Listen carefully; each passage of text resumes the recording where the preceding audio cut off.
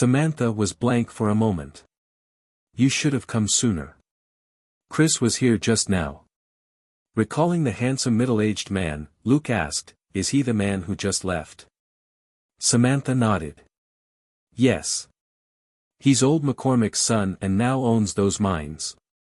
Do you want me to call him and ask him what he thinks? Luke and Selena were of course happy about that. Instead of going into the house, they sat on the porch and stared at the town in the morning sun. What a beautiful place, Selena remarked. It's a shame that this is going to be abandoned. Luke simply nodded, but he didn't feel much regret. There were too many such beautiful and remote towns in America as well as China in Luke's last world, but for various reasons, these towns often eventually ended up as desolate lands that nobody ever visited. After a dozen minutes or so, Samantha returned in embarrassment. He must be in the mines. I can't reach him. Do you want me to take you over there? Unwilling to waste more time, Luke immediately accepted her offer. A moment later, the three of them set off in 2 cars again. When they reached the mines, Luke observed the environment and found that it was only 1 kilometer away from the spider farm in a straight line, with a small hill in between. He suspected that the spiders had found their way into the mines and had made their new nest there. They spoke to Chris via a walkie-talkie and asked him to come up. Samantha talked to him in private for a moment, before they went over to Selena and Luke. They shook hands politely, and Chris said with a bitter smile, my aunt is too obsessed with this place, after all, she and my father worked here their whole lives. In any case, I think I can help. There are a few old miners who know the mines better than I do. You can ask them about the details. How does that sound? Luke thanked him and felt greatly relieved. Old miners were sometimes more helpful than maps, they knew a lot more about the specific situation that wasn't indicated on a map. They didn't go into the mines yet since it would be too dangerous. Chris also mentioned that new exploration was happening again underground, and it was possible that there was high-density gas in the abandoned tunnels. Before the existence of a new mother lode was confirmed, few people dared to risk their lives in mines filled with gas. A few old miners were summoned. They talked to Luke and Selena in turns. In the end, Luke found out that the mines on the spider farm side happened to be a hotbed of gas, and that workers hadn't explored that part yet. Luke got a strong headache. If the place was brimming with gas, he wouldn't be able to shoot down there. Then, did he have to rely on a sword? He wasn't the Hulk, with boundless physical strength. It would be dangerous to fight the spiders in their nest. But he also couldn't blow up the mines just because of the suspicion of enormous spiders. These were gold mines, even if they had dried up. Many miners and families in town were still hoping to find new mother lodes to revive the town. In order to resolve the problem of enormous spiders, Luke would have to investigate it himself after he made full preparations. After he obtained concrete evidence, he could report to the FBI and have them take care of the monsters. After the conversation, Luke made a deal with Chris, and would wait for the latter to bring information on the mines to the fast food restaurant in town at noon. He also made it clear that he only needed maps, and he didn't need more geological information on the mines. Luke and Selena then tactfully left, and didn't ask Samantha to go with them. Seeing how she and Chris made eyes at each other every now and then, they knew that something had to be going on between those two. When they returned to the town, Luke and Selena began to examine their guns carefully. Their equipment would most likely come in handy later, and they couldn't be negligent. They brought all the clips with them. Luke even placed a few tear gas grenades in the car. Selena didn't suspect anything. The weapon compartments in the front and back of the car were all organized by Luke, and she knew how many guns there were in them. However, she didn't know how many clips there were, though there definitely had to be more than 10. So, she had no idea that Luke had thrown yet another 10 clips and 20 tear gas grenades inside from his inventory. It was noon by the time they were done with preparations. They had lunch at the fast food restaurant. Chris came as promised and gave them the maps of the mines. Watching him leave in a hurry, Selina chuckled. He shaved. It seems that he's quite into Samantha. Luke rubbed his face regretfully. He had been planning to grow a beard so that he would look more mature. The type of neatly trimmed beard which Tony Stark had wasn't bad. Luke had plenty of time, and his hands were nimble and precise, so it wasn't troublesome for him to trim his own beard. Unfortunately, while he did have facial hair, it wasn't lush or thick enough yet for him to trim it into an attractive shape. Selina chuckled when she noticed what he was doing. Just drop the idea. You'll be a pretty boy for the rest of your life. That left Luke speechless. His face was indeed quite fair, and it never tanned because of his self-healing ability. In the afternoon, they studied the maps in a corner of the fast food restaurant. Luke felt that he had to explore the mines the next morning. If guns couldn't be used, he could go in with cold weapons such as a bow or a spear. If he ran into any danger and he didn't want to fight to the death, running away was always an option. He also had irritant sprays and gas masks in his inventory, which might be of some use against the spiders as well. His time in this town was limited, and he couldn't waste it. It slowly turned 6 in the evening, and the sky turned a golden color at sunset. Suddenly, Luke pricked his ears. He frowned and said in a low voice, "Selina, let's go and get the guns, and be careful." Selina followed him and asked in a low voice, "What's up?" Luke continued in a low voice, "The spiders are out." Looking at the sunset, he remembered what Mike said. Most spiders were scared of the light, which was why they liked hunting at night. As they walked, he called Samantha, but the beautiful sheriff was the first to speak when she picked up the phone. "Luke, something happened. Gladys was captured by spiders." Luke was lost for words. Why did that line sound so familiar? With no time to waste, he simply said, "I was going to tell you that I've spotted spiders attacking the residents. If possible, gather everybody in a safe place." A little panicked, Samantha subconsciously asked, "What place is safe?" Luke reminded her, "Buildings with entrances and exits that can be locked easily. Also, they have to be made of concrete. Wooden houses won't stop the spiders." Samantha said, "What? Let me see. Right, the shopping center. The shopping center that the mayor put up is very solid." Luke said, "That's good. Also, we may have to show our badges when we rescue the residents. You won't mind, will you?" Samantha said without hesitation, "Not at all.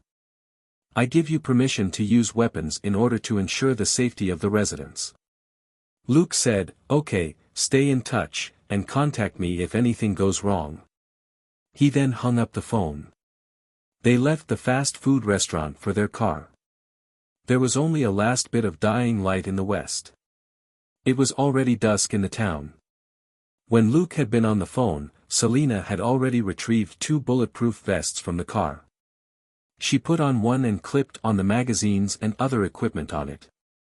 After Luke ended the call, Selina tossed him the other bulletproof vest. Luke had made these bulletproof vests himself. All sorts of useful gadgets could be clipped onto them, and they didn't carry the LAPD sign. As Luke put on the bulletproof vest, Selina threw him an M4A1, then picked up a Benelli M1014 and 2 clips. Luke caught the M4A1 with one hand and a tactical backpack that Selina threw at him next with the other. He unzipped the backpack and took out the clips that were inside. He then clipped the tear gas grenades to his vest as well. Selina was also completely fitted out at almost the same time. They then took out their badges and hung them on a special metal chain around their necks. The entire process took less than 2 minutes. Luke said, "Follow me. Watch your back and above you." He then started running. He was fast but not sloppy. In a rescue, he also had to ensure his own safety. It would be a joke if he got himself in danger. The other customers in the fast food restaurant were dumbfounded. What was going on? Why did a young couple suddenly turn into 2 awesome police officers? No one would mistake them for criminals. After all, They were all very familiar with the typical way that police officers wore their badges. There were only 2 sheriffs in town, and the people here had been feeling anxious recently. So, it wasn't unusual that the sheriffs would look for outside help. The curious customers walked to the windows and watched the 2 running officers, wondering what they were doing.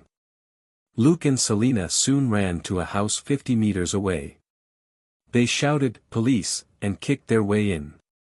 A horrified old man inside was crying for help. "Help!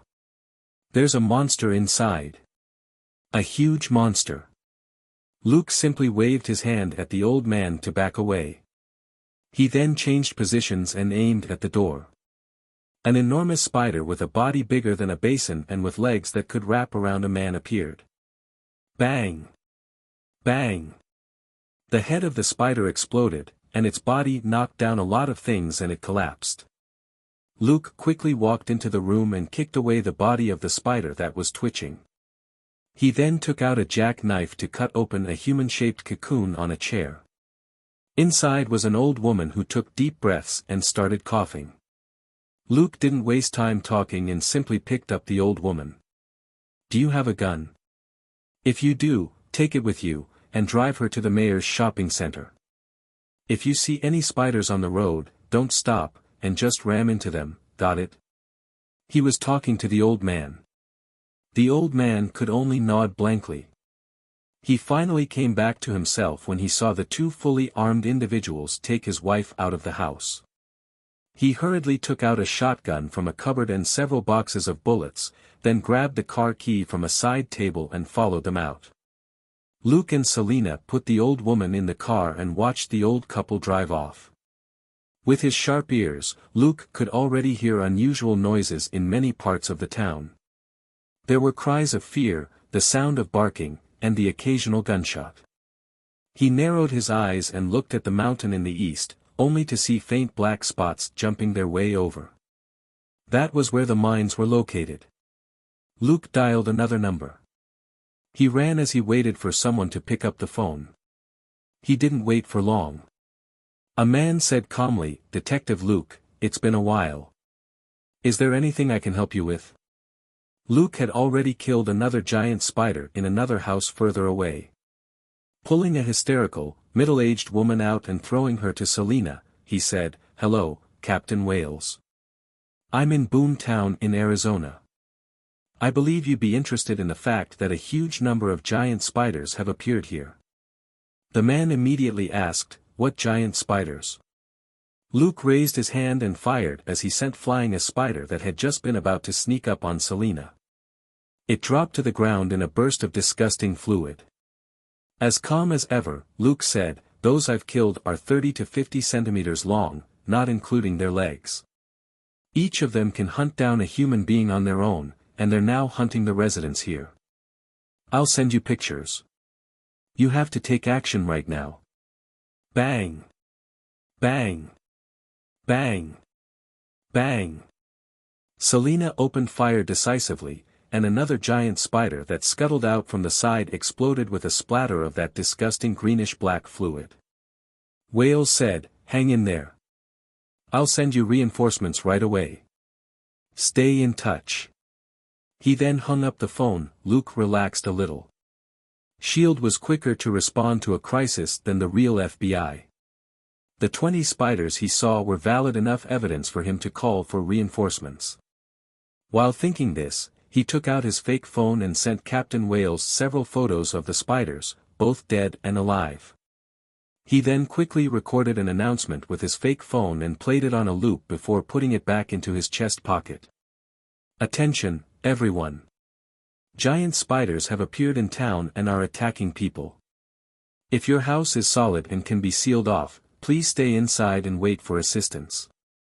Otherwise, please leave as soon as possible and drive to the new shopping center, where you will find Sheriff Samantha. Bring whatever weapons and ammunition you can find. On your way there, don't stop, and don't let any sudden appearance of the spiders on the road stop you." This way, he and Selina wouldn't have to waste time repeating their explanations when they rescued people. Selina was relieved as well. She really didn't know how to comfort those residents who were almost scared witless. Thanks to the memories of his previous life, there was one principle that Luke was aware of. What were human beings like? They were repeaters by nature. Recalling classic cases in marketing and advertising, he knew that a long speech often wasn't as effective as a simple one played on a loop, which was the easiest to remember in a short period of time. At that point, night had already fallen. The few lamps on the town's main road also lit up, but they only made the previously peaceful town look even more terrifying. There seemed to be a giant spider lurking in every dark corner where the light couldn't reach. Luke was firing his M4A1 much more frequently, but he still maintained a fixed rhythm. Naturally, his gunshots attracted many residents who were fleeing in panic. Gunshots meant human beings who were resisting the monstrous spiders. When the residents approached the source of the gunshots, they heard Luke's announcement on repeat. Luke and Selena basically didn't have to say a word as they simply focused on hitting the spiders that were after the residents. Luke had no time to talk.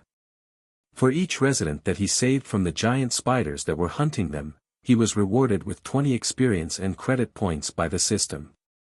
This was simply the best raid for experience and credit points. He and Selena cooperated well. He was strong, his reactions were swift, and his shots were precise. There was barely any recoil from the M4A1 for him. Selena's M4A1 had also been modified with additional fittings that could help her control the gun more easily.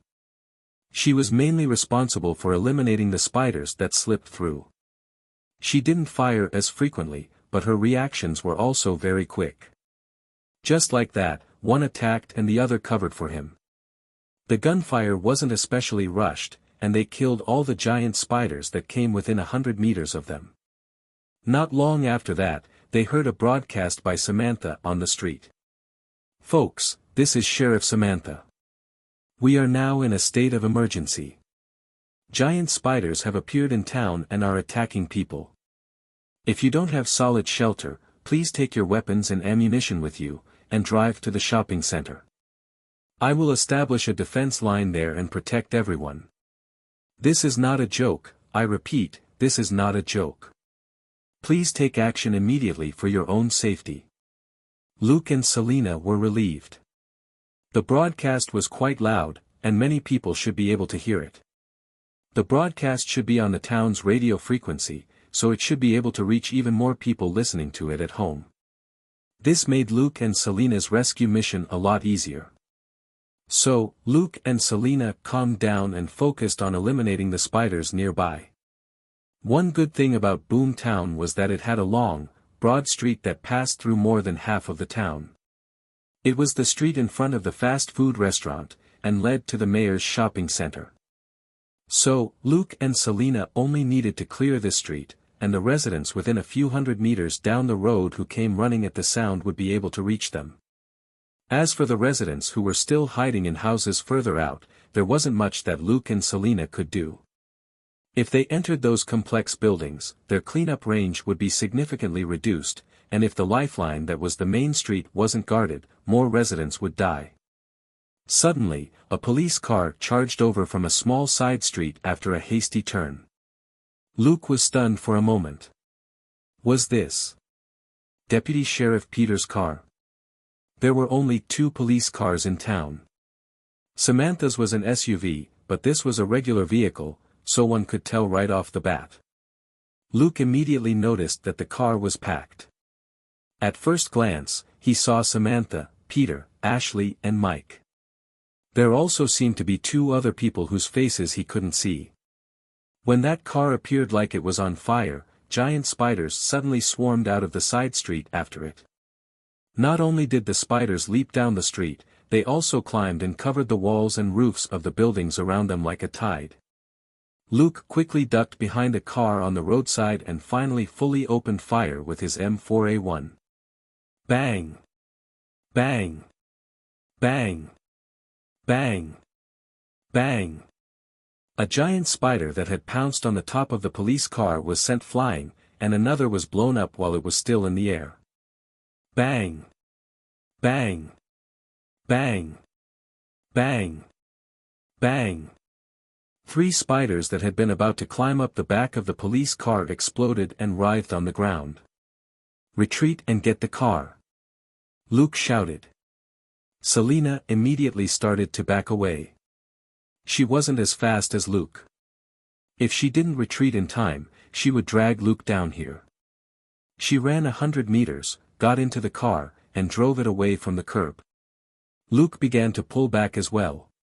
But unlike Selina's mad dash back, he faced the flood of spiders as he retreated backward. His M4A1 also fired non-stop, the triple bursts almost sounding like one, as the spiders that were chasing the police car were hit and fell one after another. At that point, the police car had reached him and was starting to slow down. The window rolled down to reveal Samantha's anxious face. Without looking at them, Luke shouted, "Don't stop. Head for the shopping center now." In the meantime, he switched to a one-handed grip on the M4A1 and drew out his Glock with his left hand. The police car paused for a moment, as if they were hesitating. But then, they saw Luke run backward, so fast that he was already ahead of the car. Peter, who was driving, mumbled, "Holy sh**t. Did this guy specially practice running backward?" Samantha had already come back to herself. Looking at Luke's car up ahead, she said, "Speed up. He's covering us. His partner has already driven the car over and is waiting for him." Peter hurriedly sped up, and the car rushed to the shopping center. The overwhelming tide of spiders consumed all the Glock's bullets. Luke put the gun back into his holster and reloaded his M4A1 as he kept running. Bang! Bang! Bang! Bang! Bang! Killing the closest 3 giant spiders to him, Luke got into the passenger seat after Selina opened the door for him. At the same time, Selina sped up and followed closely behind the police car. Luke put the M4A1 in a box nearby and quickly reloaded his Glock. Rolling down the car window, he raised his hand and aimed. Bang! Bang! Bang! Bang! Bang! Bang! Bang! 2 spiders exploded in a burst of disgusting fluid and struggled on the ground. At this point, even Luke couldn't kill each spider with one shot anymore. In the brief battle just now, Luke had fired non-stop and used up almost 3 clips. The M4A1 had heated up quickly, and smoke could be seen wafting out of it. The gun barrels of modern rifles had long lifespans overall, but if they were fired incessantly and the barrel overheated, this would greatly affect the gun's accuracy. It was even possible that the bullets might get stuck or even explode inside the gun. It was unlikely that a gun which Luke had modified would explode, but stuck bullets could be fatal in a fierce battle. He didn't want to lose this gun when the battle had just started. Although he had more guns in his inventory, he didn't plan to use his unregistered secret weapon unless it was necessary. The Glock was much less powerful than the M4A1, but Luke was very familiar with this gun. Since it was smaller, it was more suitable for use in a car than the M4A1. He didn't think about trying to kill the spiders anymore, and simply stopped them from jumping onto the car and obstructing it. Samantha's car was in front of them. If he didn't stop the spiders behind him, Samantha would soon be surrounded by this troop of spiders. Luke used up 2 Glock clips very quickly. He then grabbed Selina's M4A1. She hadn't fired as much as Luke, so her gun was still usable. Bang! Bang! Bang! Bang! Bang! Bang! Luke missed a target as the car was moving at high speed, and a spider almost hit the car. Thankfully, he reacted fast enough and shot the spider again at the last moment. Finally, they reached a relatively tall and new building. It was a shopping center built by Wade, mayor of the town.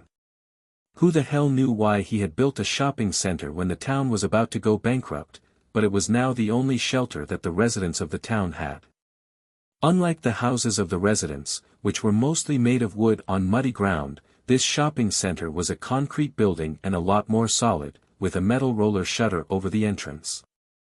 Drawing out the Glock again, Luke said, "Don't park our car at the entrance. Drive 20 meters away." Selena was surprised. "What?" Luke said, "The spiders will definitely charge at the entrance later, and I don't want my car to be painted in the green and black fluid from the spiders." "Selena, bro, you still have such high demands when we're fleeing for our lives." Still, she did as Luke said. Seizing that brief moment, Luke took out the Benelli M1041 and its bullets from the box. The car screeched to a stop 10 meters to one side of the shopping center. Selena grabbed the M4A1 that Luke had just reloaded and got out. When Luke got out, he raised his right hand and pulled the trigger. With a bam, a spider that had been scuttling toward Samantha's family from the side was blown away. Samantha's family was fine, but unfortunately, the disgusting fluid splattered over Peter, dyeing him black and green. "Samantha, go inside and gather everybody on the second floor to stop these things," Luke shouted. He had noticed that the second floor had a lot of windows that could be opened. It was possible for the spiders to crawl in through the windows, but if everyone worked together, those windows would also be of great use in a counterattack. Samantha's family was still in a panicked state. After all, a bunch of spiders had chased them all the way here. After Luke said that, Samantha shouted anxiously, "There's a huge spider behind us. It's chasing us, too." Luke smiled grimly. "I know. I'll take care of it." As he spoke, the ground shook slightly, and he fired his shotgun, blowing away 3 spiders that had come rushing in within 10 meters. Luke's gaze then shifted to a turn in an alley. On the other side, Selena was urging Samantha and the others to enter the shopping center. Only after they were inside could they roll down the metal shutter over the shopping center's entrance.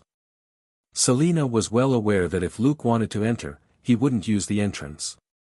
As the shutter slowly rolled down behind Luke, Selena quickly ran to the second floor and said, "Samantha, get people organized. Half of the men with guns will come with me to get rid of the small spiders on the second floor." Everybody was lost for words. Were spiders that could wrap their legs around a human being small? Luke fired his shotgun and blew away the few spiders that were close to him. He then dropped to one knee. He put the shotgun on his bent leg, drew out the Glock with his left hand, and then quickly loaded a few special bullets into his shotgun from his belt of bullets. 2 spiders dropped down on Luke from a nearby building. While loading the bullets with his right hand, Luke raised the Glock in his left hand. Bang! Bang! Bang! Bang! The 2 spiders jerked and fell in front of him in a spray of fluid. Bang! Bang! Without raising his head, Luke shot a spider that was crawling down from the top of the shopping center and planning to attack him from behind. He then put the Glock back into the holster and rose. The Benelli had been reloaded. Luke picked up the shotgun and raised it. As the ground shook, a gargantuan thing emerged from around the corner of a street nearby. It was almost as tall as a house. Including its furry legs, it was almost 10 meters in diameter and looked like a tank. It turned out to be a super huge tarantula. Bam! Bam! Bam! Bam! Bam! Bam!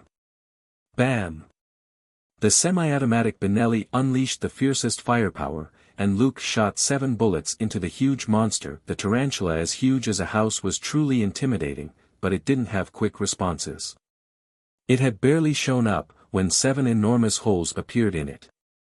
Being hit consecutively by a shotgun in a range of 30 meters wasn't a privilege that a human being could enjoy, since they would have been blown away after the first hit.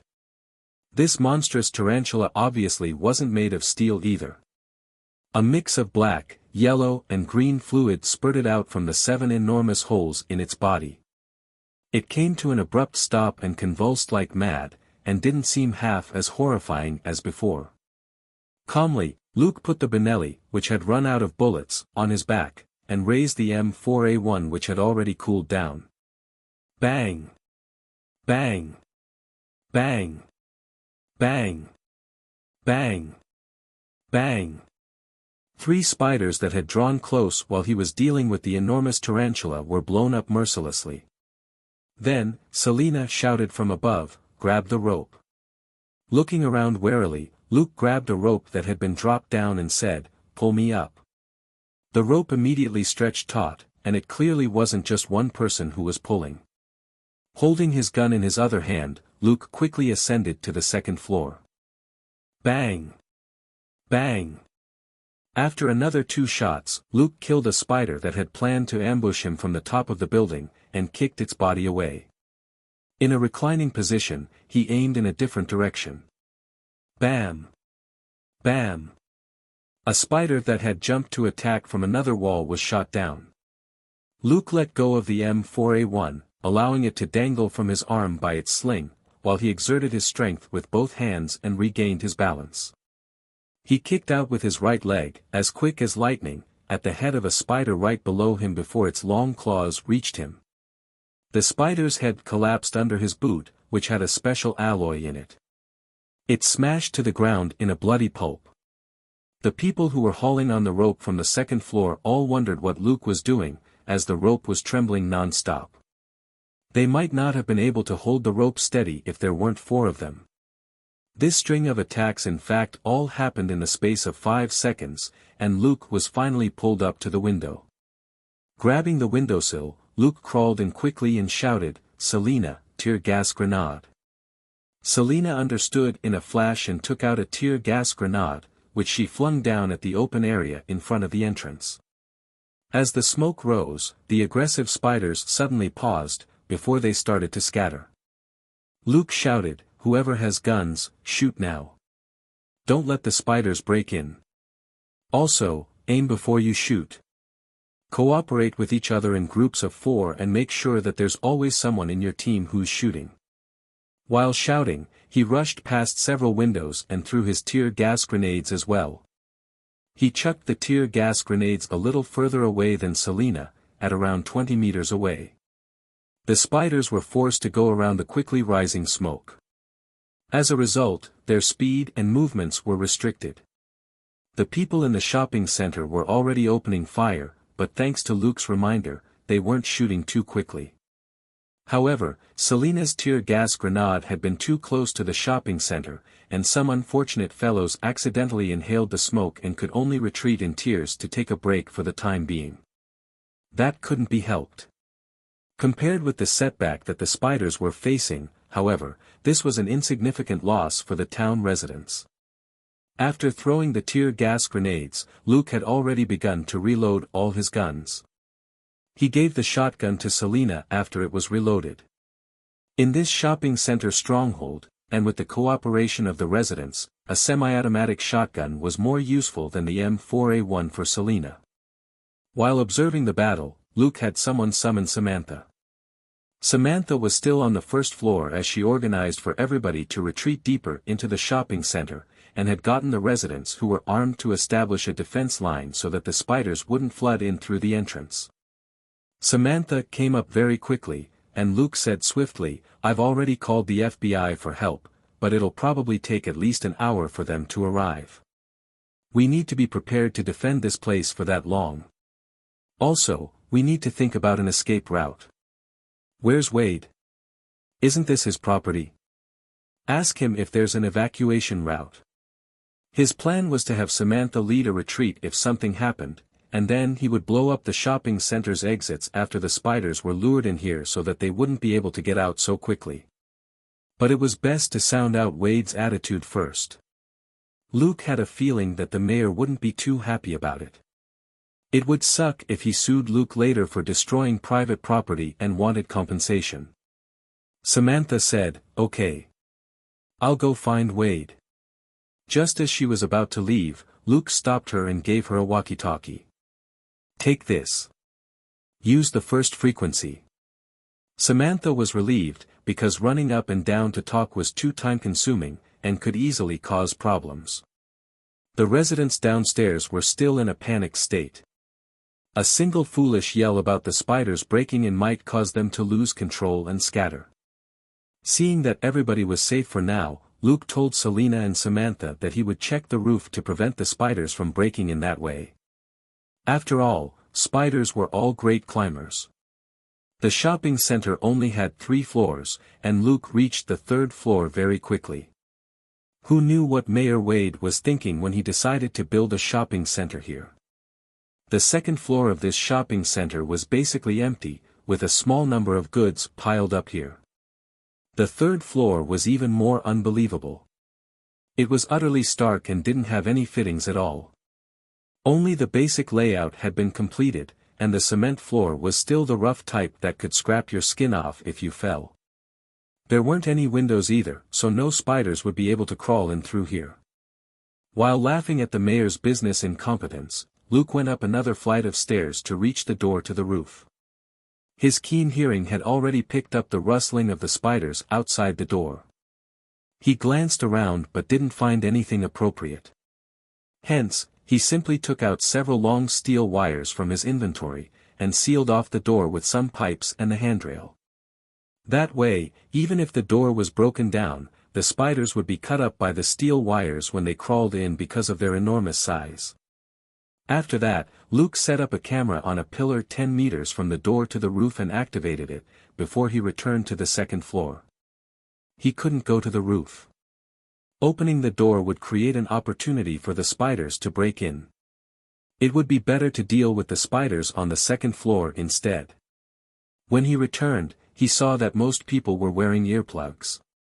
Samantha had found the earplugs in a store on the 1st floor, since incessant gunfire in an enclosed space was a little hard on the ears. With the earplugs, they could endure the noise with some difficulty. Some discomfort was still better than the spiders breaking in and eating them. At that moment, Samantha spoke via the walkie-talkie. "Luke, Wade's gone. Someone said that there's a cave in the basement, which is a branch off an old mine." Luke was stunned. A mine opening? Right here. This was the center of town. How could there be a mine opening here? It wasn't on the maps that he had seen either. Chris suddenly interjected, "This town was actually established above the very first gold mine, but this mine has been abandoned for decades, so isn't marked on the maps.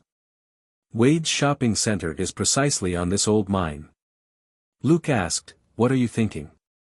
Samantha had mentioned the cave clearly not because she was worried about Wade's safety. In fact, many residents would probably celebrate if the mayor died. Samantha said, "I was wondering if we could evacuate everybody from town through this old mine. There are too many spiders in town." Luke firmly opposed the idea. "I suspect that the spiders have taken over the mines as their nest. Bringing everybody in will just be sending them into the mouths of the spiders as food." Samantha was surprised. But Wade escaped through there. He worked in the mines before, and must be familiar with the territory. That guy is cunning. It's possible that this is the escape route he prepared for himself. Luke thought for a moment, but disagreed. If Wade really knew that the giant spiders were coming, he could have skipped town for a few days. Once everybody was dead, there would be nothing to stop him from selling the town. The fact that he only escaped just now suggests that this isn't an escape route he had prepared beforehand. Samantha was unwilling to give up, mostly because the panicked residents were urging her to find a way out, the spiders proving too big a pressure on their nerves. Luke suggested, "How about this? I'll go in and take a look first, and if it's safe, I'll come back and let you know." Samantha hesitated. "Won't that be too dangerous?" It was outrageous to ask Luke to risk his life for some town residents he barely knew. Luke chuckled. "Relax, the reason Elizabeth asked me to come was to fix the problem. I know what I'm doing." With sharp nose, he could track Wade's scent and detect the spiders in advance. It wasn't as dangerous as it seemed. Luke went upstairs and told Selena about the camera that he had installed near the roof. She could monitor the situation on the special phone. In addition, he gave Selena a huge bag of close to 1,000 bullets which he had taken out of his inventory in a hidden corner. The town residents had a lot of guns on them, but not many bullets. Many of them had simply grabbed their guns before they ran, and forgot to bring more bullets. Some of them were even carrying old gun models that Peter had brought with him, but there weren't many bullets either. Selena had just told Samantha to get bullets from the residents on the first floor, or there would be nothing that the defenders on the second floor could do. Luke told Selena to distribute the bullets, and reminded her that her safety took priority if anything happened. Selena nodded silently. She knew that Luke was saying that she could abandon the residents in an emergency. Luke didn't want her to get herself killed because of her soft heart. From his words, Selena was more important to him than the residents of the town. Luke then went to the storeroom in the basement. Examining the mine opening that was revealed after a huge cabinet was moved aside, Luke grew suspicious. This opening had never been completely sealed off. There were even tracks under the cabinet, which suggested that it was a secret door. Why would Mayor Wade build a secret door to an old cave in his shopping center? Drawing out the Glock, Luke ran into the cave with quick steps. Following Wade's scent, Luke started to get a weird expression on his face as he ran, and he couldn't help but slow down. Was this Wade, trying to get himself killed? Luke could already smell a huge number of spiders, and Wade had gone precisely in the direction where the scent of the spiders was the thickest, their nest. Pondering for a moment, Luke put the Glock back into his holster and took out an alloy rod from his inventory. This was raw material meant for making equipment, but would serve well as a weapon now. Luke certainly didn't want to be killed in a gas explosion triggered by him opening fire. Even if he wasn't killed, he might also be buried alive, which would be too stupid.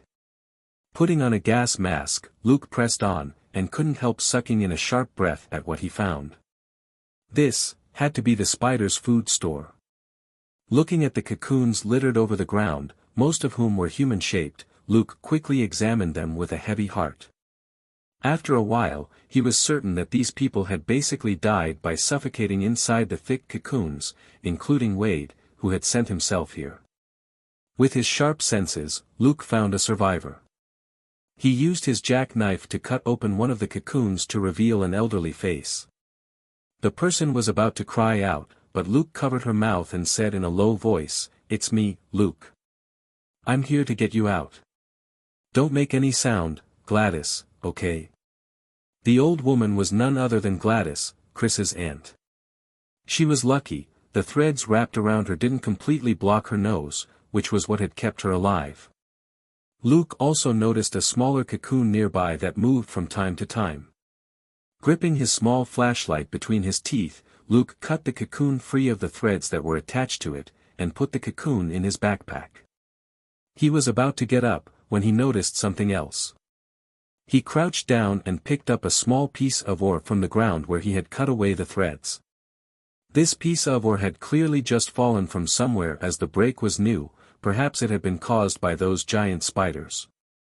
Luke looked at the ore for a moment with his flashlight, before his gaze swept over the cave and finally landed on a hole that was obviously newly dug. With a smile on his face, he turned off the flashlight, put Gladys on his back, and placed the stone inside his inventory before he left the cave. After Luke was some distance away, Gladys said in a low voice over his shoulder, "When I was caught, I saw a lot of things nearby that looked like oil barrels." Luke was curious, and asked in a similarly low voice, "What's the problem?" Gladys said, "I've seen those barrels on Vitello's trucks. I asked Wade about them before, and he said that they were goods. However, I noticed that there wasn't any logo on the barrels." Frowning, Luke asked, "Where are the barrels?" Gladys said, "There's a bigger cave not far from the one we were in. It's occupied by a huge spider and a lot of smaller ones. It seems that they're using those barrels as nests." Luke raised an eyebrow. "Got it. Get some rest. I'll get you out of here." He didn't think too much about the matter any longer, he would let the fake FBI Captain Wales know later, and let him look into it. Gladys was shocked by their speed on the way back, it felt like she was riding a horse. Suddenly, two gigantic spiders charged out from a side tunnel up ahead. These two spiders were different from the spiders outside, and were black widows. To be more exact, the bodies of these black widows were like round, plump balls, and their limbs were thinner and longer. What Luke had killed in town just now were mostly tarantulas. They were all furry and had thick legs. Luke wasn't surprised to run into these two fellows. They were blocking the only way back, and Luke couldn't go around them. The moment the two spiders scuttled out, Luke raised his right hand, and the alloy rod that he was holding whistled as he slammed it down on the Black Widow at the front. The rod cracked open the spider's head. Turning with the rod, Luke stabbed it into the head of the second Black Widow. After killing the two spiders, Luke withdrew the rod and rushed off without any hesitation. He had killed two random Black Widows, but where were the rest? Activating his sharp nose, Luke grew tense and sped up as he ran back to the shopping center. He placed Gladys down outside the storeroom and told Samantha via the walkie-talkie to send someone to pick up the old woman. He then threw some tear gas grenades 20 meters into the cave, before he took out several malleable, clay-like objects. These were safe plastic explosives that were mostly used in building demolitions since they were smaller in size and easily set up for use in special environments. After quickly setting up the explosives, Luke hid outside the storeroom and tapped a button on his phone. A few dull explosions rang out, and part of the cave near the entrance collapsed. Only then did Luke relax slightly. He checked the situation via the walkie-talkie, and Samantha said that she had already sent someone to get Gladys. Luke thought for a moment before he said, "The cave in the basement isn't safe. It leads to the spider's nest, and they came after me just now when they discovered me and Gladys." Samantha was alarmed. "Huh? Do you need reinforcements?" Luke said, "Not for now. I've brought the cave down, and they can't break through for now. But are there any construction materials around here? It would be best that we seal off the old mine for now. Planks and steel bars or wires will do." Samantha hurriedly replied that she would have people look for the materials, before Luke switched channels. "Selena, how's it going on your end?" Selena said, "It's safe for now, but there are too many spiders outside. I'm running out of tear gas grenades," so, she didn't say the rest, but Luke understood. Without the tear gas grenades to control the situation, the spiders would use their numbers to overwhelm the people in the shopping center both physically and psychologically. The defenders here weren't trained soldiers, but common civilians. This wasn't Texas either, which was full of tough, retired veterans. Luke couldn't place too much hope in the residents here. Luke said, "I'm on my way. You stay calm and keep them organized." At that point, the men whom Samantha had sent arrived. Luke handed Gladys over to the two middle-aged men, and then rushed up to the second floor. Sizing up the battle situation for a moment, he quickly joined in and fired a barrage from his M4A1 out the window. The army of spiders which had been closing in on the shopping center suffered another setback. Multiple giant spiders fell and twitched on the ground. Luke quickly threw out 2 tear gas grenades and then gave the rest to Selena, before he whispered in a low voice, "Defend this place. There's a leak in the basement storeroom that I need to take care of, otherwise more spiders will come through from there." Picking up the tear gas grenades with an ugly expression, Selena simply nodded. If another group of spiders emerged from the cave, she and Luke would probably be fine, but few of the residents, including Samantha's family, were likely to survive. Luke secretly stuffed 2 objects into her hands. "Hide them well. Use them when you must. I can explain them later."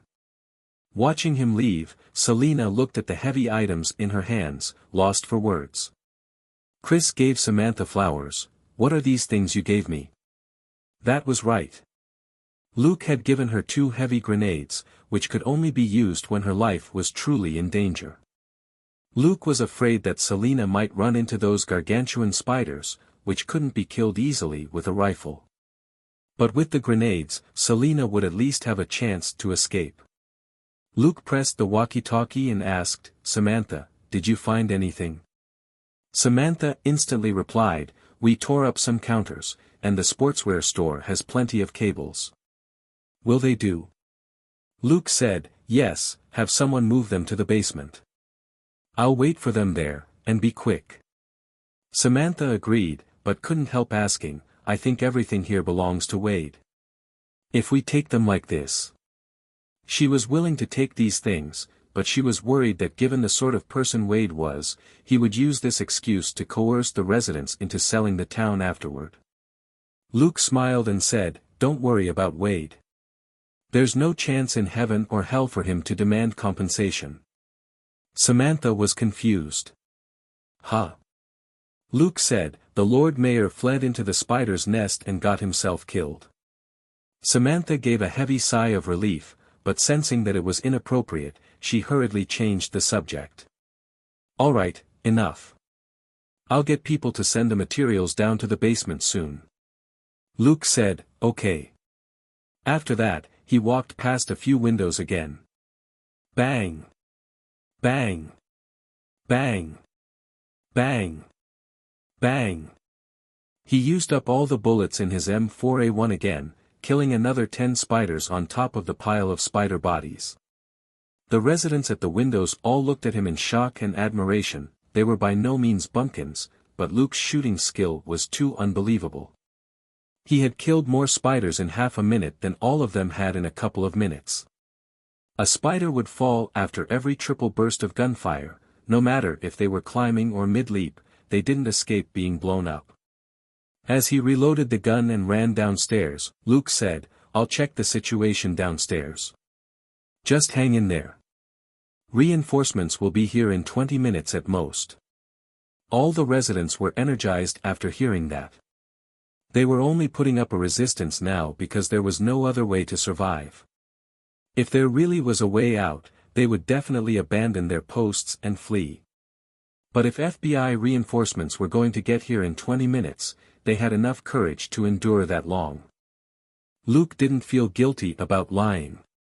While he didn't know exactly when Wales's reinforcements would arrive, it would be too embarrassing for the FBI's 17th Division if they couldn't get here within an hour after Luke made the call for help. 20 minutes had already passed, and if Captain Wales was capable enough, reinforcements would hopefully arrive in 20 minutes. After all, Boomtown was only 80 kilometers away from Phoenix, the capital of Arizona, and it was only half an hour by helicopter. Thinking that, Luke called Wales. The call was picked up quickly. Luke, how's it going? Wales's voice was as calm as ever, but his question was to the point.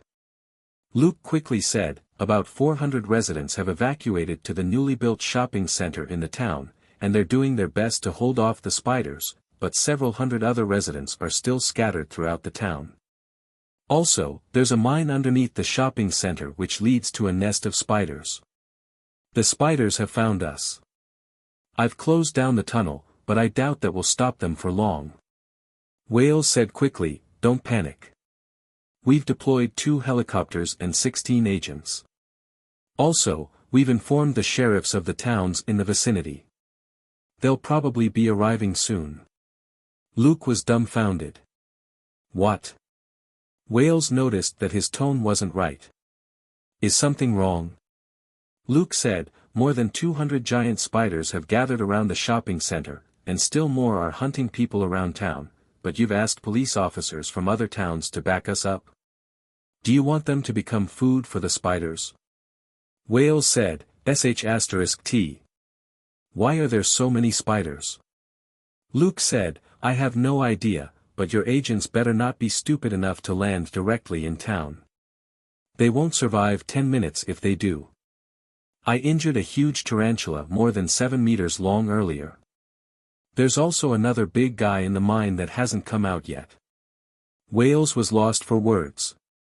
You should have told me that sooner. Luke said, fine. My bad. But I have good news. Wales asked, what's that? Wade, the town mayor, had dealings with a company called Vitello, and a lot of barrels are secretly stacked up inside the cave. We don't know what's inside the barrels, but the big guy has already taken over. Does that ring any sort of bell? Asked Luke. Wales immediately got it. Okay, no matter what you do, don't destroy the mine. Just wait for my men. Hang in there. Luke chuckled.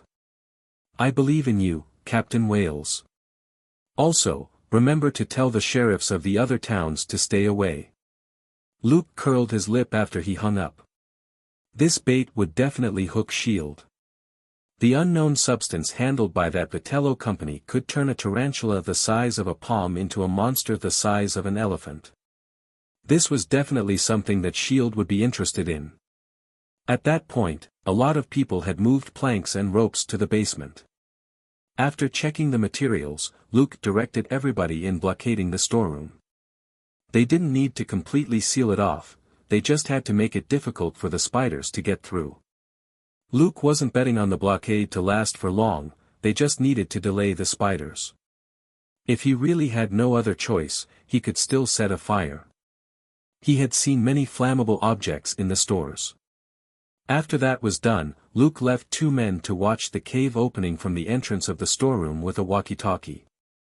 Even if the spiders came, the 2 men would hear them digging first, and since the room was blocked with ropes and wooden planks, the 2 men would be fine.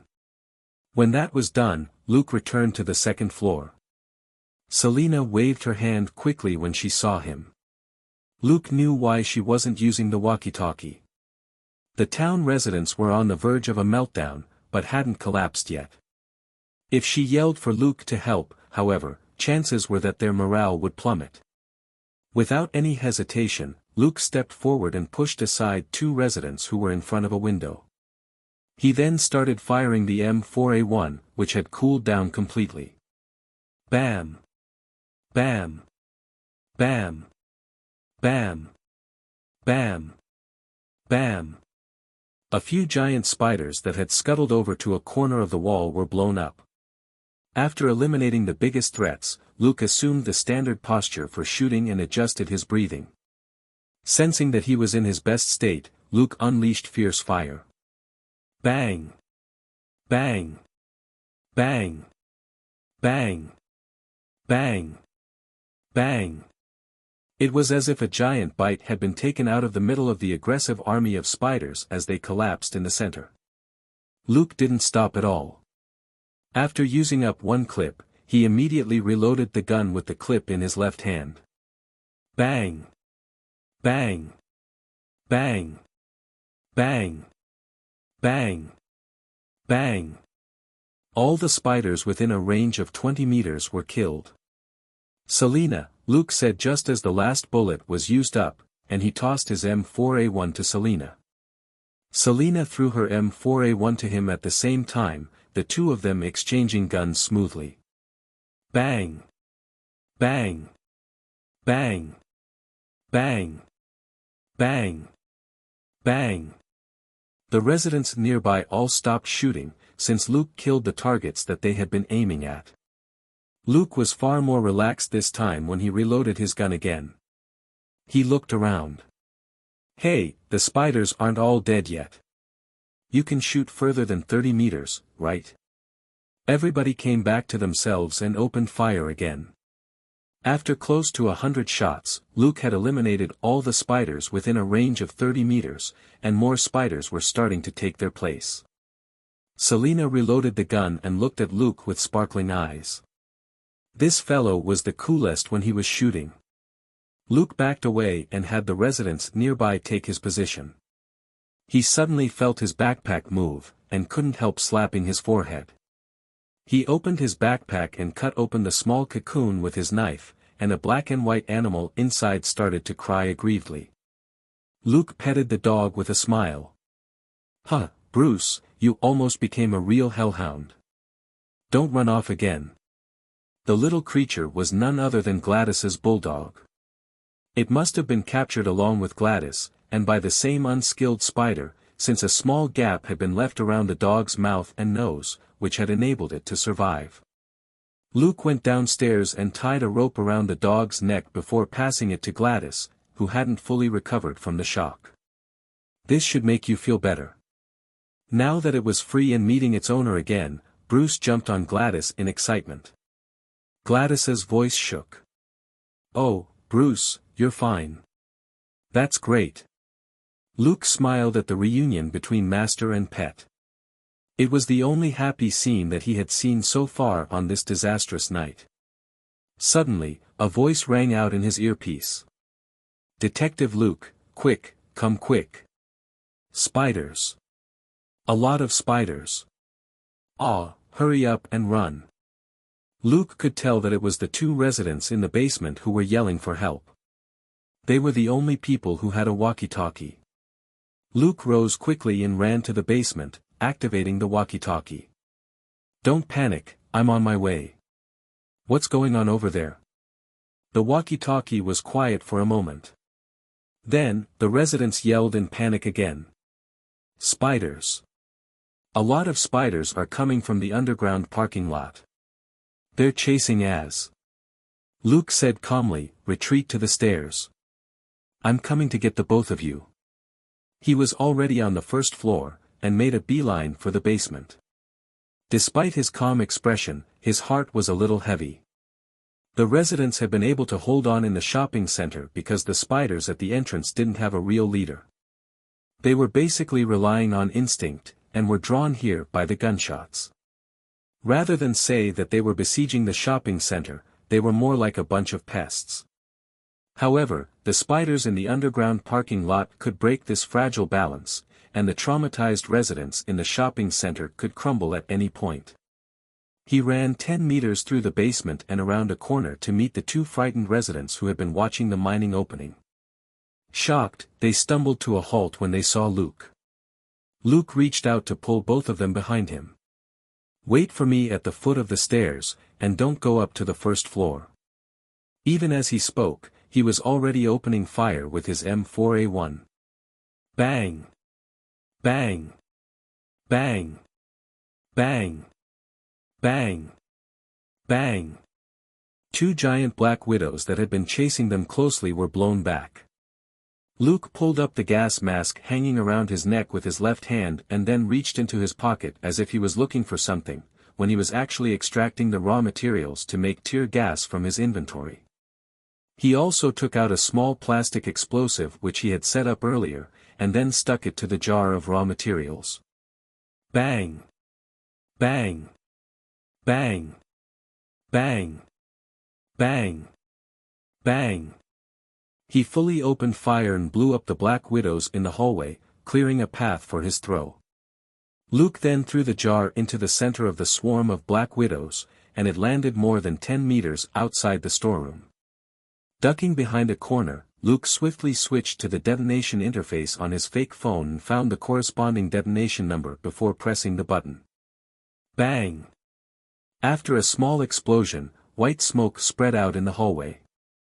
It was chaos in the hallway, and the black widows scuttled around frantically. They were very sensitive to tear gas, but without gas masks, they could only crawl about randomly in the smoke. Luke in fact didn't like this situation, because tear gas also hugely affected his sharp nose.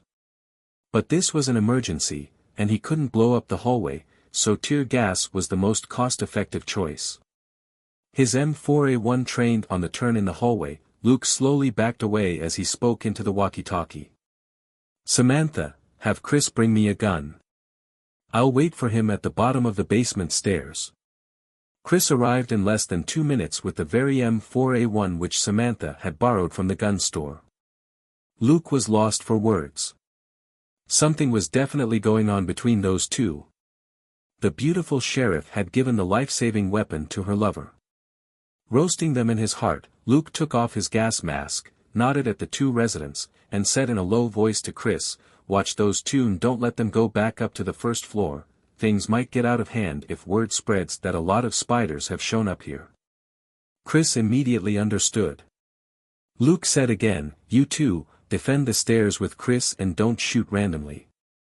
I'm going to eliminate those spiders." Saying that, he put on his gas mask again and walked into the hallway, which was gradually filling up with smoke. Chris couldn't help but say, "Luke, it's too risky. Let's just defend this position." Luke turned to look at him and shook his head. "We don't know where these spiders came from. It's too dangerous. I need to force these guys to retreat." Relax, I'll be fine. As he spoke, he had already disappeared around a corner. When he was out of Chris's sight, a revolver suddenly appeared in his hand, and he put it into a special holster on his thigh. It was a Smith & Wesson M500, known as a hand cannon. Few revolvers were more powerful than this gun. It was one of the most classic models. Bam! Bam! Bam! Bam! The M4A1 fired at regular intervals, blowing up the enormous spiders that were struggling in the smoke one by one. Walking through the hallway enveloped in smoke, Luke glanced into the storeroom when he passed by, and there were no signs that the tunnel entrance had been disturbed. According to the two residents, the Black Widows had emerged from the underground parking lot. It seemed that they weren't making it up. At the end of the hallway, the smoke was a lot thinner. Beyond that was the underground parking lot. It wasn't large, but was still a lot more spacious than the narrow hallway. The smoke that came out of the hallway dispersed here, and was no longer a threat to the Black Widows. Luke immediately saw a bunch of giant spiders wandering around restlessly outside the hallway, not daring to charge into the smoke. Smiling, Luke lowered the M4A1 and drew out the M500. Bam! Bam! Bam! Outside the hallway, almost 10 Black Widows in 3 straight lines exploded at the same time. Their bodies obviously weren't very solid, and in the face of the hand cannon which had a caliber of 12.7 mm, they exploded like balloons full of water. Bam! Bam! Seizing the opportunity, Luke shot at the spiders twice again. Quite a few of the spiders blew up. It was a complete mess. Shaking his head, Luke reloaded the M500 and put it back into the holster, before he raised the M4A1 again. There were too many Black Widows outside. An automatic rifle would be more convenient for dealing with them. Of course, it would be better if he had a machine gun. But Luke couldn't use any since it would be impossible for him to explain how he had one. Taking advantage of the tear gas and the terrain, Luke went on a killing spree and slaughtered the spiders outside. A moment later, most of the Black Widows subconsciously stayed away from the hallway entrance, giving Luke a better look at the situation in the parking lot. The underground parking lot's metal roller shutter seemed to have been twisted and bent out of shape by some enormous force, leaving behind a huge hole. The Black Widows were pouring through this very opening. Luke quickly took out a 20L barrel of oil from his inventory and opened the top. While firing his M4A1, Luke quickly moved away from the hallway until he reached a medium-sized van, tilting the barrel to leave a trail of oil behind him. Luke ignited the oil trail with a lighter. As the bright fire rose, the Black Widows stepped back in fear. They were scared of both fire and light. Luke then broke the window of the van next to him with a punch and poured the remaining oil from the barrel into the van. After that, he released the van's emergency brake and jammed the wheel in place with a club. Finally, he threw the lighter into the driver's seat. Very soon, the van was consumed by fire. Luke walked to the back of the van. He reloaded the M4A1, and holding the gun in his right hand, he suddenly lifted the back of the van with his left hand and turned it by 30 degrees. He craned his head to make sure that he was aiming in the right direction, and with a low yell, he unleashed all his strength. The van was immediately pushed forward, and started moving at a regular speed. Luke gradually exerted more strength to increase its speed. Pushed forward by Luke's brute force, the burning van accelerated and crashed into the broken entrance of the parking lot at around 20 km per hour. After an explosion, half the van was stuck in the entrance. In the meantime, Luke opened fire with his M4A1 to eliminate the giant Black Widows nearby. After Luke cleared the area earlier, and now that the gap was blocked, the number of Black Widows plummeted. In the next few minutes, Luke blew up the remaining dozens of Black Widows in the parking lot with his M4A1, Glock and M500 in turns. Luke reloaded the 3 guns and found a car. He broke its window, hot-wired the car, then drove the car to the van and stopped behind it. He pulled up the brake, got out, and pushed the car so that it was pressed up to the back of the van, before he was satisfied. He packed up the flammable junk in the car and tossed them to the front of the van to keep the fire going. After that, Luke took out his fake phone and checked the time. 50 minutes had passed since he contacted Captain Wales. The reinforcements from the FBI's 17th Division should be arriving soon. At that point, Selena said over the walkie-talkie, "Luke, I think I hear a helicopter." He was delighted. "I'm coming. I've settled things down here for now." After setting up a camera to monitor the entrance to the parking lot, Luke quickly went upstairs. When he got to the stairs, he told Chris to stay on guard. On the second floor, he eliminated some of the spiders at the entrance with the remaining bullets in his M4A1, before he said, "Everybody, stop shooting for 30 seconds. 10 seconds later, all the defenders stopped shooting. Luke took out his earpiece and listened carefully at an open window, and finally sighed in relief. It really was a helicopter. It couldn't be a random helicopter passing by such a remote town in the middle of the night. Luke raised his head to scan the dark sky where the sound of the helicopter had come from. A moment later, 2 flashing red spots emerged. At that point, Luke's phone rang as well. He left his post and had the defenders resume shooting. He then quickly ran to the first floor and picked up the call. "This is Luke." The guy on the other end of the phone said, "It's Charles, Luke. I've been ordered to back you up. We're close to Boom Town now. Hang in there." Luke interrupted him. "Okay, thank you very much, Charles. We're at the shopping center, the place with the most intense gunfire right now. I need to remind you that those spiders are very tricky. They're great jumpers and can ambush you from dark corners." Agent Charles, whose real name was Cheney Spike, said on the other end, "Captain Wales already reminded us, so we won't land for now. We'll provide firepower support from the air until most of the spiders are eliminated." Luke was greatly relieved. Captain Wales was indeed a leader familiar with field missions, unlike Dewey Robinson, who was more used to office work and would put his men in danger. The greatest advantage of a helicopter was that it could attack the spiders without being attacked itself. A moment later, Luke was impressed by the professionalism of their reinforcements. He thought that they would shoot from the helicopters with rifles, like police officers did most of the time. But unexpectedly, chains of fire were launched from both helicopters with a dull and intense boom to create furrows in the dirt in front of the shopping center.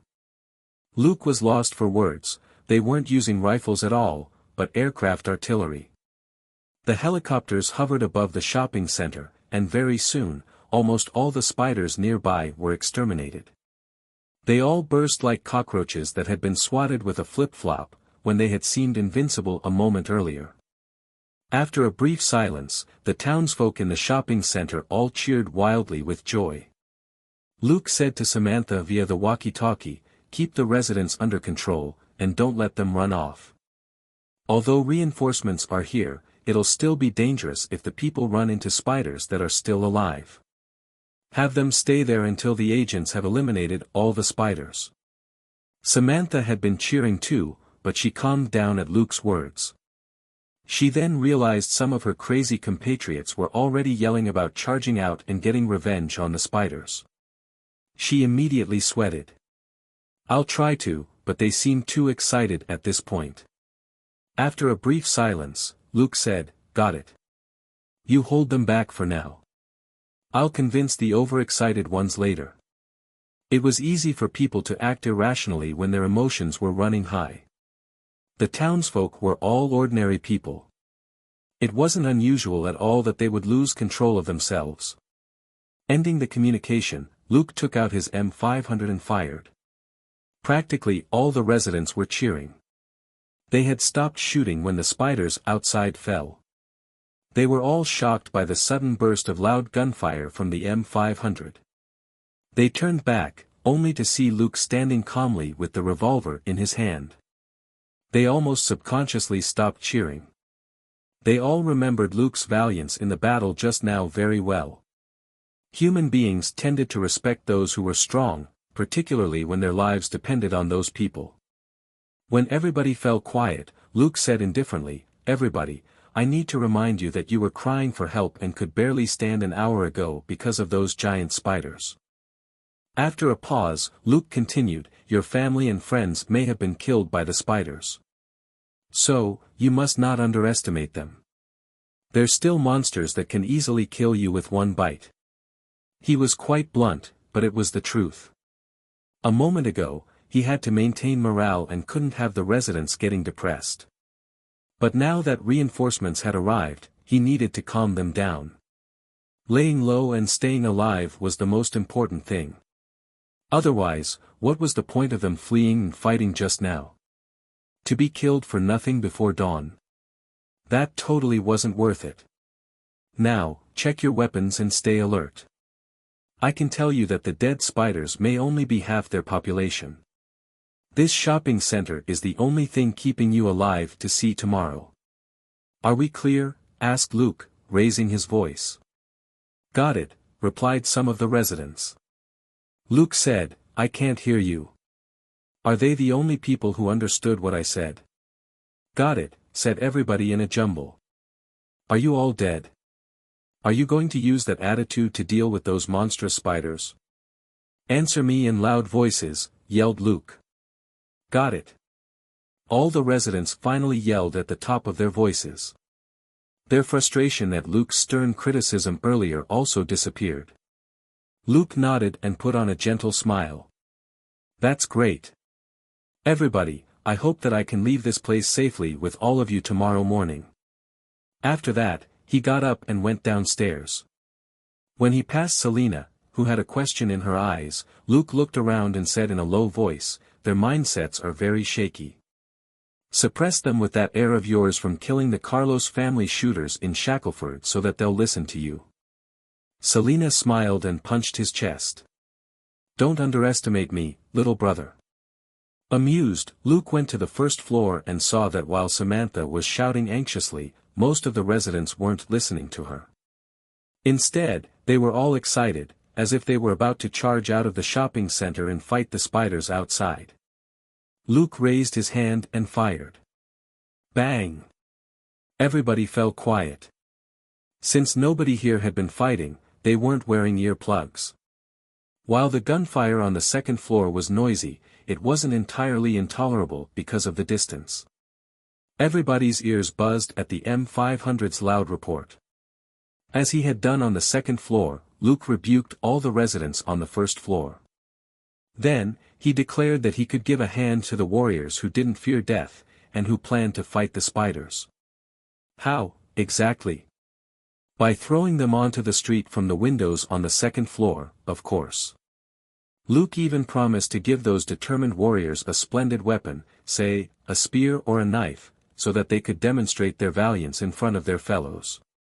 Everybody in the lobby fell quiet. It was human nature to follow the crowd, particularly in a crisis like this one. When someone proposed to attack, everybody grew bold. But if some idiots were picked out and told to take action alone, they would immediately chicken out.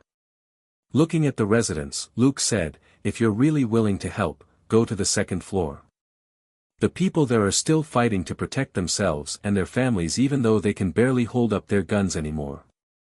You can prove yourself there, instead of encouraging other people to do silly things with you. He then raised his voice. Samantha, replace the defenders upstairs with anyone who is willing to help. Remember, don't let anyone who is bad at shooting or cowardly go up. Samantha nodded, but she knew that most people on the first floor didn't meet the requirements except for a few like herself. But her children were here, and she had to keep the residents calm as the sheriff.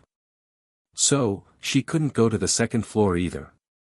Luke returned to the second floor and observed the situation. The area outside the entrance to the shopping center was pretty broad, which made it easy for the spiders to gather, but just as easy for the FBI's helicopter to launch a barrage. After the barrage, most of the spiders were wiped out, leaving behind stragglers who weren't a threat at all. So, Luke quickly deployed some manpower to the basement stairs to assist Chris with the defense there. While the entrance to the underground parking lot was blocked by the van, he didn't know how many Black Widows there still were outside, so there had to be a line of defense down there. After completing the arrangements, Luke said a few words to Selena before he quickly climbed out a window. All the residents on the second floor were puzzled, wondering what the young detective was going to do. On the outer wall where they couldn't see, Luke climbed up to the roof with the help of protruding bricks. With his sharp nose, he could tell that there were no longer any spiders on the roof. After clearing the area here, the two helicopters gradually widened their attack range. Under the searchlights, the spiders couldn't escape their doom even as they jumped away and tried to hide. Luke called Charles back. "Charles, I'm going to start rescuing the residents in the areas that you've already cleared. Ask your shooters to pay attention and not hit me."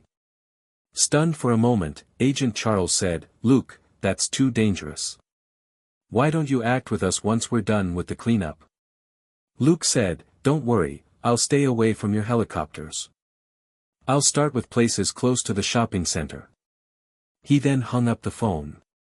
He murmured to himself, "If you kill all those spiders, I might not get any points for rescuing the survivors." Now that the fake FBI agents had wiped out the bulk of the army of spiders, Luke could use this opportunity to rescue the residents in the houses around the shopping center. With his sharp nose, he could easily detect the spiders that were hiding and the residents, and he would be much more efficient than Cheney's team. Saving one person meant 20 experience and credit points. That was easy income. In the next 2 hours, Luke carried out a solo search and rescue operation.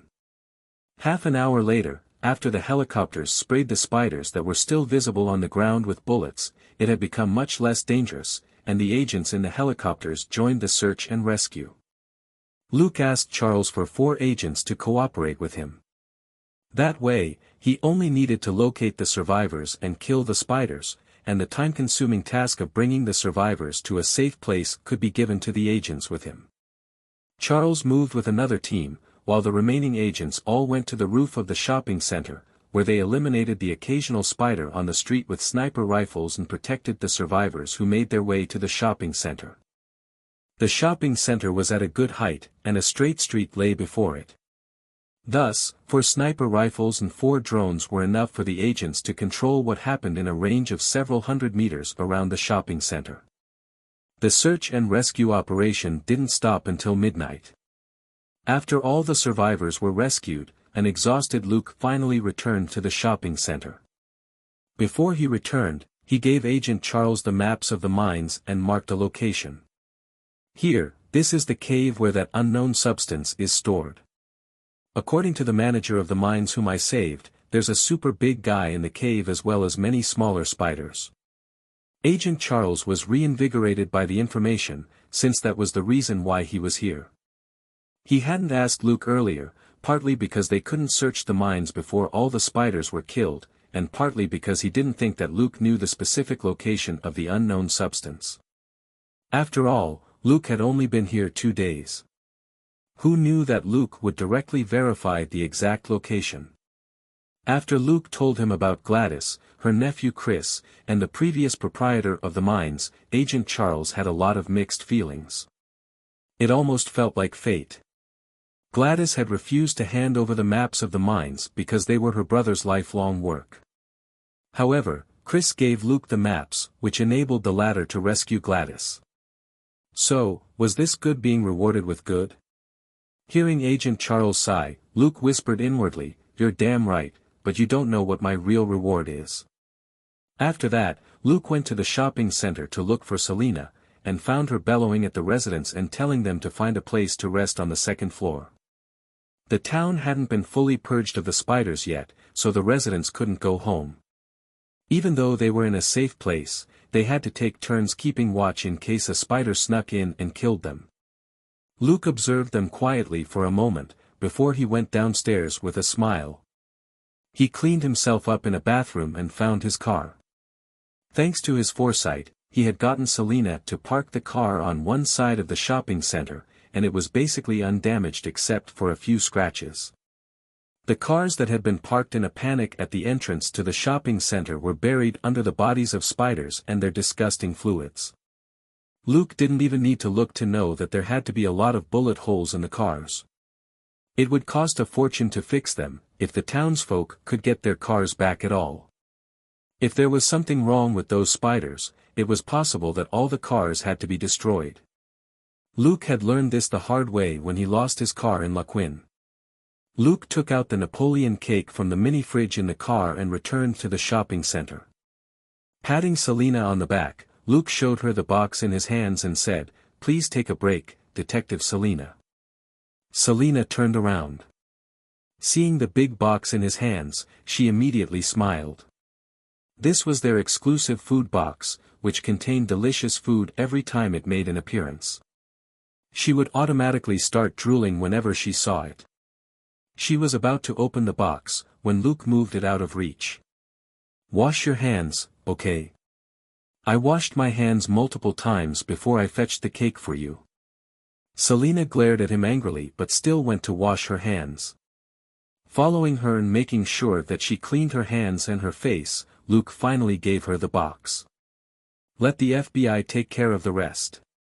I've already spoken to Charles. We should get some rest now since we'll likely be questioned for a while tomorrow." Selina nodded and asked, "Where do we sleep?" Luke had already scouted the area. "There's an unused utility room in a corner on the first floor. It's absolutely safe and away from the lobby. We can get some sleep there." Selina said, That's good." As they spoke, they reached the utility room. Seeing that an inflatable camping tent had been set up inside the utility room, Selina was even more satisfied. "We don't have to sleep on the floor." "Great. Right, where did you find this?" Luke said sorrowfully, "It's an offering from the dearly departed ex-mayor Wade, who owned a camping equipment store here." Selina shrugged. "What a shame. I'll pray for him tomorrow morning." Luke nodded. "Yes, we must thank him for his generosity, if there's nothing wrong with him." Selina was curious. "Is there anything wrong with him?" Luke replied, "Those giant spiders are probably related to Mayor Wade. However, since your acting is terrible, I'll tell you the details when we're out of here. Now, be good and finish the cake, brush your teeth, and go to bed." Selina nodded. She wasn't in a hurry now that she had a basic gist of the situation. She yawned, quickly brushed her teeth with some mineral water, then collapsed inside the tent. With a smile, Luke straightened Selina's body, before lying down on a blanket next to the door and falling asleep as well. Luke woke up after only 2 hours of sleep, which was all the sleep he needed now. Elementary self-healing was definitely a valuable ability for anyone who burned the midnight oil. After he got up, he called Agent Charles, but nobody picked up. Setting up a camera in the room, he closed the door, then went to look for an FBI agent. He then learned that further reinforcements had arrived, and Agent Charles had led them into the mines. Luke immediately lost interest in the matter. This was something that only the SHIELD agents pretending to be the FBI could do. He would be a pest if he was too enthusiastic about it. There were more and more residents in the shopping center. The 400 survivors at the beginning plus the couple of hundred that were rescued by Luke and the agents later added up to around 600 people here.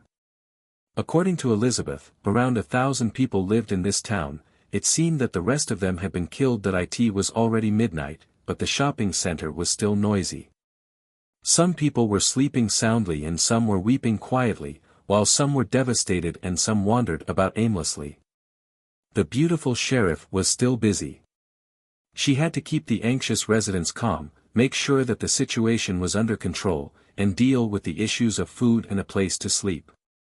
This was supposed to be the mayor's job, but Wade had gotten himself killed, so the sheriff had no choice but to take charge of the remaining members of the town council to handle this matter.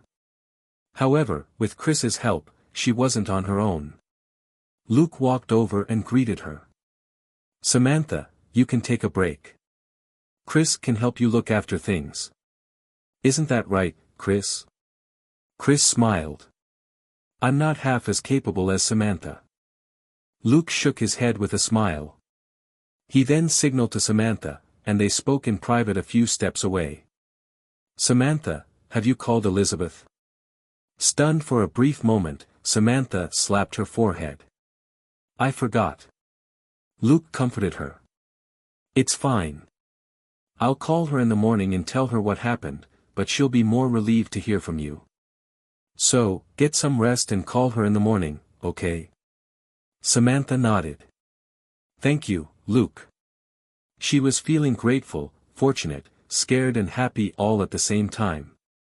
If her daughter hadn't persuaded her to allow Luke and Selena to help with the case, it would have been hard to say if her family could have survived the disaster last night. Looking at the 600 residents here, Samantha knew that almost half of the town's population was gone. But it was a good thing that nothing happened to her children, or she would have broken down. Luke nodded with a smile. "You're welcome, but you should really thank Elizabeth, who asked for our help even though she could have been reprimanded for it. You have a good daughter." He then left. It was 3 a.m, not the best time for phone calls. He would have Selena call Los Angeles in the morning. It was already habit to leave the long-winded reports to Selena. After speaking with Samantha, he went through the shopping center once more and took back all his equipment. There was no way he would let the fake FBI agents take his steel wires or the cameras. Those agents were now too busy searching the mines and rescuing residents to examine the shopping center yet. This was the best time for Luke to cover his tracks. After that, Luke walked over to the front of the shopping center and nodded at the 2 agents who were guarding the entrance. "Don't mind me, I'm just looking around." The agents simply nodded and remained on guard against any activity outside. The door had been rolled up, and a lot of things could be seen through the glass doors of the shopping center. A helicopter hovered in the sky and occasionally took potshots at the giant spiders that popped up every now and then. Teams of agents were searching the rest of the town to see if they could find more survivors who might still be hiding. Luke shook his head slightly and stopped looking around. This town had been about to close down in the first place. After this incident, most of the residents would probably move away. However, there might still be a way to turn things around. As he pondered this, Luke returned to the utility room. Selena was still sound asleep inside the tent. Luke sat down on his blanket and examined his harvest from tonight. For each resident he saved, he got 20 experience and credit points. After a night of hard work, he obtained 4,200 experience and credit points. He was also rewarded with more than 300 experience and credit points for miscellaneous tasks that he had accomplished. So, he obtained more than 4,500 experience and credit points in one night. The hard work had been worth it. Good rewards for a good guy. Luke smiled in delight. At dawn, the residents were escorted to buses and transferred to a temporary shelter in the neighboring town of Wintersburg. They couldn't return until Boom Town was completely cleaned up. At the shelter in Wintersburg, investigators who had already been waiting questioned the survivors one by one about what happened last night. Luke and Selena were the very first to be questioned and also took the longest time. Luke basically told the truth. After all, this matter was on file in LAPD, and so was Elizabeth's birthplace. The 2 agents in charge of the interview were very polite as well. They had personally seen Luke risk his life to rescue others when the agents had still been eliminating the spiders in town. After hours of arduous work, Luke rescued dozens of residents. Everybody liked the hero. But of course, if the hero had died the moment he showed up, he would have only ended up as a name in the casualty report and would have been easily forgotten. The questioning was finally over by noon. Luke asked the agents if he could leave. The agents made a call and soon returned. "Detective Luke, you and Detective Selena are free to go, but I'm afraid we might have to trouble you again during our investigation in the future." Luke thanked them with a smile. "That's fine. We're in Los Angeles anyway, and you can look for us there at any time." They bumped into Samantha on their way out. After some thought, Luke greeted her. "Samantha, is your interview over?" Samantha replied with a tired expression, "Yes, it is." Luke said, "That's good. We're returning to Los Angeles today." Samantha was surprised. "You're leaving so soon?" Luke nodded. "Since all of you are safe and sound, we can report to Elizabeth now that we've completed our mission." Samantha was a little embarrassed. "Thank you very much for everything." Luke chuckled. "You've already said that. Right, why don't all of you come to Los Angeles with us?" Samantha shook her head. "But there are a lot of things that need to be done here." Luke waved his hand. "Samantha, the incident here isn't simple. Boomtown will probably be closed for a while for investigation. You might as well make a trip to Los Angeles for a couple of days instead of idling here. After what happened last night, don't you think Elizabeth will be relieved to see you in person? She almost asked for leave to fly back here right away when I called her this morning." Samantha hesitated. "But," she then looked at Chris. Luke noticed that and smiled. "How about this? I think Chris is a nice guy. Bring him to Los Angeles with you. As it so happens, there's something I want to discuss with him." Samantha found that odd. "What is it?" Luke simply replied, "It's about the mines." Samantha didn't ask further, and went over to talk to Chris. When the two of them returned, Luke talked to Chris in private. "Chris, can your mine still operate?" Chris shook his head with a bitter smile. "The FBI told me that they have to clear the spider's nest in the mines before I can send workers in. That'll take at least 2 months." Luke nodded. "In that case, why don't you come to Los Angeles with Samantha? I want to talk to you about the mines."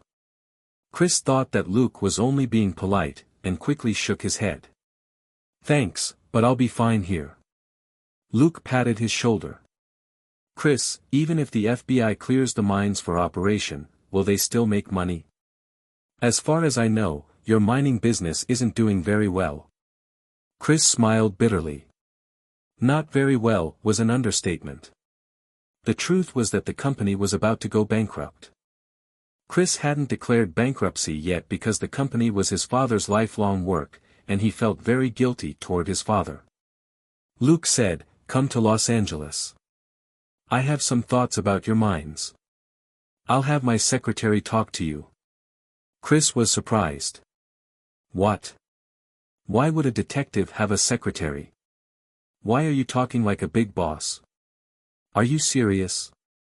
Luke simply patted his shoulder again thoughtfully. "Chris, the opportunity is right before you, it's up to you whether or not to seize it. Don't let Samantha down." Chris looked at Samantha, who was talking to Selena not far away. That familiar and mature charm wasn't something he could give up. "Fine, I'll talk to my aunt." Luke waved his hand. "Take Gladys with you. And Bruce, too. I'll arrange your room and board in Los Angeles." Chris walked back in a daze, with no idea what Luke was up to. It definitely wasn't about Samantha. Charming as she was 38. However, Chris looked at Ashley, who was standing next to Samantha. This one seemed to be of a more appropriate age. But recalling everything that Luke had demonstrated last night, he subconsciously shook his head. Ashley was the right age, but their temperaments and styles didn't match at all. Then, he remembered that Ashley had an elder sister who was Luke's colleague. But it still didn't seem right, since Luke already had a hot detective named Selena with him. For a moment, Chris became even more confused as he overthought things. Eventually, Luke and Selena left in their car first. However, both Samantha and Chris promised that they would visit Los Angeles in a day or two after they dealt with the aftermath of this incident. They weren't in a hurry to return, and Selena took a nap in the back seat after talking to Luke for a while. Luke turned on the radio, making sure to turn down the volume. "God, aliens are attacking Earth. They have 8 big claws, and hop about and kill human beings." Luke was lost for words. He recognized it as Boomtown's resident radio station. The radio host was fine. SHIELD hadn't done anything about him. But Luke then realized that it was impossible to gag hundreds of people forever. They had probably only been told not to exaggerate the story. But what was this guy talking about? Aliens? 8 claws? Those who didn't know might think that the monsters were octopuses. Aliens like these appeared all the time on local radio stations across the country every day. Nobody would believe it. Luke changed the channel to country music. He nodded in satisfaction and then changed the channel again. Some people said that listening to too much country music would cause depression. Though Luke didn't believe it, he wanted to listen to something more relaxing. A moment later, the pleasant sound of a violin rang out. Hands back on the wheel, Luke whistled a tune as he drove.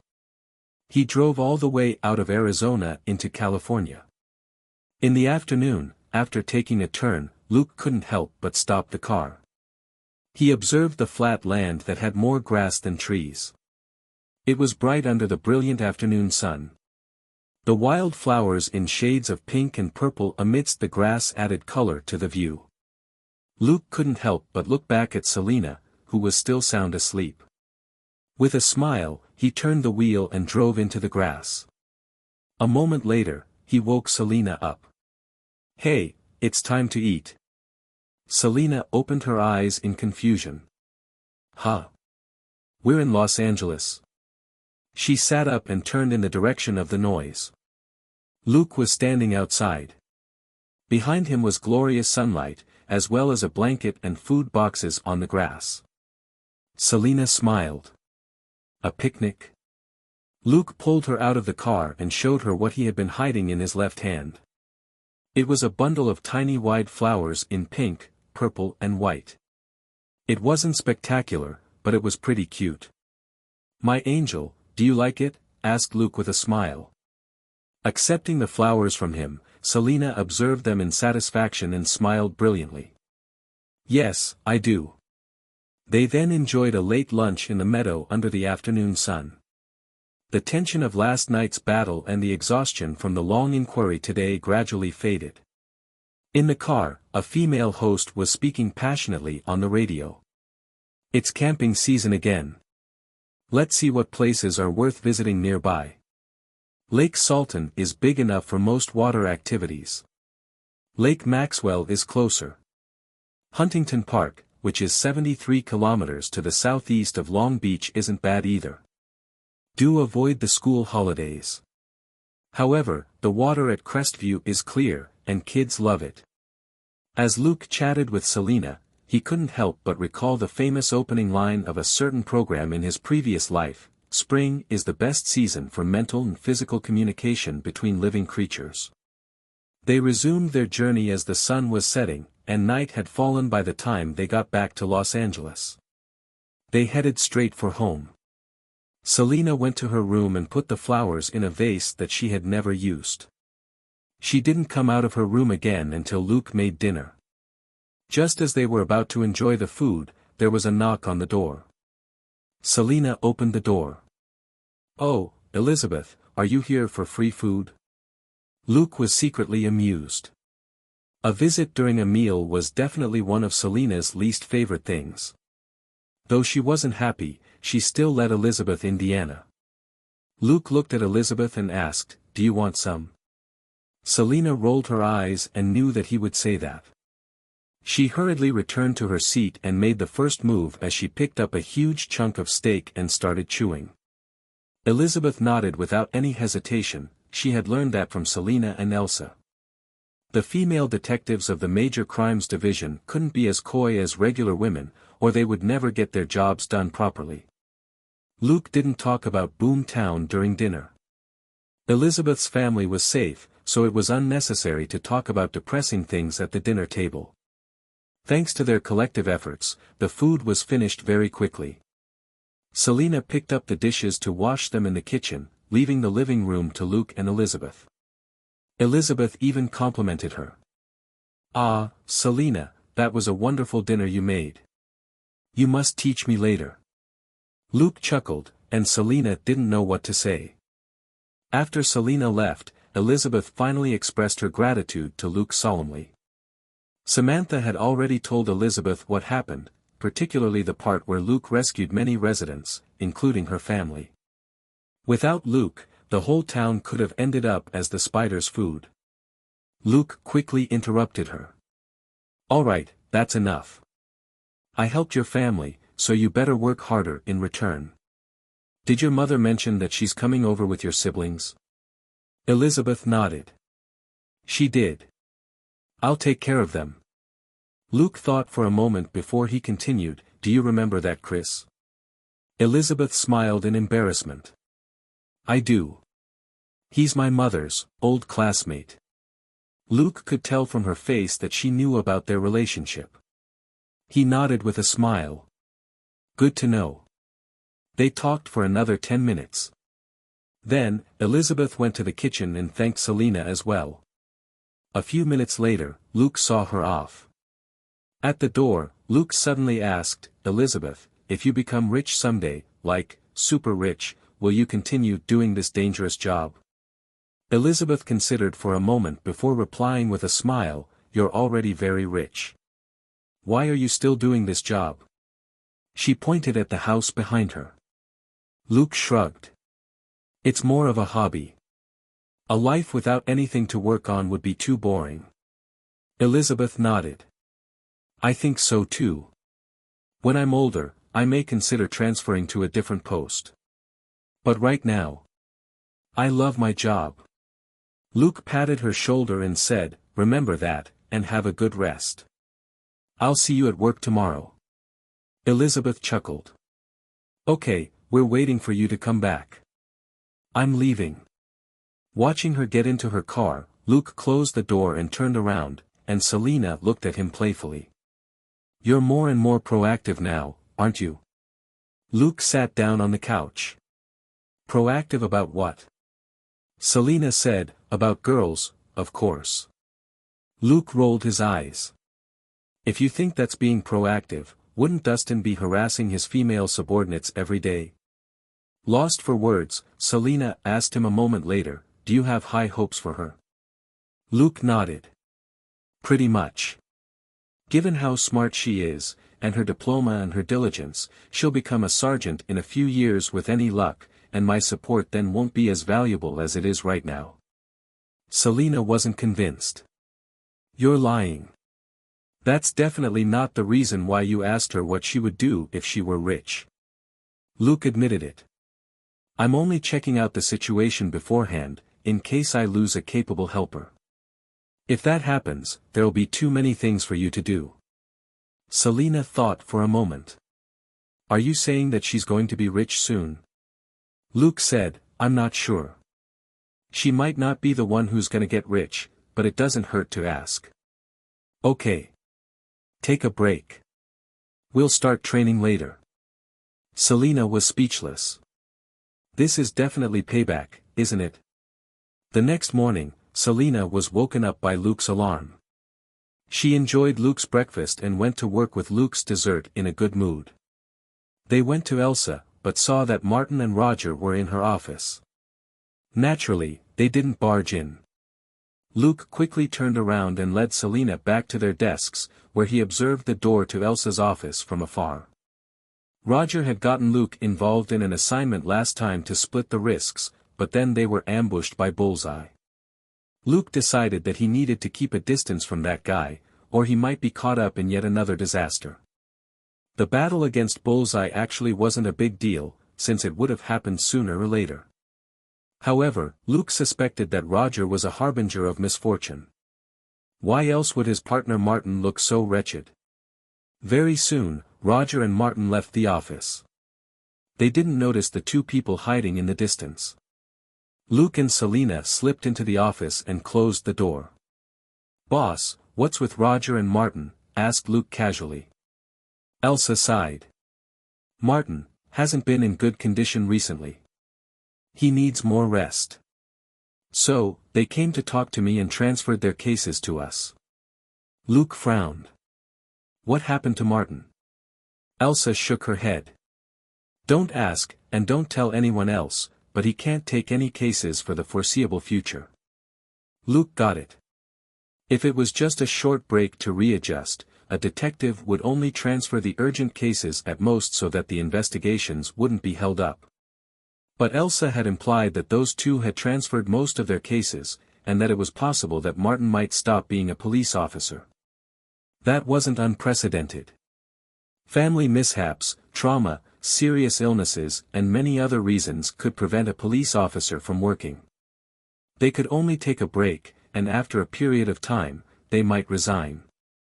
Elsa clearly wasn't happy about it either. Martin had only just transferred to the Major Crimes Division a few months ago, and Elsa wasn't very familiar with him, but Roger was a seasoned detective in the department. It was obvious that Martin's problem had something to do with Roger. An officer's partner was like their spouse. If they had a terrible one, work would be a nightmare. Elsa stopped the unpleasant conversation and said, "Now, you need to pick up their important cases." Luke nodded and asked, "Where are the case files?" Elsa jerked her chin to the side. Luke and Selina looked over, only to see a stack of files that was more than 30 centimeters tall. "You're kidding." Luke turned around and looked at Elsa suspiciously. Elizabeth sighed helplessly. "Sadly, I'm not. It's the boss's order. Yours are just the important ones. Actually, most of the cases have already been given to Elizabeth and Billy. I even have to work on some of them myself." Luke chuckled. "Truly appreciate your efforts, boss." There was nothing he could say now. He couldn't avoid it since even Elsa herself had been assigned some cases. Luke picked up the files, and Selina put the dessert down as usual, before they returned to their desks. Elizabeth and Billy greeted them and said, "Good to have you back." Luke threw the case files onto the table. "We've got a lot of work to do." Elizabeth chuckled. "That's why I said last night that we're waiting for you." Selina said, "Thanks very much, Elizabeth. You let us have a good night's sleep, at least." Elizabeth said, "You're welcome, I only did what I should." Naturally, Luke and Selina didn't blame Elizabeth for not informing them earlier, since they had already been assigned the cases. There were even more case files on Elizabeth and Billy's desks. Stacked together, the pile would be more than 50 centimeters tall. Although Elizabeth and Billy had more cases, that didn't mean that their burden was heavier than Luke and Selina's. Most of the cases were minor ones, and didn't have to be cracked within a certain period of time. The cases that Luke and Selina had received, in comparison, were the really tricky ones, as were all the cases that they had ever worked on. Luke didn't find it surprising. Martin was new to the Major Crimes Division, even if he was a great marksman who had retired from the Navy. Roger, on the other hand, was a true veteran. 5 years ago, Roger's partner was Dustin Hammond, who was now the head of the Major Crimes Division. He had worked with Dustin for 3 years, before Elsa worked with Dustin for another year. Roger was definitely one of the most experienced detectives in the Major Crimes Division. However, he didn't have the mental fortitude for more important positions, nor did he want to shoulder even more pressure. Thus, he had never chased a promotion, and stayed in the Major Crimes Division. He was one of the people that Dustin trusted the most. Luke ran into Bullseye on the case that Roger had asked Luke for help with last time, which showed just how dangerous the cases that he worked on were. Luke and Selina stopped chatting with Elizabeth and Billy as they were all busy. Selina quickly screened the files and threw 3 of them to Luke. "Check them out, especially the first one." She then continued reading the other files. After reading the first case file for a moment, Luke frowned. "This case hasn't been closed yet." There were too many unsolved cases in the Major Crimes Division, but this particular case had to do with the shooting in the donut store, which was related to Bullseye.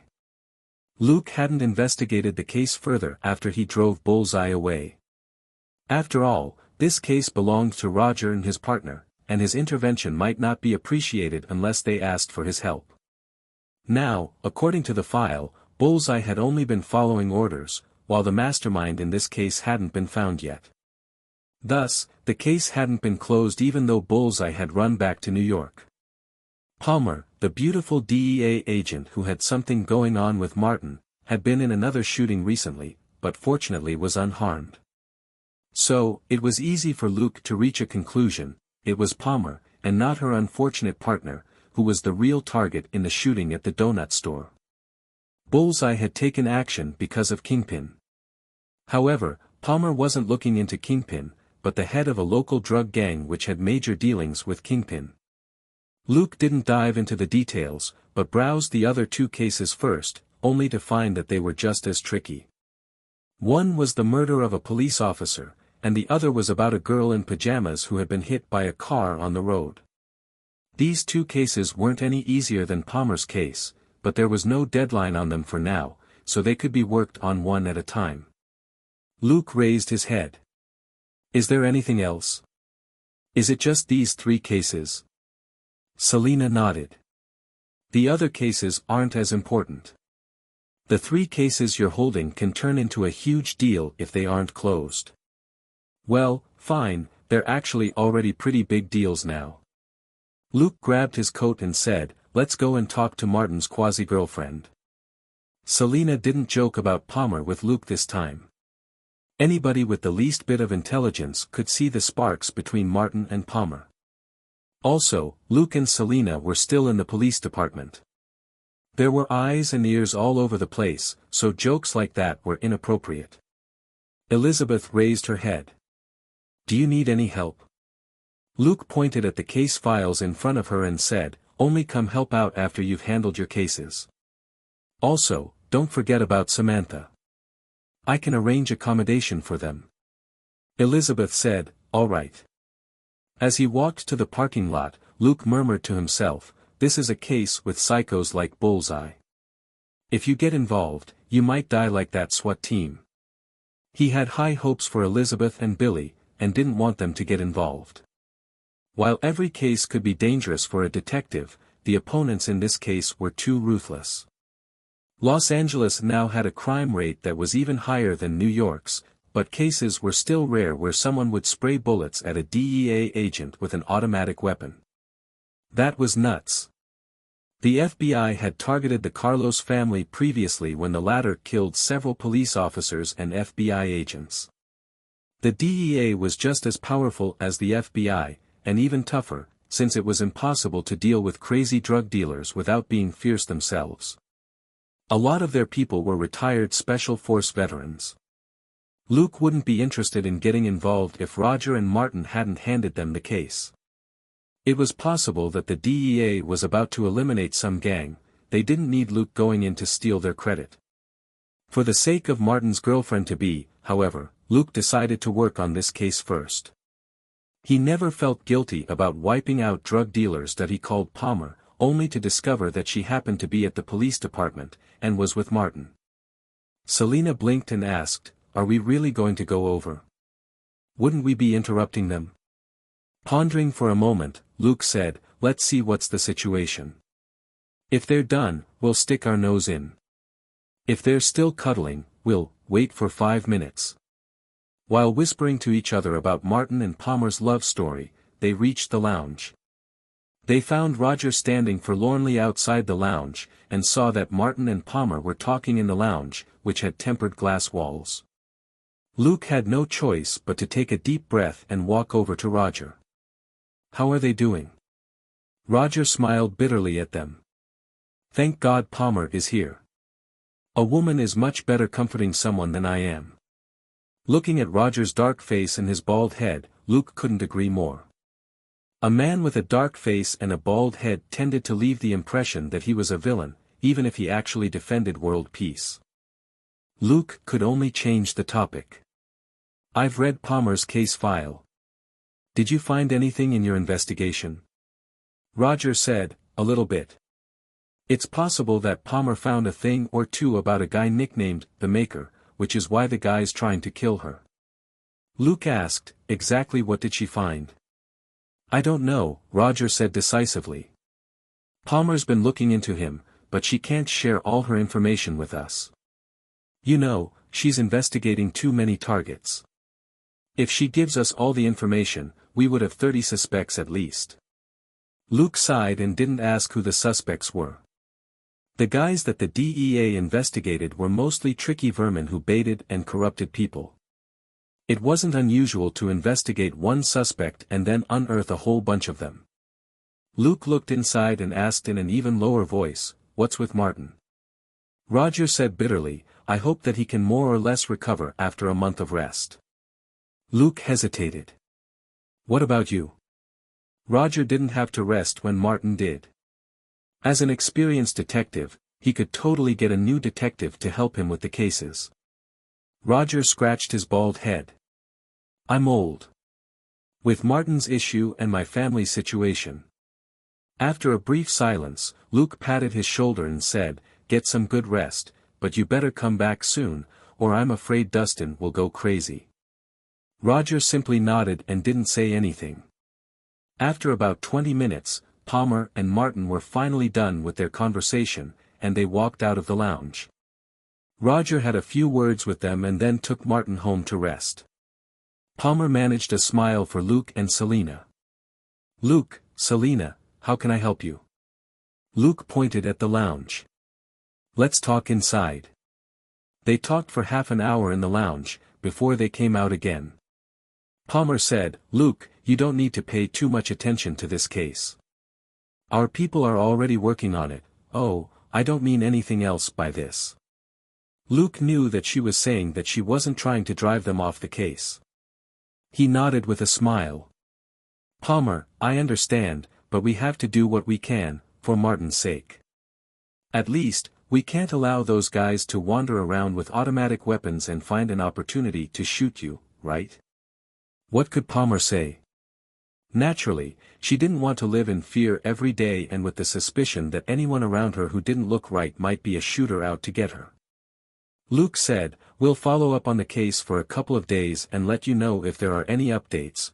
We won't meddle with any of the cases on your end." Palmer nodded. "Thank you. Then, I'll take my leave." She knew that Luke was doing this for Martin's sake. Luke was only going to work on the assault case, and wouldn't steal the drug cases that the DEA was working on.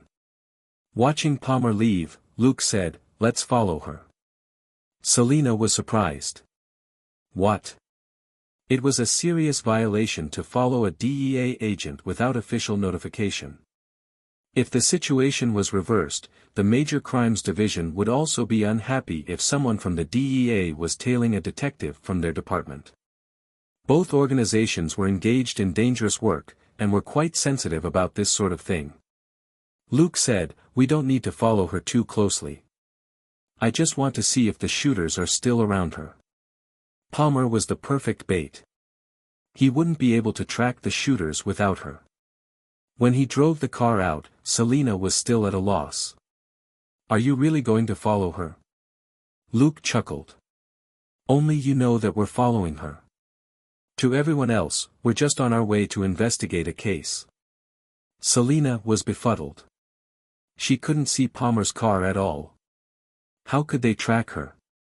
Luke smiled as he drove the car at an unhurried speed. He caught a whiff of the unique perfume that Palmer was wearing. It was Givenchy Jardin d'Interdit, which matched her personality perfectly. Any woman, even a DEA agent, loved being beautiful. They followed her all the way to the DEA's office building, and nothing happened. Luke wasn't disappointed, since it was only natural. When detectives followed or monitored suspects, they spent most of the time in their cars instead of chasing the criminals. They were often bored, but had to stay focused. It was easier for Luke. He drove the car around the area surrounding the DEA building as he looked for unusual guys. Other people could only observe with their eyes, but Luke had sharp nose, which let him know if anybody was carrying a gun. After all, it would be quite suspicious for anyone to be loitering outside the DEA building with a gun. He looked around and detected a few armed people, who were all DEA guards. If a shooter was waiting for their target to show, they would exhibit more unusual behavior. For example, they would be anxious, or keep looking at the exits, or pay attention to people with similar features, like those who were female, beautiful, had long hair, and were dressed professionally. All these described Agent Palmer to a T. After taking stock, Luke and Selena simply went home for lunch. Palmer bought lunch from a hot dog stand at the entrance of the office building, and went back inside. Clearly, she wouldn't be out any time soon. Luke and Selena didn't know what Palmer's schedule was like, and the shooters probably didn't either. After the second attack, Palmer's movements were kept strictly confidential, and it wouldn't be easy to ambush her. So, the only time the shooters could probably attack was when she was on her way to and from work. Anybody who had a fixed job usually had a fixed schedule for when they started or got off work. Luke had asked Roger earlier about Palmer's office hours. Luke and Selena returned to the DEA building before 4:30, and did another round of the area 1 block away. Very soon, Luke chuckled and said, "Selena, keep an eye on the silver Toyota on the right with the 5AJ***** plate." Selena didn't even raise her head. She simply operated her tablet and adjusted the angles of the cameras on the car to focus on a Toyota that was half exposed at a street corner. The Toyota's car windows were tinted black, but it was clear that the people inside didn't know the first thing about tailing someone, as they took turns smoking outside the car every now and then. Although they were smoking behind the car and out of sight as much as possible, Luke already had a clear picture of them from the specially modified cameras on his car. The tattoos on the necks and arms of the two men in the Toyota suggested that they probably weren't good guys. Tattoos weren't rare. People of any age and gender could get a tattoo if they wanted. There were plenty of people who got tattoos on their arms or backs. But the tattoos on these two men were different. Nobody in Los Angeles would dare get a tattoo like this, and even if they wanted to, regular tattoo parlors wouldn't do it so casually, since this design had a special meaning. It was a tattoo of a church steeple, the number drawn on the cross indicated seniority, and the subtle differences in the crown on the cross represented the role each individual played in the group. The black drops of blood that fell from the crown represented the number of people they had killed. Of course, some reckless young men really had gotten this tattoo design, but these idiots usually didn't live to see the end of the week. If someone with this tattoo walked down a particular block, a car might suddenly stop next to them, and someone would ask, "Where are you from?" It seemed like a common question, but the person who was asked might be fired upon like crazy. That was because the tattoo suggested that the person held a high position and had killed many people, and since he had accidentally trespassed on enemy territory, they would definitely kill him in the most ruthless way to defend their turf. The two people lying in wait here could be considered pretty cautious. They were wearing long-sleeved shirts and had even buttoned their cuffs and collars. Only the edges of their tattoos could just be seen on their necks and wrists. Unfortunately for them, the mini-program which Luke had created very quickly compared that small bit of the tattoo with the criminal database, and found an 80% match with the tattoo of a certain gang. Also, why were they hanging around 1 block away from the DEA building? This might be a free country, but the truth was that people who weren't supposed to appear in a certain area would barely appear there. Even if they did, they would usually only be passing by. If they hung around for too long, something had to be wrong. In a relatively safe area, anybody wandering around dressed like a vagrant would be stopped and questioned by a patrolling officer, even if they hadn't broken any sort of law. Taxpayers and the poor were completely different species. The safety of the taxpayers had to be ensured, and uncertain factors should be discreetly removed from good places, like depicted in the movie First Blood. Of course, Luke didn't really go up to the two gangsters to question them. He simply leaned in to look at the surveillance image with Selena. "Run them through the database. Start with the Latino gangs," instructed Luke. Selena nodded and started working. Less than 5 minutes later, she chuckled and said, "Sure enough, these two guys aren't clean."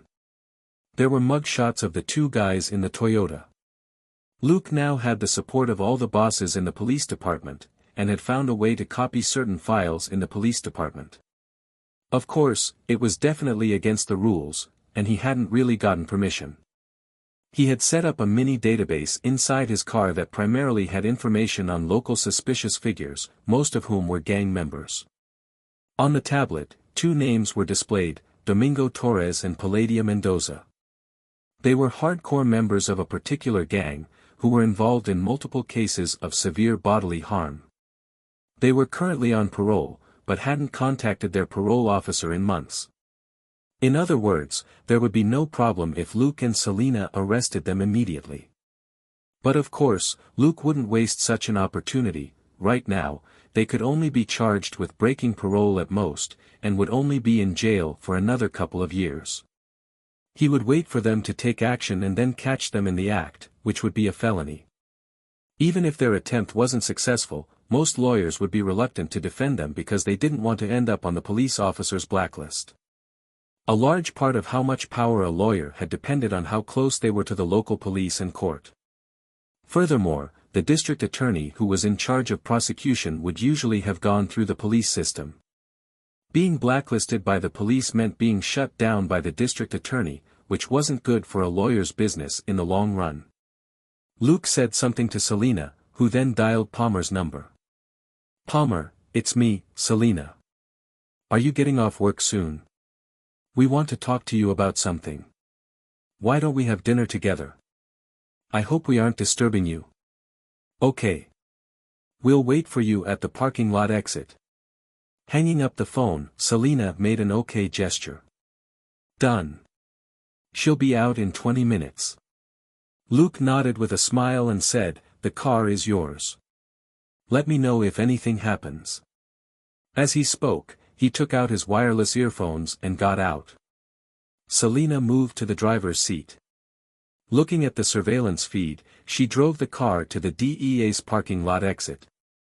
After he got out, Luke strolled leisurely toward the DEA's office building. He surveyed his surroundings as he walked, looking like an eager young man with too much energy and time on his hands. A young woman in tight sportswear, a white towel around her neck, and a pedometer on her wrist, ran past him. Luke whistled as he looked at her. She didn't hear him at all since she had earphones on, and she continued jogging. Luke chuckled and ran behind her as well. He stayed 5 meters away from her, his eyes landing on the girl's exercise pants every now and then. "Well, those are definitely tight buns," he murmured to himself. He followed her down the road, before finally stopping at a street corner. Seeing that outstanding figure gradually disappear into the distance, he took out 2 coins with a regretful expression, and bought a Dr. Pepper from a vending machine.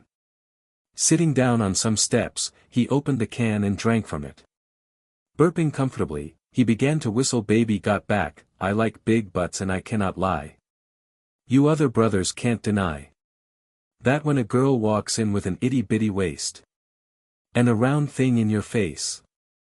At that moment, another girl ran past him. She was a curvy Latino girl in a halter-neck sports top and shorts, and with a fiery personality. What a rogue! Luke didn't know what to say. The girl even looked back at him and chuckled. Luke wondered if he had just been hit on. However, this wasn't the best time. Helplessly, he looked out of the corner of his eye at the Toyota on the street corner 30 meters away. Selena said, "Luke, you've changed. You're actually expressing your interest in song now instead of keeping it to yourself." Luke mumbled, "Acting. It's all acting, all right." Selena's sarcasm stopped there, and she didn't continue teasing him. They were going to catch a big one, and using the comms to gossip would be going overboard. A few minutes later, Selena alerted Luke. "Palmer's car is out. It's at the B2 exit." Luke got up and walked unhurriedly to the parking lot exit. Almost at the same time, the Toyota moved as well. Luke narrowed his eyes. The parking lot exit couldn't be seen from here, so, did someone inside the DEA let these 2 gangsters know, or was someone keeping a lookout nearby? A traitor inside the DEA would be the DEA's own problem. It wasn't unusual to have moles inside the DEA. But if there was a lookout, Luke had to be extra careful. Let alone Bullseye, a veteran or someone from the Special Forces would already be very dangerous. "Selena, move the cameras on the top of the car and check the surrounding buildings for possible lookouts," said Luke quietly. Got it. I've already adjusted them. I'm also monitoring the streets with the roadside surveillance cameras nearby, replied Selena. Luke hummed in response and pressed on. He was walking on a straight path through the trees on the edge of a small square. The Toyota, on the other hand, had to turn a corner in order to reach the parking lot. Luke was walking along the hypotenuse of a right-angled triangle, while the gangsters were taking the L-shaped route. They were weirdly coordinated. By the time the Toyota reached B2, Luke was already in position. In the northeast, there's unusual activity in the third window on the 10th floor of that gray apartment building, said Selena. Luke shook his head to clear his mind, and as he hopped forward on the path, he glanced at the window. With his keen sight, he saw the light glint off something faintly. Lens? Was it binoculars or a scope? Selena, call Palmer and tell her to wait 5 minutes before she comes out. I'll check out the guy on the 10th floor, said Luke. The apartment building to the northeast wasn't far away from B2, but a row of trees blocked the line of sight. Only when Palmer turned out of this exit would those lying in ambush have the best chance of shooting her. Nobody knew how long it took a woman to get off work, and it wouldn't be unusual for Palmer to touch up her makeup in the parking lot. A 5-minute delay shouldn't alarm the assailants. Of course, Palmer would have to be allowed to take part in the interrogation later. She had been used as bait, so she had the right to some of the credit. Luke passed B2 and moved northeast. His movements were concealed by the trees, and he had put on the close-fitting alloy bulletproof vest before he went on duty. In 2 minutes, he had dashed into the apartment building 200 meters away. Instead of waiting for the elevator, he simply rushed up the stairs and activated the surveillance function on his fake phone. If the enemy was a good sniper, it was possible that they had high-tech equipment too. Luke had to be careful. This was an old apartment building. Naturally, there were no surveillance cameras in the hallways. Thanks to his extraordinary strength and dexterity, Luke reached the 10th floor in just 30 seconds. It would have only taken him 10 seconds if he hadn't been worried about the creaking floors of this old building making too much noise. On the 10th floor, Luke took a deep breath, and caught the mixed smell of gun oil and powder. Even though the man had taken a shower, he couldn't completely get rid of the scent. Luke quietly approached the unit and paused for a few seconds to make sure that there weren't any traps on the door and to pinpoint the man's location inside. With one hand, Luke abruptly struck the lock.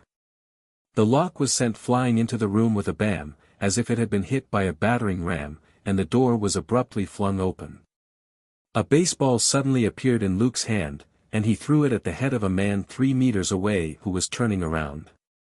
Bang! The man had only turned halfway when he was hit, and he fell over the table. Luke quickly handcuffed him and found a walkie-talkie when he did a body search. He took a photo of the guy's face and sent it to Selena. I've sorted out the guy on the 10th floor. Look into him. He might be from the military. It was easy for Luke to guess what the man's background was. His gear was all standard military equipment. He looked exactly like a Special Force soldier sans badge. Looking at the layout in the apartment, Luke could tell that the man was well trained. The long dining table had been pulled over to the window and the back had been raised to create a natural incline. The curtain was drawn open just a crack and fastened in place so that it wouldn't move in the wind and affect the shot. This man was clearly much more professional than shooters who just casually placed their guns on the windowsill. Naturally, a sniper didn't always have the most comfortable environment to shoot in, but the best situation that they could make for themselves would significantly increase the accuracy of their shot. Luke examined the sniper rifle. It was an M24. It had obviously been modified, and definitely wasn't a new gun.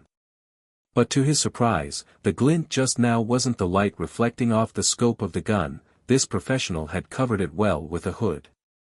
What the light had reflected off was actually a glass object on the top of a cabinet. This uninvited sniper obviously hadn't expected the owner to use the top of the cabinet as storage. Luke dragged the man into the bedroom and tied him up with the rope from his inventory. Basic roping made him deft with using rope. Finally, he taped the man's mouth shut. Closing the apartment door, Luke quickly went downstairs and made a call. "Elsa, I've caught a sniper who was about to target Palmer. I'll send you the address. Send someone to pick him up ASAP. There are another 2 shooters that I need to take care of, I don't have time for this guy." Elsa replied without any hesitation, "Got it. Be careful." Luke quickly added, "The sniper is likely from the military. Tell reinforcements to exercise caution." Elsa hummed a response and ended the conversation. After he was done with the call, Luke left the apartment building and walked over to the street in front of the parking lot at a quick but not urgent pace. The Toyota was already parked on one side of the street. Luke said, "Selina, you can ask Palmer to come out now. Tell her to pay attention to the Toyota." "Copy that," Selina replied. She then contacted Palmer. A moment later, she said, "Palmer is on her way out.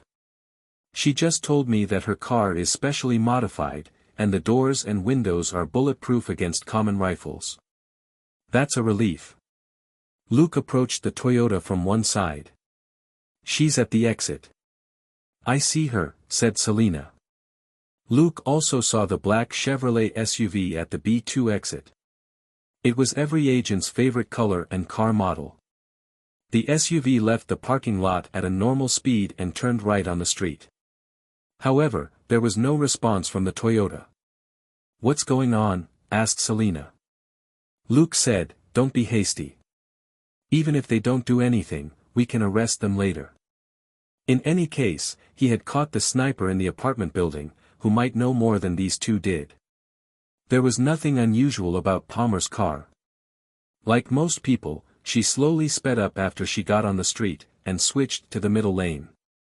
At that moment, the Toyota finally moved. Driving directly against traffic, it crashed into the left side of the SUV. Caught unprepared, the SUV swerved and stopped on one side of the road.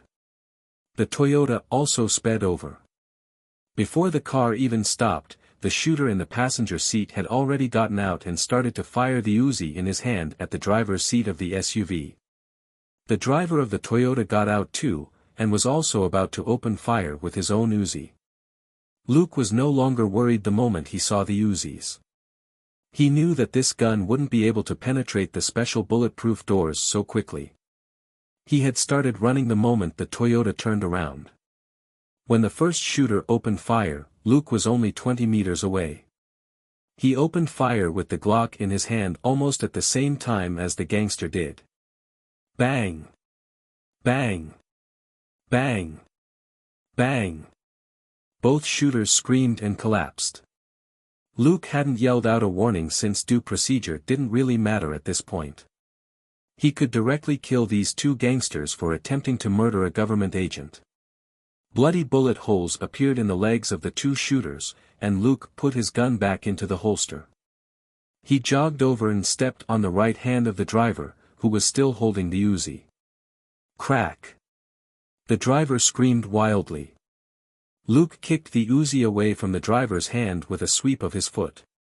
The driver's fingers were mangled from the force of the strike. Pushing off the ground with his other foot, Luke jumped and slid over the top of the Toyota. Landing on the other side, he kicked the person in the passenger seat and knocked away his Uzi as well. Selina drove the car over at that moment and directly pushed the Toyota back to cover Luke. Luke caught the handcuffs that Selina threw to him and handcuffed both shooters. Both men were screaming that their hands were broken as they were handcuffed, but Luke and Selina simply turned deaf ears to them. On the other side, Palmer straightened in the driver's seat in the SUV and was about to get out. Luke raised his hand to stop her. "Don't get out. Let's take them back to your agency right now and interrogate them there. Someone there should know first aid, right?" Palmer sneered. "Of course, we have medical doctors inside." She waved at Luke, then the SUV turned around. After Luke stuffed the 2 men into the back of the car, she led Luke and Selina back into the DEA building. The 2 unfortunate shooters were pale, not just because they were bleeding from the bullet holes in their legs, but also because they had been caught in the act of trying to kill a DEA agent. DEA agents weren't ordinary police officers, their interrogation methods were a lot more ruthless. Naturally, the shooters who accepted such a mission weren't cowards, but there was a limit to human endurance, while there was no end of tricks to extort a confession. Also, in many cases, the DEA wouldn't convict the gangsters who pissed them off, but release them after the interrogation. The next time they were caught, those uncooperative gangsters, along with everybody else in their nest, would be killed as drug traffickers. The DEA's tough reputation wasn't just hot air. When Luke and Selena drove their car in, 5 people had arrived at the car park. 4 of them were clearly agents, but the last person was wearing a white coat and complaining, "Hey, I'm a doctor in pharmacology and biology, not a medical doctor, okay?" Palmer stood calmly in front of him. "Morris, I want these 2 guys alive for the next 2 hours. I'm sure you can do that, right?" The doctor called Morris instantly became uncomfortable under Palmer's gaze. "But I'm not a professional at saving lives." Palmer suddenly gave a charming smile and patted the man's shoulder. "These 2 guys fired multiple shots at me earlier. I'm sure you can understand how I feel, right, Morris?" Morris shivered and stepped back abruptly. Okay. I understand. Carry them to my lab. I can't do any surgery here." Luke and Selena watched as the 2 shooters were calmly carted off, as if nothing had happened just then. After the 5 guys took the shooters to the elevator, Palmer turned to Luke and Selena. "Thank you." Luke shrugged. "It's fine, as long as you don't blame us for using you as bait." Palmer chuckled and ran a hand through her hair.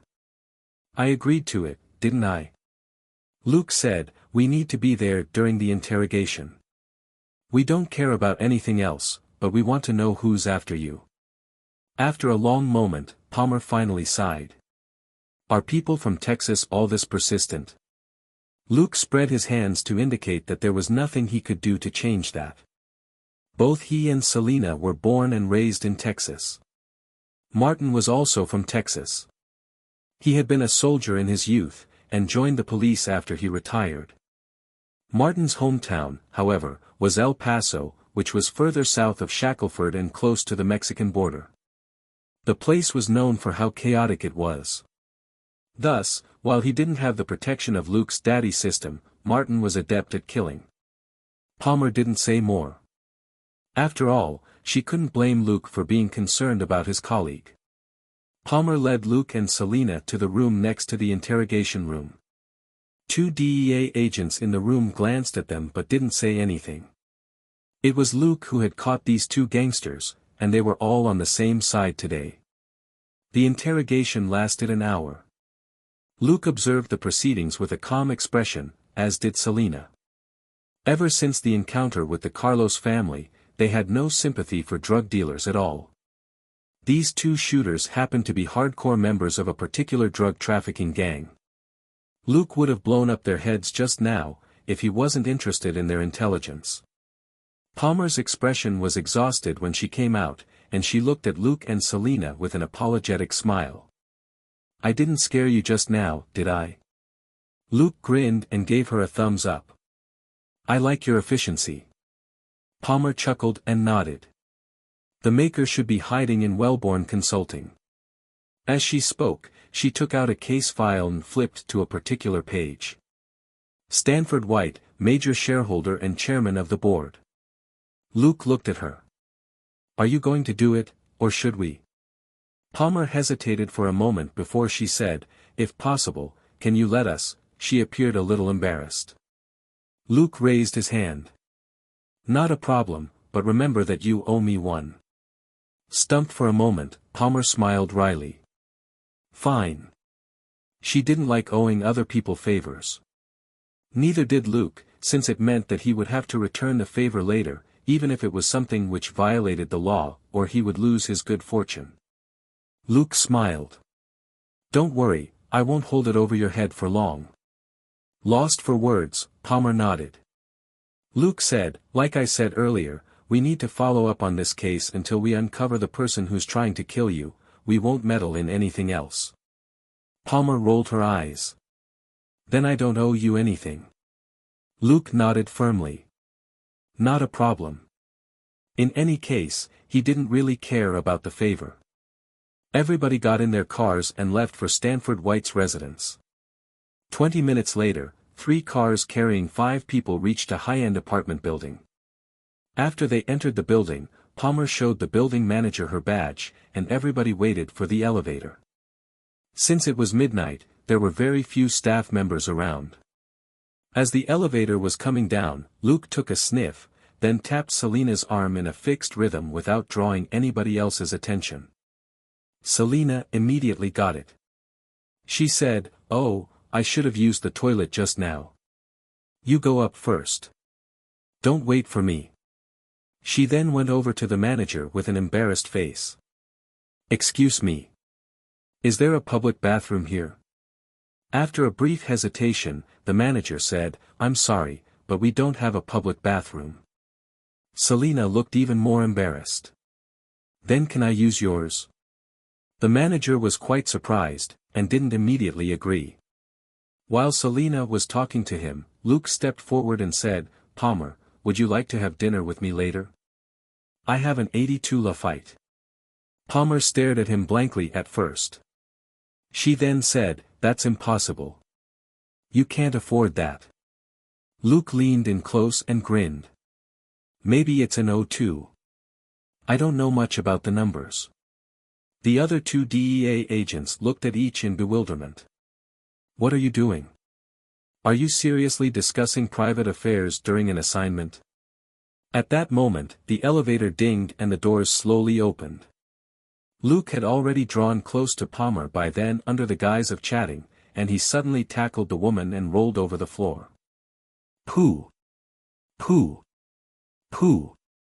Pooh! Pooh! Pooh!" The moment the elevator doors opened, 2 men inside opened fire with their Uzis. At the same time, the manager's face darkened, and he took out a pistol and aimed at Selena right in front of him at the reception counter. Selena's head was turned, as if she had been distracted by the sound of the elevator doors opening, and her guard looked like it was down. But the moment the manager pulled out his gun, Selena braced herself on the counter and jumped onto it, and her legs went under the man's armpits before she wrapped them around his neck. At the same time, she grabbed the manager's right hand that was holding the gun, and her entire body pulled and twisted at the same time. Crack! The manager howled in pain. But Selena didn't show any mercy. She fiercely twisted the man's wrist again. Crack! This time, the manager was in so much pain he couldn't even scream anymore, and could only gasp helplessly with his mouth wide open. His gun fell to the floor, and Selena kicked it into a corner. Only then did Selena take out her gun and hit the manager in the head to knock him out, before she took cover behind the counter. On the other side, Luke rolled away with Palmer in his arms. It looked like a mad scramble, but it was very quick, and they were actually able to duck behind the stairs some 10 meters away quickly. Both shooters weren't able to follow Luke's strange but quick movements, and their storm of bullets only hit the empty floor behind Luke. At the corner of the stairs, Luke put Palmer to one side and pulled out his Glock. He raised his hand and waited a couple of seconds. Bang! Bang! Bang! Bang! 2 shooters who had just appeared on the second floor screamed and rolled down the stairs. Luke didn't even bother to look at them. When they hit the landing, Luke pulled the trigger again. Bang! Bang! The shooters instantly stopped screaming. Luke then looked at Palmer and gestured at her to keep an eye on the stairs above them. The woman absolutely wasn't just a pretty face. When Luke killed the 2 shooters from upstairs, she had already taken out her pistol. It was a Beretta 92 FS, an expensive and elegant little guy. Luke was very pleased with Palmer's composure. He pretended to feel around in his chest pocket, and took out a small mirror. Of course, he had better items, but since Palmer was right behind him, he would rather not reveal any of his trump cards. Actually, even the mirror was just a cover. The moment he held out the mirror with his left hand, he also stuck out the Glock in his right hand. Bang! Bang! A shooter who had been closing in on them was shot twice, and he collapsed with a scream. As calm as ever, Luke slightly readjusted the angle. Pa! The shooter's scream was cut off abruptly as he was shot in the head. Luke suddenly darted out and fired at another shooter who was closing in. Bang! Bang! Bang! Bang! Ah! The second shooter also screamed and fell. He had been killed in 3 shots, and Luke didn't need to put any more bullets in him. Luke took cover again and put the mirror back. He took out his fake phone and activated the voice connection function. A few seconds later, he heard the sound of faint tapping in his earphones, which was Selena's signal that she was online. Luke simply said in a low voice, "Don't expose yourself by leaving cover." Behind him, Palmer's hands trembled slightly, and she was frowning as well. Luke turned back to look at Palmer. "Call for reinforcements, but don't contact anyone who's close to those 2 colleagues of yours." Face dark, Palmer nodded and took out her phone. She quickly dialed a number and said, "Boss, I've got a problem. You'll have to come in person." "That's right, something's wrong with Walker and Samir." Luke leisurely sent Elsa a text message with his fake phone. A moment later, he received Elsa's reply, and was relieved. "Martin, your future girlfriend is really a huge troublemaker." Luke sighed inwardly. For a moment it was quiet in the lobby of the apartment building. 5 minutes later, 2 police officers cautiously stuck their heads in and shouted, "LAPD. You're surrounded. Lay down your weapons." Luke was amused. He had to admit that the familiar line was too reassuring. On the other side, Selena had already handcuffed the unconscious manager, and she slowly backed away to the entrance, using the manager as a shield. At the same time, she showed the officers her badge. "LAPD. I'm from the Major Crimes Division." Seeing the way she was moving, the officers grew even more vigilant. Instead of barging in, they took out their guns and covered her retreat. Only after Selena left the building with her shield did Luke relax. Nothing could go wrong now. The 2 agents who came with Palmer slowly backed out from where they were hiding as well. Luke shot them a glance from around the corner and whispered, "Those 2 guys are out. Keep your distance." Next to him, Palmer's expression was awful and furious. Of course, she wasn't looking at Luke but outside the entrance. 3 more patrol cars had arrived with the wail of sirens to join the first one. Luke said, "Let's go, Palmer. I'm guessing you'll be working overtime tonight." Palmer smiled bitterly. "I must thank you for this." Luke chuckled. "You're welcome. I only did what I should." Palmer didn't know what to say.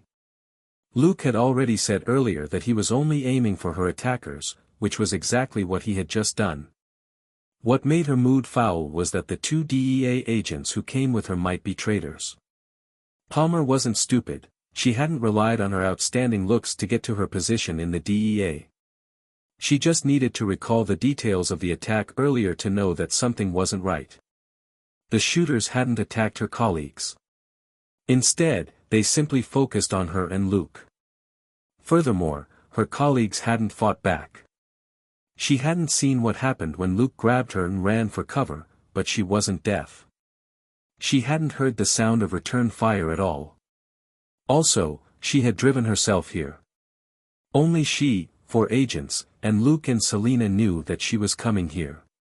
Putting the 2 colleagues back in the office aside, the 2 agents who came with her had reacted too abnormally. They weren't ordinary police officers, but elite agents who were always on the front line in the fight against drug trafficking.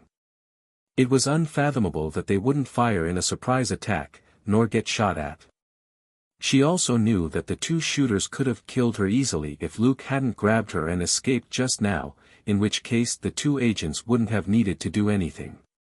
After Luke escaped with her, those two couldn't find an opportunity to approach them, which was probably why they hadn't attacked.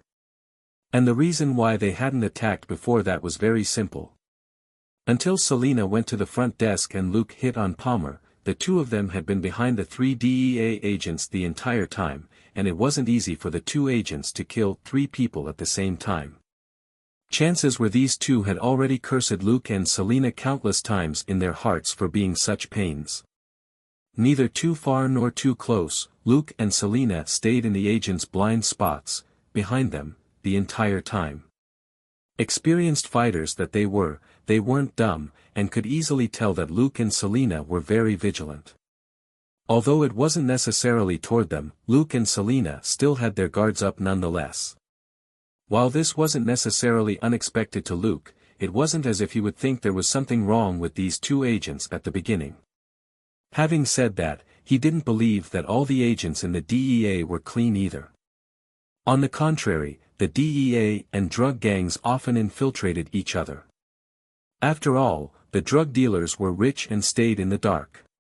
Luke led the way and kicked the second shooter's Uzi a few meters away, before he slowly retreated out the main doors. He had already put on his badge by then. The officers simply looked at him and didn't point their guns at him. Luke grabbed the nearest officer and said to him, "I need 2 men to go in with me and carry the wounded suspects out and take them to the hospital. You can ask Agent Palmer here about the rest. She's the DEA person in charge of this case." The officers nodded and sent 2 patrol officers in with Luke. Luke gave Selina a meaningful look, and she nodded slightly in return. At that moment, 2 more patrol cars arrived, followed by 3 of the black SUVs which DEA agents were fond of. Luke didn't approach them, but saw that the 10 or so people from the SUVs were fitted out with bulletproof vests and helmets, and were armed with automatic rifles. Clearly, Palmer's boss was pissed off at the shenanigans of these drug traffickers, and had directly deployed agents with heavy firepower to pick her up. Well, it might also be to detain those 2 highly suspicious DEA agents as well. Luke brought the 2 patrol officers in with him, and when they carried the bodies of the 4 shooters out, he noticed that the 2 agents were already sitting in the back of one of the SUVs, a place that was usually reserved for drug traffickers. At that moment, a middle-aged white man walked over to Luke, with Palmer following behind him. The middle-aged man stretched out a hand to Luke. "Hello, Detective Luke. I'm Bill Yearlington. Thank you for helping Palmer." Luke shook hands with this Bill with a smile. "You're too kind. She's a friend, and more importantly, a colleague who's working on the same case as I am." Bill had a sturdy frame, but his narrow eyes and thin lips made him look grim and cold. There was nothing but a chill in his gray eyes. Though the man was expressing his gratitude, Luke couldn't sense any warmth. Luke wasn't really surprised. Bill was the deputy director of the DEA branch in Los Angeles. There was no telling how many drug traffickers had been put down because of him. So, Palmer had a powerful supporter behind her. Whoever tried to kill her would have to face Bill's direct wrath once they were found out. Different from most deputy directors who did admin work, Bill used to be a field agent, and he was well known for his bad temper. He wouldn't hesitate to go out and shoot the drug traffickers himself if he was pissed off. Tonight, the man was clearly enraged by the consecutive attacks. He wouldn't hand the 2 traitorous agents over to LAPD either. This was an internal matter that the DEA should handle themselves. Luke couldn't argue with him even if he was the one who had saved Palmer and unveiled the 2 traitors.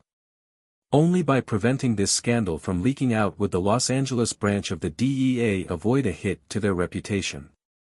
Luke could only go through the formalities with Bill before tactfully withdrawing. This man was too powerful and wasn't Luke's direct boss, so there was no need to try and curry favor with him. Before he left, he gestured to Palmer and stepped away from the cars. Then, he said with a smile, "I'm calling in that favor." Palmer said, "Tell me." Luke said, "No matter how busy you are with this case, don't forget to check up on Martin once in a while. I'll consider the favor returned if you talk to him every few days." How does that sound? After staring at him for a long moment, Palmer heaved a sigh. Are you Martin's long-lost brother? Luke chucked. Given the way I look, I don't think so. Alright, deal. Palmer nodded without any hesitation. Deal. Luke said, it would be even better if you can have dinner with Martin. That's not part of the deal. Just a suggestion. Then, he waved goodbye and left. Palmer shook her head in amusement and got into her car. Let's go back to the office. We have a busy night ahead of us. Luke exchanged a few words with the patrol officers, before he and Selina got into their own car. On the road, he called Elsa and said, Boss, that sniper may be useful. Don't let the DEA know anything, and don't let them take him away. I'll give you more details later. They returned to the police department. Since it was late at night, the police department wasn't as crowded as it was during the day. They went to Elsa's office, only to find Dustin there too. They closed the door, and Luke briefed them on what happened today. Elsa didn't say anything, but simply looked at Dustin, who was pacing and lost in thought. A few minutes later, Dustin nodded. I got it. You can drop this case now. Luke shrugged. Deputy Director Bill was there. I'm not qualified to look into this case even if I wanted to. Dustin looked calm but secretly scoffed, you think I don't know how ballsy you are? If I didn't specifically say anything, you would be wiping the DEA's asses for them. Luke's earliest kill record was of 13 shooters from a drug gang in one night. Dustin didn't think that Luke would go easy on any other drug traffickers. Besides, Luke had already cleaned up a number of drug traffickers and shooters during the day. In the afternoon, Luke had delivered 2 shooters to the DEA, and 1 sniper to the police department. That night, 3 shooters were shot in the head, while 1 was shot 3 times in the abdomen, and died before he reached the hospital. There were no survivors. Dustin was certainly scared of how efficient Luke was at sending people to the morgue. After his instruction, Dustin said, All right, you can go back now. There's work to do tomorrow. He got up and left. The other 3 people rose and saw their boss off. Elsa picked up her purse and said, Okay, we've finally closed 1 case today. Let's keep trying tomorrow. Luke snorted and walked out with Selina. Shutting the door for Elsa, he asked, Boss, aren't you going to praise us? Elsa said without looking back, Forget it, it'll be good enough if I don't have to take responsibility for the other 2 cases you're working on. Luke was silent. He wasn't an idiot. A lot of wrangling would be involved in the other 2 cases. When it came to wrangling, Dustin and Elsa were professionals, and Luke only needed to work the cases. Elsa wasn't asking Luke to promise it wouldn't happen, she was merely reminding him not to cross the line, or the pressure on her and Dustin would be too much. The 3 of them went their separate ways. After dinner at home, Luke began to go through the information. He felt a little regret.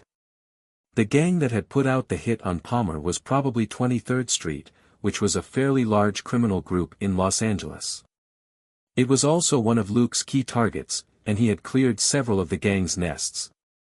The shooters weren't from 23rd Street, however, but another smaller gang called Hellish Mushroom.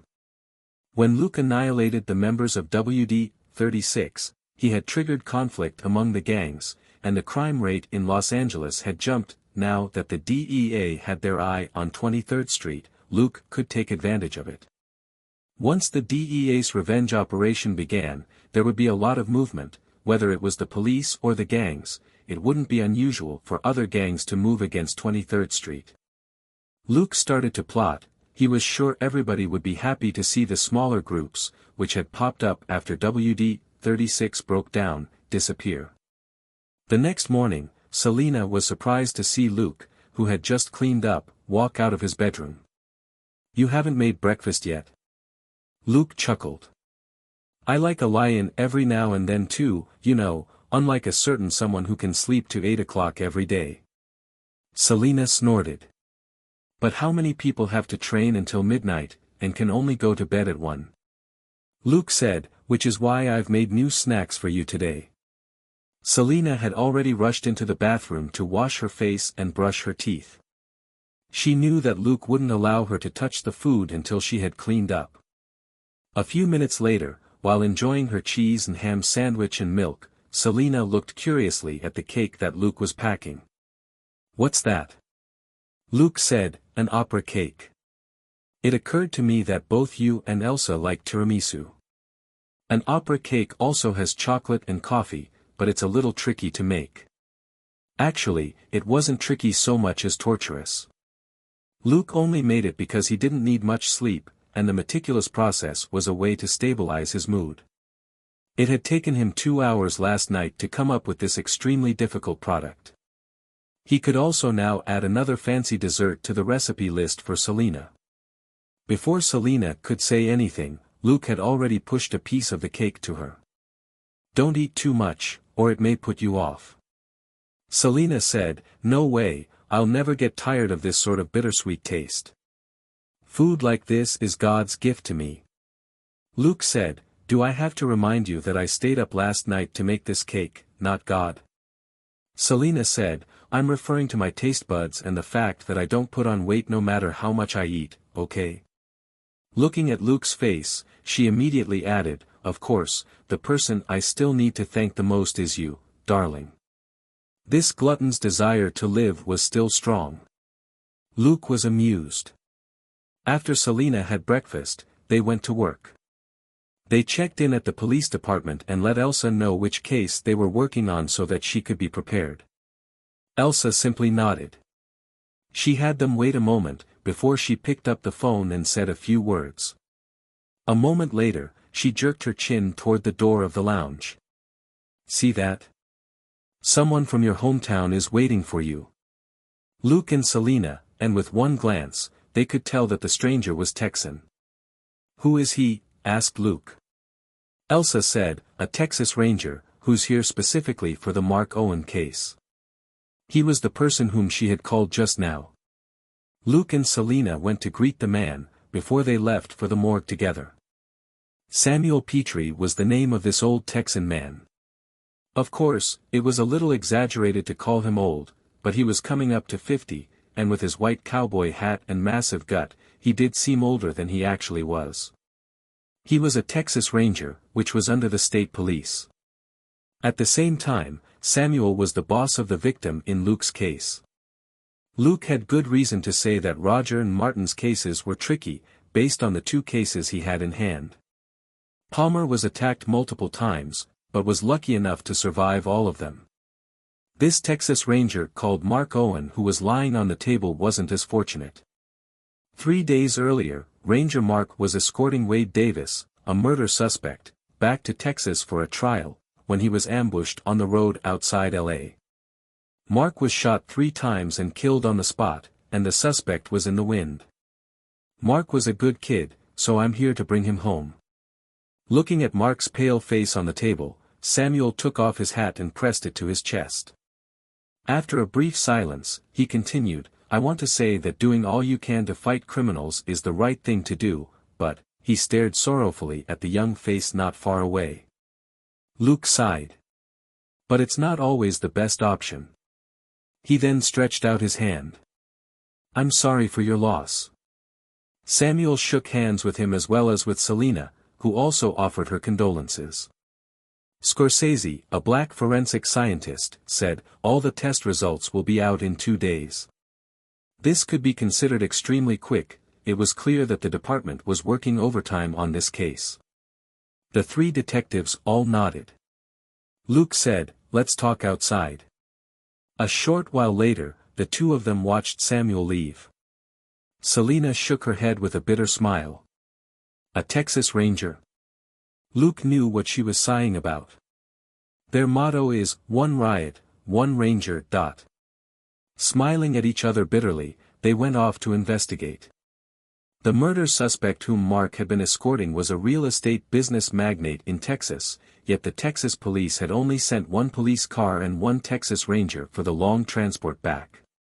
Those people were truly audacious. After flipping through the case file and talking to the detectives who had helped out with this case previously, Luke and Selena left the police department at noon, and a car was waiting for them outside. Luke waved at the black female officer in the car when he passed by to indicate that they could leave, and 2 cars left for lunch. They had a quick lunch, and both teams traded information as they ate. It was more comfortable to communicate in a less formal setting. After lunch, they left for the Los Angeles County Sheriff's Department in 2 cars. Luke frowned when he walked into the lobby. The place was utter bedlam, with people milling around and shouting. He nodded slightly at the other police detectives who had come with him. Sonia Belli, the black female officer, took her partner with her to the reception desk to explain the purpose of their visit. The receptionist, who was also a black female officer, looked at Sonia's partner in surprise. Alessandro Cruz. Thanks for helping me win $50, I bet that you'd be here again. Fine, what did you do this time? Sonia said without a change in tone, yes, he did the dumbest thing in the world, he became a LA police officer. The receptionist was speechless. I know that LAPD is having a harder time recruiting people, and that you've been lowering your requirements, but this is absurd. With utter mocking and disdain, she picked up her phone, as if she didn't want to talk to them anymore. Sonia said calmly, we're looking into the murder of an officer. So, we can wait until you've finished your important call to answer our questions.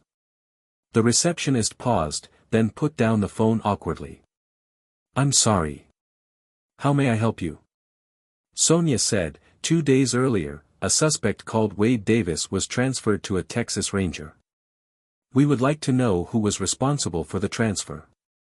The receptionist said, then you need to talk to Lila Jones. She was on duty 2 days ago. Sonia asked, where can we find her? The receptionist pointed to one corner of the lobby. She just went to Big Nick's office. Luke had been listening to the talk around them as he surveyed the situation. He suddenly asked, what happened here? Stumped for a moment, the receptionist asked, you are? Luke showed her his badge and said, Luke, from LAPD's Major Crimes Division. After a brief hesitation, the receptionist said, 3 days ago in the morning, someone ambushed an armored car, and 4 of our colleagues died in the line of duty. The faces of Luke and his companions turned dark after hearing that. Those robbers really had guts to kill 4 police officers at the same time. No wonder the receptionist had seemed busy and impatient. Sonia apologized in part for the minor quibble just now, before they went over to the office that the receptionist had pointed at. Sonia leaned in close and asked in a low voice, Luke, isn't this a bad time for us to visit? Luke said helplessly, how could we have known we would run into this? But the ranger was a police officer too. We can't give up on him. Sonia frowned and fell silent. 4 police officers of the Los Angeles County Sheriff's Department died in the line of duty, but so did the Texas Ranger called Mark. Luke narrowed his eyes when they entered the office. Holy sh*T. Who are you declaring war on? The office was plain with just wooden and glass partitions, but it was quite spacious. In a room more than 50 square meters in size, a dozen police officers were aggressively checking their weapons.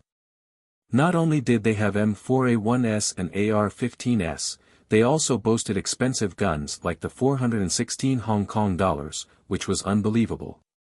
Even the special forces only had submachine guns and shotguns as one part of their whole setup, but these county officers all had heavy firepower weapons. An officer noticed Luke and asked with a frown, what do you want? Luke flashed his badge. Luke, from LAPD. The man was stumped. Why are you here? Luke replied, I'm here about the murder of the Texas Ranger. With an ugly look on his face, the man turned around and shouted, Big Nick, a detective from LAPD is here on a case. Almost everybody in the office stopped what they were doing to look at them. A moment later, a tall, bearded middle-aged man approached them with a displeased expression. What do you want? Luke said calmly, do you remember Mark Owen, the Texas Ranger who was shot dead on the road 3 days ago? Nick frowned. Yes, so what? Luke said, so, I would like to know who approved the transport route. Nick grew cold. It was me. What are you implying? Do you want to take me back to your police department for an interrogation? Luke said as calmly as ever, Mark Owen was a police officer who died in the line of duty. I believe his family would want an answer. Nick's expression was ugly, but he didn't dare say anything outrageous. Nobody liked a scumbag who would dare disrespect an officer who died in the line of duty, particularly when some of their own colleagues in the department had just died the same way.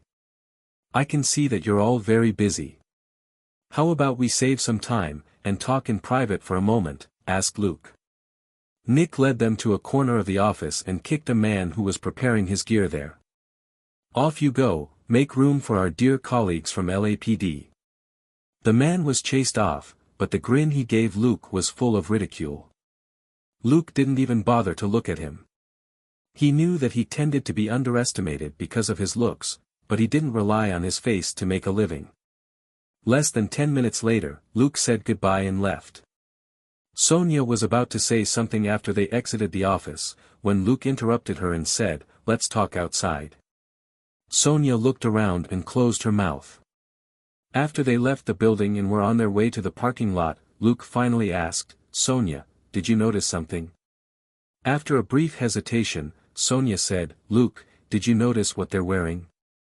Luke nodded and said, "It's all custom made, it can't be cheap." "What else?" Sonia said, "Their shoes.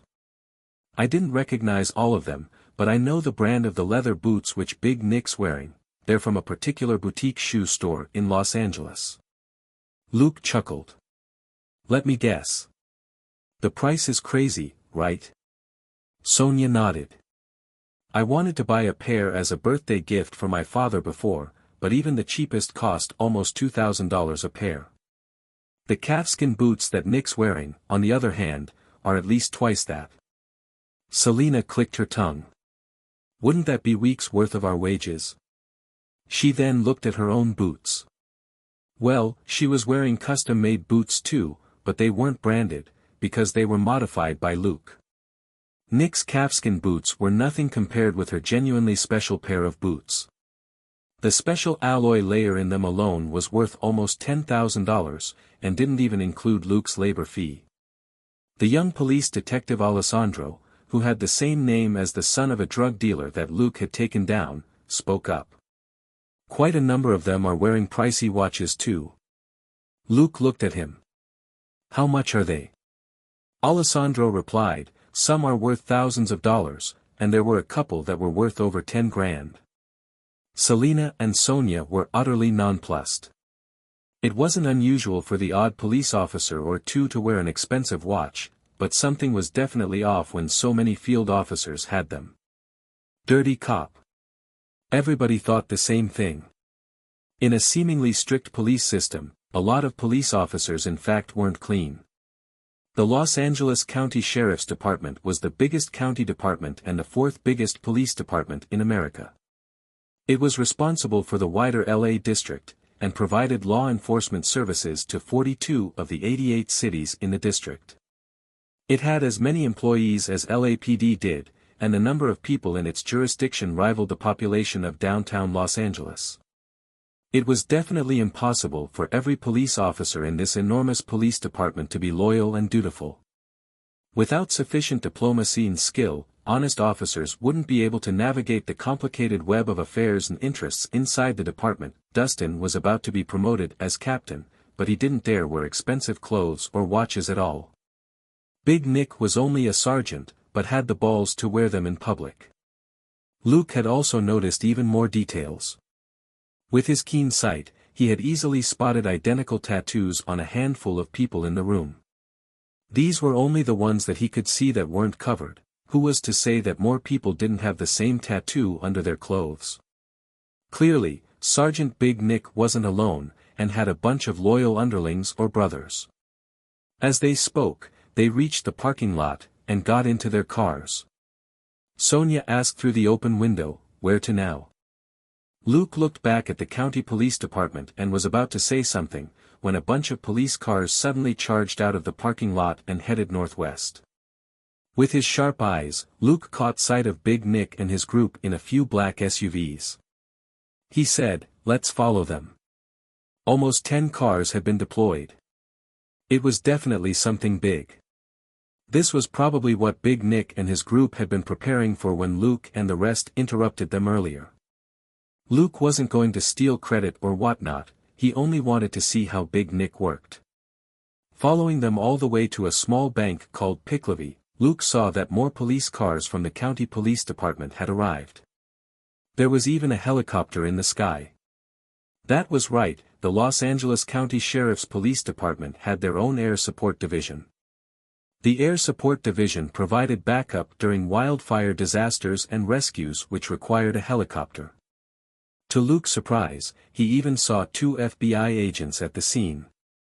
Luke murmured to himself, "What major case is this?" Thinking for a moment, he had Sonia and her partner watch their surroundings and remain on standby. Have the cameras monitor the bank. Aim the long-distance sound collector at LASD and monitor their comms, said Luke. Selena quickly operated the tablet to monitor the comms line via her earphones. The car radio played the information gathered by the long-distance sound collector at a low volume. Putting everything together, Luke soon figured out what was going on. Nick's team had recently been monitoring the group of robbers which was currently inside the bank, but the FBI also had its eye on this bunch. These were most likely the same suspects who had robbed the armored truck and killed 4 county officers a few days earlier. So, the local police and the FBI were both after the robbers. Suddenly, there was the sound of a gunshot. Luke was stunned. Then, he heard Nick and an FBI agent arguing. At that moment, they were so loud that Luke could hear them even without the sound collector. A hostage was dead. This was a warning from the robbers, since the county officers had half-heartedly said earlier that they needed to consider the robbers' demands, $10 million in cash and a helicopter with a full tank. Luke furrowed his brow. Robbers who didn't hesitate to kill hostages to put pressure on the police were the trickiest. Also, they hadn't minced words with the county police, and weren't giving them a chance to negotiate. Criminals who talked too much lost, the robbers were clearly aware of this principle. Luke rolled down the window and activated Sharp Nose. Selena alerted him, the county police are about to send a helicopter. Luke nodded and closed his eyes. A moment later, he opened them and signaled to Sonia to withdraw. The 2 cars moved back 20 meters and hid behind a building not far away. Deep in thought, Luke asked, Selena, in what sort of situation would robbers put pressure on the police by pretending to kill a hostage? Selena was going to say, when they don't want to kill. After all, murder was a more serious felony than robbery. Looking at Luke's face, however, she thought of something else. Are they playing tricks? Luke said, let's wait and find out. These guys are, interesting. That being said, there was nothing but indifference in his eyes. He had no mercy for robbers who killed police officers in the line of duty. In the next few minutes, Luke kept his eyes closed, while Selena monitored what was going on around them. Suddenly, there was an explosion, which shattered the bank's windows. Are they blowing up the vault? Selena exclaimed in surprise. Luke simply hummed a response and didn't reply. A moment later, he suddenly said, Selena, tell Sonia to follow us. Selena signaled to Sonia's car behind them, and Luke drove the car west. Luke stopped 1 street away and got out of the car. Checking some location on the side of the road for a moment, he had Selena give Sonia a walkie-talkie. We're going to check out the robbers. Be careful and don't expose yourselves. Those guys probably have military backgrounds, and are too ruthless. Sonia said, what? She didn't expect this to be the reason for Luke's mysterious departure earlier. While the county officers were still arguing, her amazing colleague was going to lead them to the robbers. Thinking this, Sonia's palms were wet with sweat. She was both nervous and excited. These weren't simple robbers, and this could be a big case. The danger of getting involved in a case like this with Luke wasn't low, but it was still a lot safer than with anybody else. After all, Luke was the detective with the best fighting ability, not just in Westside, but in the entire LAPD. The two cars stayed 100 meters away from each other, and communicated via the walkie-talkies. Luke wasn't really counting on Sonia and her partner to back him up. Sonia could be helpful. She was only 24 and a fit woman, but her partner, Alessandro, was pitiful. Luke felt that one Sonia could take down two Alessandros. Thus, he had them hang back to act as lookouts. Like he said earlier, the robbers might have military backgrounds, and Sonia and her partner might be killed in a matter of seconds at their level. After the Texas Rangers and LASD, Luke didn't want Westside LAPD to lose police officers too. Don't lose your head, and don't be reckless. Follow my lead, said Luke. Copy that, Sonia replied naturally, as if it was Dustin himself who was speaking. She didn't react adversely to the way Luke's words sounded like a command. As they talked, Luke sped up, before stopping the car 100 meters away from a building. He narrowed his eyes at the building, which was the Federal Reserve's Los Angeles branch. Selena looked at the building as well. Is that their real target? Working with Luke, her wits had gotten much sharper, and it was easy to derive the formula: bank robbers plus cover-up equals trick plus real objective. When she got a clear look at the sign on the building, she was shocked. Are they crazy? That's the bank of all banks. Nobody has ever robbed them. Luke's mind was whirling with thoughts, and he said, there are always some people with more guts than others. Luke looked back at the county police department and was about to say something, when a bunch of police cars suddenly charged out of the parking lot and headed northwest. With his sharp eyes, Luke caught sight of Big Nick and his group in a few black SUVs. He said, let's follow them. Almost 10 cars had been deployed. It was definitely something big. This was probably what Big Nick and his group had been preparing for when Luke and the rest interrupted them earlier. Luke wasn't going to steal credit or whatnot, he only wanted to see how Big Nick worked. Following them all the way to a small bank called Picklevy, Luke saw that more police cars from the county police department had arrived. There was even a helicopter in the sky. That was right, the Los Angeles County Sheriff's Police Department had their own air support division. The Air Support Division provided backup during wildfire disasters and rescues which required a helicopter. To Luke's surprise, he even saw 2 FBI agents at the scene. Luke murmured to himself, what major case is this? Thinking for a moment, he had Sonia and her partner watch their surroundings and remain on standby. Have the cameras monitor the bank. Aim the long-distance sound collector at LASD and monitor their comms, said Luke. Selena quickly operated the tablet to monitor the comms line via her earphones. The car radio played the information gathered by the long-distance sound collector at a low volume. Putting everything together, Luke soon figured out what was going on. Nick's team had recently been monitoring the group of robbers which was currently inside the bank, but the FBI also had its eye on this bunch. These were most likely the same suspects who had robbed the armored truck and killed 4 county officers a few days earlier. So, the local police and the FBI were both after the robbers. Suddenly, there was the sound of a gunshot. Luke was stunned. Then, he heard Nick and an FBI agent arguing. At that moment, they were so loud that Luke could hear them even without the sound collector. A hostage was dead. This was a warning from the robbers, since the county officers had half-heartedly said earlier that they needed to consider the robbers' demands, $10 million in cash and a helicopter with a full tank. Luke furrowed his brow. Robbers who didn't hesitate to kill hostages to put pressure on the police were the trickiest. Also, they hadn't minced words with the county police, and weren't giving them a chance to negotiate. Criminals who talked too much lost. The robbers were clearly aware of this principle. Luke rolled down the window and activated Sharp Nose. Selena alerted him, the county police are about to send a helicopter. Luke nodded and closed his eyes. A moment later, he opened them and signaled to Sonia to withdraw. The two cars moved back 20 meters and hid behind a building not far away. Deep in thought, Luke asked, "Selina, in what sort of situation would robbers put pressure on the police by pretending to kill a hostage?" Selina was going to say, "When they don't want to kill."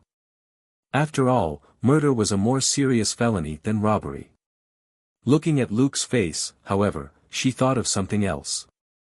"Are they playing tricks?" Luke said, "Let's wait and find out. These guys are, interesting." That being said, there was nothing but indifference in his eyes. He had no mercy for robbers who killed police officers in the line of duty.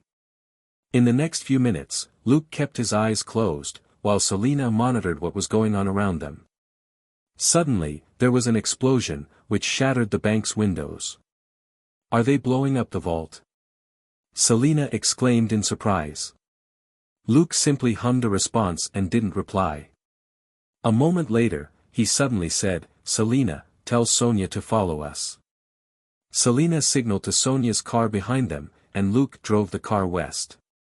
Luke stopped one street away and got out of the car. Checking some location on the side of the road for a moment, he had Selina give Sonia a walkie-talkie. "We're going to check out the robbers. Be careful and don't expose yourselves. Those guys probably have military backgrounds, and are too ruthless." Sonia said, "What?" She didn't expect this to be the reason for Luke's mysterious departure earlier. While the county officers were still arguing, her amazing colleague was going to lead them to the robbers. Thinking this, Sonia's palms were wet with sweat. She was both nervous and excited. These weren't simple robbers, and this could be a big case. The danger of getting involved in a case like this with Luke wasn't low, but it was still a lot safer than with anybody else. After all, Luke was the detective with the best fighting ability, not just in Westside, but in the entire LAPD. The two cars stayed 100 meters away from each other, and communicated via the walkie-talkies. Luke wasn't really counting on Sonia and her partner to back him up. Sonia could be helpful. She was only 24 and a fit woman, but her partner, Alessandro, was pitiful. Luke felt that one Sonia could take down two Alessandros. Thus, he had them hang back to act as lookouts. Like he said earlier, the robbers might have military backgrounds, and Sonia and her partner might be killed in a matter of seconds at their level. After the Texas Rangers and LASD, Luke didn't want Westside LAPD to lose police officers too. "Don't lose your head, and don't be reckless." "Follow my lead," said Luke. "Copy that," Sonia replied naturally, as if it was Dustin himself who was speaking. She didn't react adversely to the way Luke's words sounded like a command. As they talked, Luke sped up, before stopping the car 100 meters away from a building. He narrowed his eyes at the building, which was the Federal Reserve's Los Angeles branch. Selina looked at the building as well. Is that their real target? Working with Luke, her wits had gotten much sharper, and it was easy to derive the formula: bank robbers plus cover-up equals trick plus real objective. When she got a clear look at the sign on the building, she was shocked. Are they crazy? That's the bank of all banks. Nobody has ever robbed them. Luke's mind was whirling with thoughts, and he said, "There are always some people with more guts than others." Selina frowned. "Whoever hangs around here for more than 10 minutes will be chased off by security. If they show up again, the FBI will look into them. How can they possibly succeed?" Luke nodded and turned on the walkie-talkie. "Sonia, do me a favor and find out which bank the county department's armored truck in the murder case was from." Sonia was good at gathering intelligence and at cybertech. She was a promising specialist in the major crimes division. 2 minutes later, Sonia replied, "Luke, I think the armored truck belonged to the Picklavy Bank which was robbed this morning." Pondering for a moment, Luke said, "Check if the truck's route includes the LA Federal Reserve branch." Sonia's reply was even faster this time. "Yes, the truck transports money there on a daily basis." Luke hummed in response and ended the call. Selena immediately realized what was going on. Are you saying that they hijacked the armored truck to use it to sneak into the LA Federal Reserve branch? Luke nodded, but then shook his head. To be more exact, I think they want to quietly take the money out. The Federal Reserve was the bank of banks. Pissing off the FBI wasn't as bad as pissing off this agency, which was America's money bag. These robbers wouldn't be stupid enough to really force their way in to rob this place. One mistake from idiots like that and they would be killed on the spot. The Federal Reserve branch had extremely tight security to begin with, and if it really was attacked by dauntless criminals, thousands of police officers from LAPD and LASD would swarm them. There would be no way for them to escape. Luke checked the time, and it was slightly past 3. Telling Sonia and Alessandro to keep an eye on the building's exit, Luke drove the car around the neighboring area. After half an hour, Sonia suddenly contacted him. Luke, something's going on. Luke said, tell me. That big Nick brought 2 cars of county officers with him. They detained a black man who just came out of the Federal Reserve branch, and are now beating him up, said Sonia. Luke said, don't do anything. Just keep an eye on the environment. I'll be back soon. He turned the car, and just as he was about to pass the exit of the Federal Reserve branch's underground parking lot, a garbage truck came out of the parking lot ahead of him. Luke took a sniff and smelled a lot of cash, but the scent was a little strange. Focus the cameras on the garbage truck up ahead, said Luke. Suddenly, another garbage truck appeared and cut into their lane, before it sped up. Luke was stunned. 2 garbage trucks in a row. It wasn't entirely impossible, but it definitely wasn't common. Each garbage truck was responsible for a certain area. It wasn't too surprising that their routes would overlap from time to time, but it was unusual for 2 garbage trucks to gather outside the LA Federal Reserve branch. Even more strangely, the second garbage truck also had an odd smell of cash. It was very similar to the smell from the first truck, but not the same. Luke, Nick is taking the black man away. Do we follow him? Sonia updated him. Luke closed his eyes and considered for a moment. No need. I'll be back soon. Just stay where you are. At that moment, the garbage truck in the lead took a left turn off the street. The garbage truck in front of Luke, however, slowed down to 30 km per hour. Luke slowed down as well and tapped the wheel unhurriedly. A minute later, the truck took a right turn off the street. Luke's car also took a right turn to follow it. Selena suddenly said, Luke, someone's robbing the other garbage truck. Luke was surprised. What? Why would anyone rob a garbage truck? He took a quick glance at Selena's tablet, only to see a man pointing a gun at the driver in the other garbage truck several hundred meters in the distance, before he got in and drove it away. What a surprising move. Luke suddenly chuckled and looked at the garbage truck in front of him. He suddenly activated the walkie-talkie. Sonia, stay on the garbage truck in front of me. Do you see it?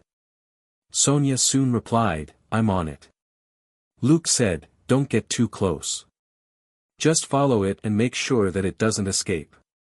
I'll call the boss to come over, and the both of you can stop the garbage truck together. Okay, don't worry, I'll keep an eye on it, replied Sonia. Luke turned off the walkie-talkie and made a call. Boss, we've got a situation. Elsa asked, what situation? Luke said, I have 2 suspicious garbage trucks. I suspect that the robbers are using the trucks to transfer their loot.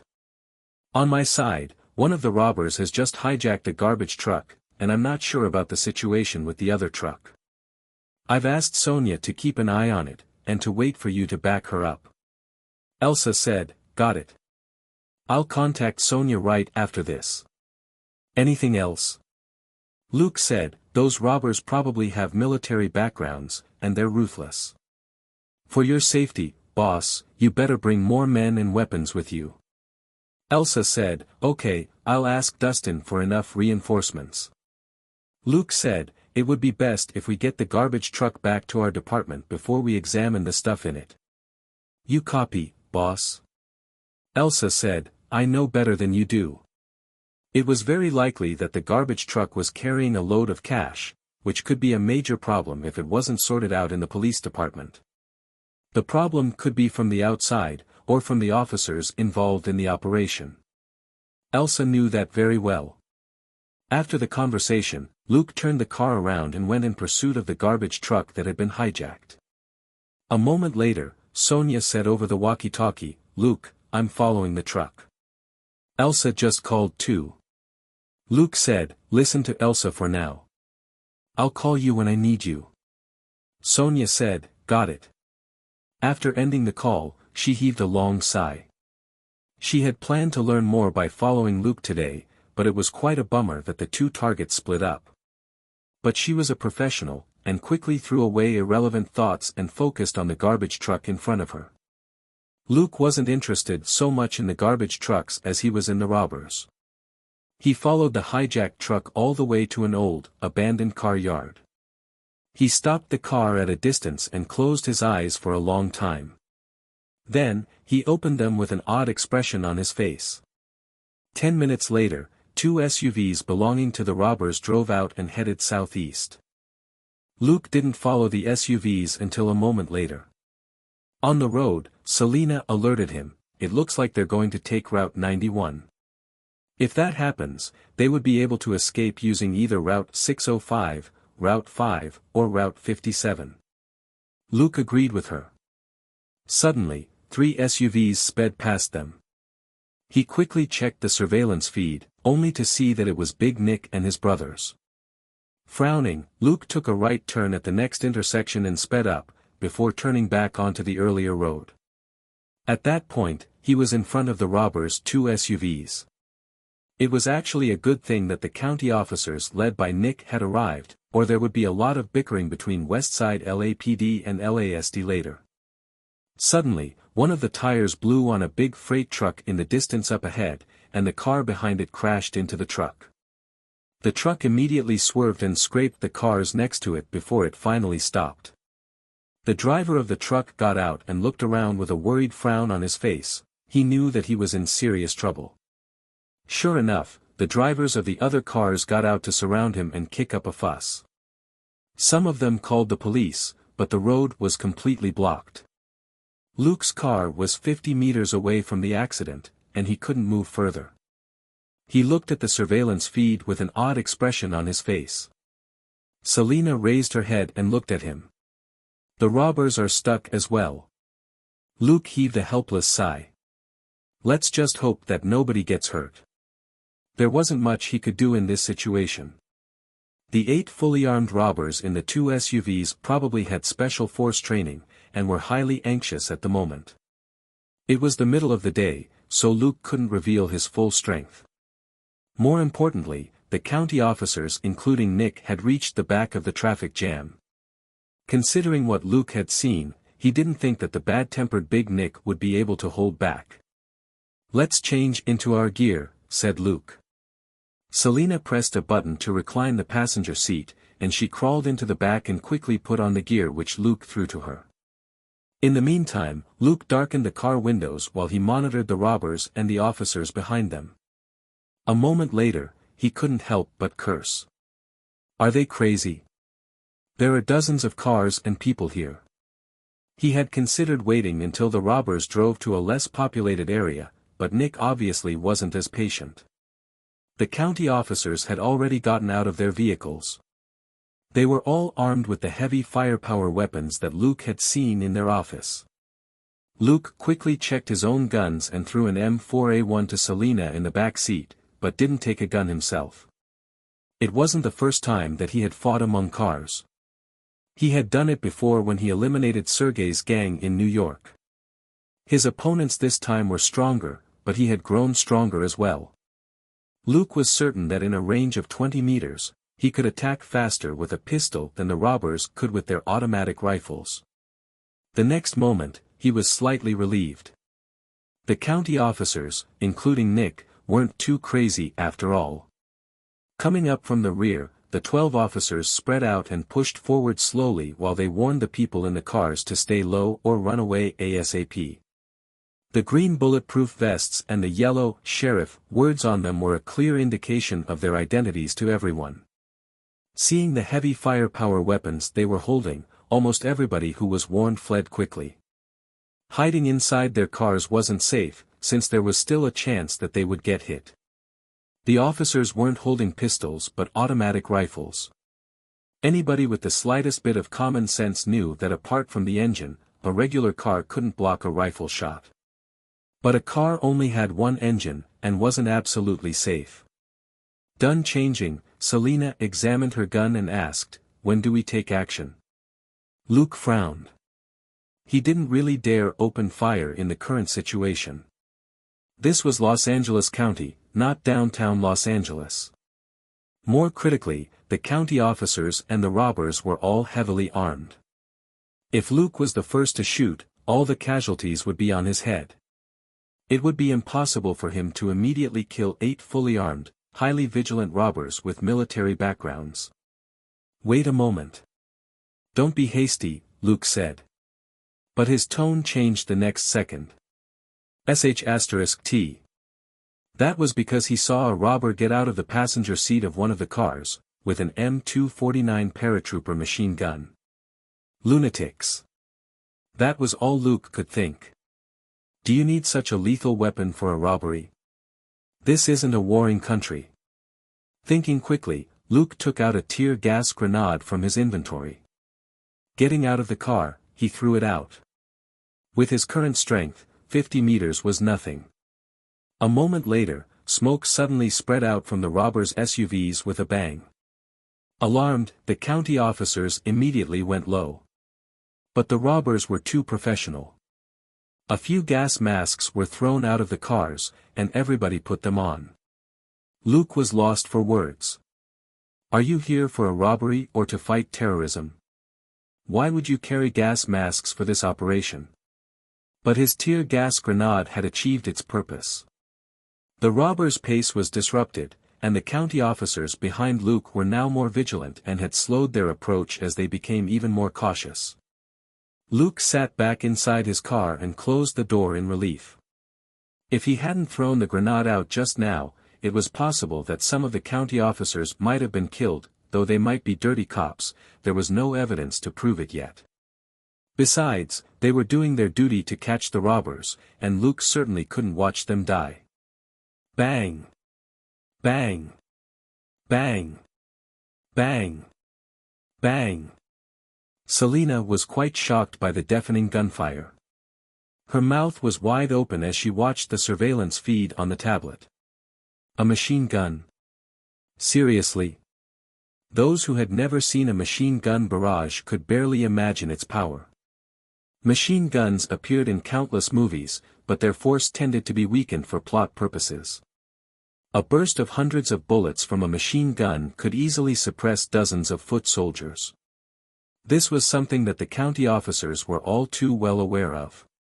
Almost everybody was lying on the ground, and didn't dare raise their heads at all.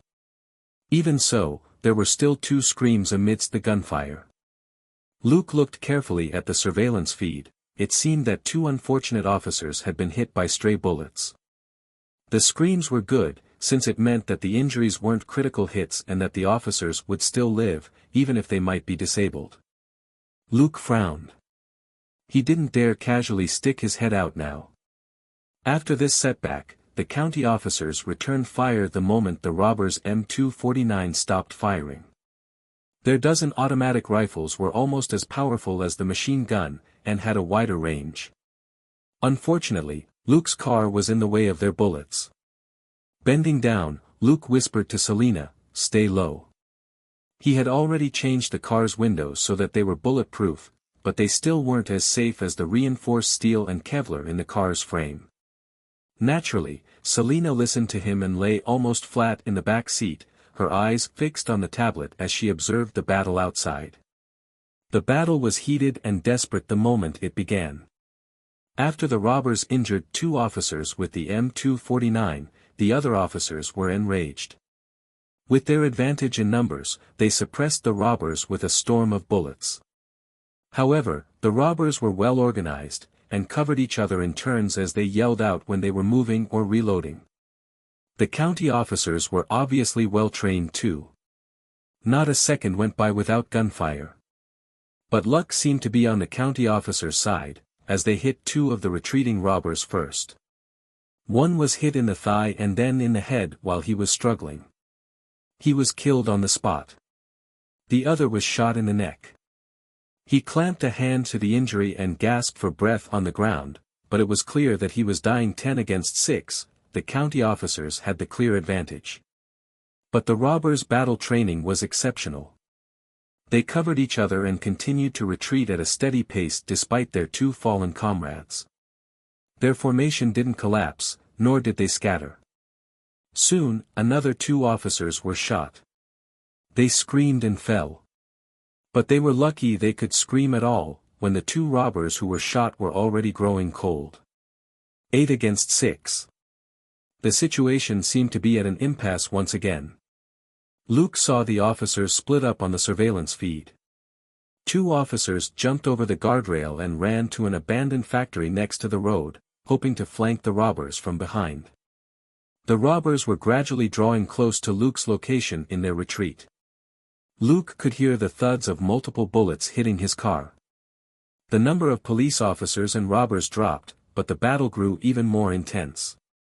A robber collapsed with a scream. He struggled but couldn't get back to his feet, and his rifle had also been sent flying. One of the officers also screamed at the same time and fell, gripping where he had been shot in the leg. 7 against 5. At that moment, the robbers were only 4 cars away from Luke. One of the robbers shouted, "Moving," but was only able to take 2 steps before he was shot right in the head. The other robbers couldn't check on him at all, and continued to retreat. The situation was clearly becoming more and more disadvantageous for them. They were in the territory of the county officers, who had reinforcements coming. Luke narrowed his eyes as he observed the positions and movements of the 4 robbers. He quickly took out a car jack from his inventory, and gave it to Selina without looking back. Selina was dumbfounded. She asked in a low voice, "What? Why are you giving me a car jack when everyone else has rifles and machine guns?" Luke whispered something to her, and Selina's eyes lit up. She took the car jack and weighed it in her hand, looking very pleased, before she leaned against the back door on the right. Finally, one of the robbers retreated to Luke's car, and leaned on the hood of the car to change clips. Luke stared at the guy in silence. Seeing that the guy's sweaty elbow was on the hood, Luke immediately pressed a button on the center console. While taking out a new clip, the robber shouted, "Rello, Crash." The man's entire body convulsed and he fell over the car hood. Looking at the surveillance feed, Luke raised 3 fingers at Selina, who was waiting at the back door. 3, 2, 1. When Luke dropped the last finger, Selina had already rolled down the car window. A robber who had used up his bullets was reloading his gun when he passed the back of the car. He was shouting, "Reload." Clang. There was a low but pleasant sound. Hearing it, Luke could tell that the guy had a hard skull. The robber who had a hard skull didn't finish his sentence. He passed out from the pain that exploded in the back of his head. Selina quickly pulled back, lay down, and rolled the window up. On Luke's end, he sat up straight and rolled down the window on the driver's side. Just nice, a robber who was crouched down was facing Luke. A white ball grew bigger and bigger in the robber's line of sight. Bang! The robber's head jerked up violently, and he was knocked into a car on the side before he fell to the ground. Only the whites of his eyes could be seen, and blood oozed from his mouth and nose. All of a sudden, the gunshots became sparse. The last robber turned around, only to see the robber who had just fallen on the left side of Luke's car, and his eyes turned red. McCourt. He dashed over to check the robber who had just fallen, and completely missed Luke, who rolled down the window once again.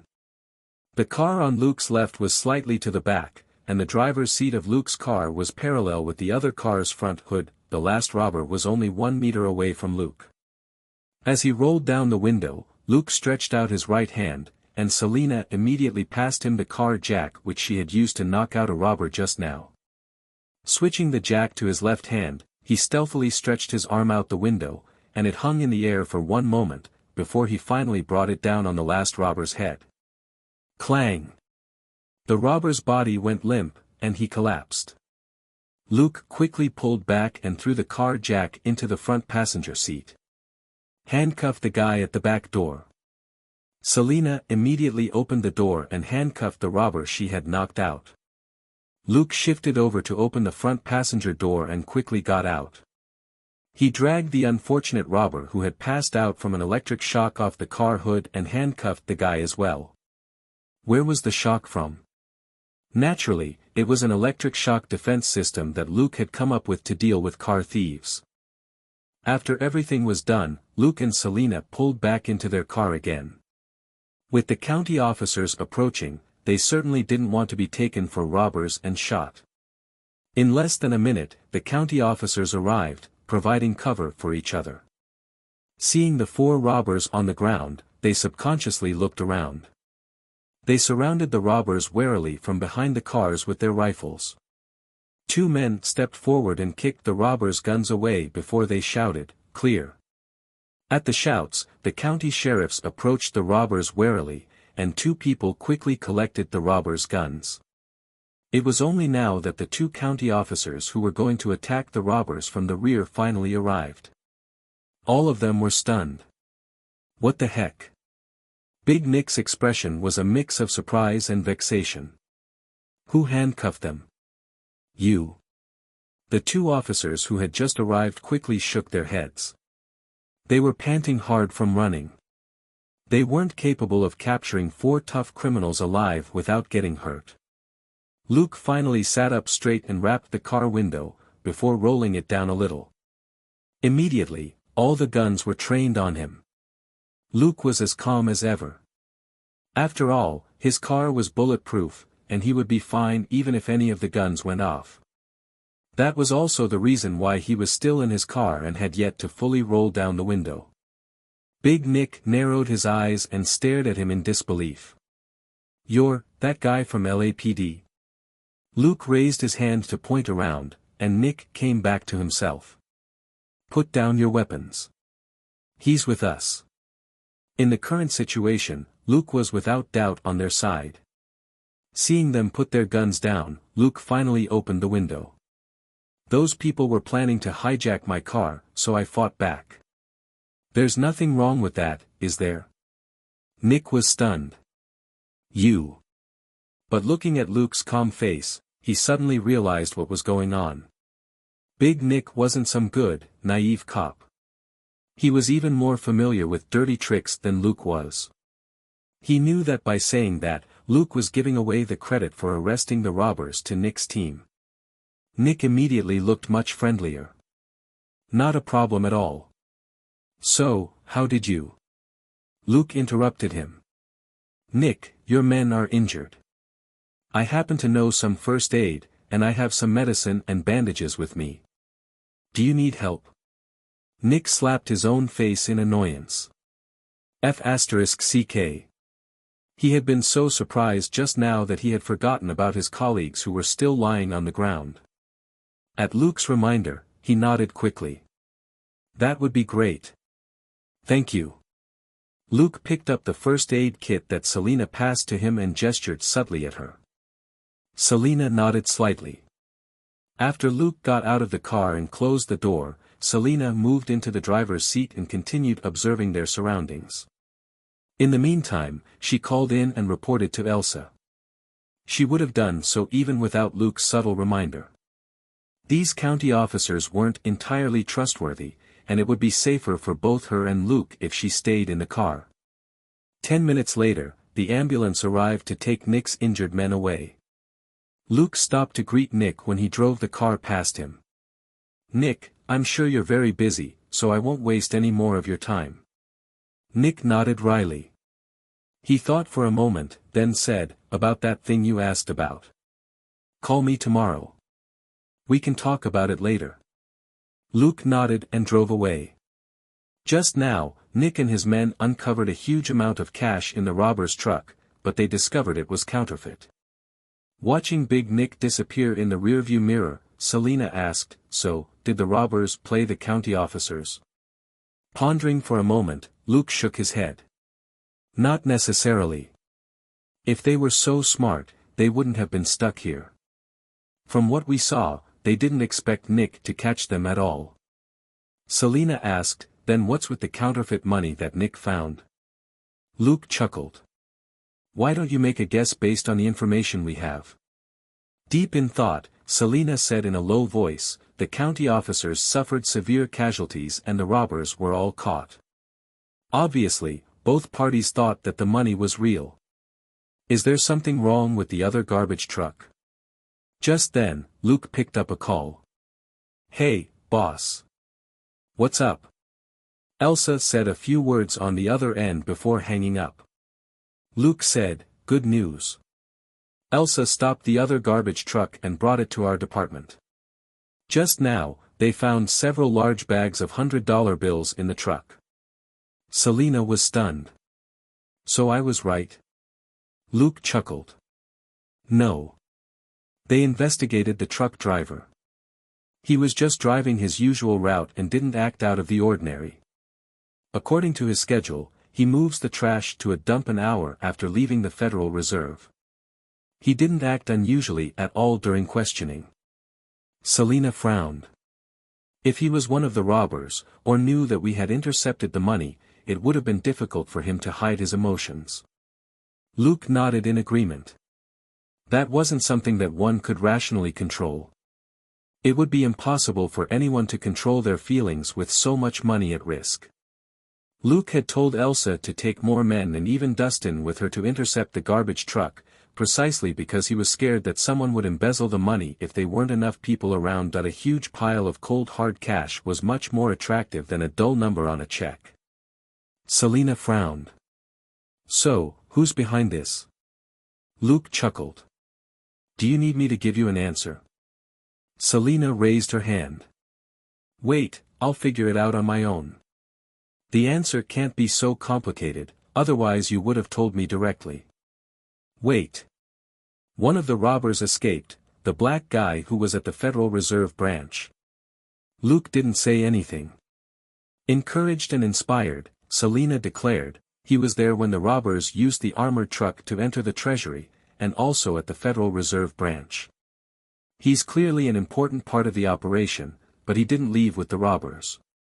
Just now, he took advantage of the fight to secretly undo his handcuffs and escape from Nick's car." Luke nodded slightly. "Anything else?" Selina closed her eyes and leaned back in her chair, as she subconsciously tapped the car door with her right hand. The black man was caught the moment he left the Federal Reserve branch. Nick then came here to intercept the robbers.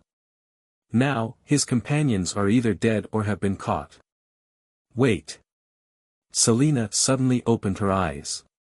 If we hadn't intervened, none of the robbers might have survived. 4 robbers were caught alive because of her and Luke. Considering the fierce battle between the police and the robbers, it was unlikely that they would have surrendered. They would probably have all been killed. Big Nick wouldn't have let them go when so many of his men were wounded. Selina's eyes glittered. So, the black guy is the mastermind behind the curtain. He intentionally led Nick to this place to try and get his companions killed. While the robbers he sold out thought that the counterfeit cash was real, he could hijack the other garbage truck and take the money for himself. After that, she looked at Luke. Is that the case? Luke applauded her with a smile. Correct, my thoughts exactly. Just now, he had received the system notification. Mission, catch the bank robbers and reclaim the loot. Total experience, 1000. Total credit, 1000. Contribution rate, 60%. EXP plus 400. Credit plus 600. EXP 16890. Selina asked, shouldn't we go after him? Luke chuckled. Don't forget that the loot is in Dustin's hands, so this isn't entirely our case anymore. We should ask the boss what to do next. Selina was stumped, wondering when Luke had become so obedient. Luke, however, knew that too much money was involved, and that it might not be good to go off on his own and detain criminal suspects without talking to Dustin first. More importantly, the Federal Reserve hadn't responded yet. How could the Federal Reserve still be so calm when the robbers stole so much money? They should have sent out a request for investigation before this. It was this unusual situation that made Luke decide to talk to Dustin first.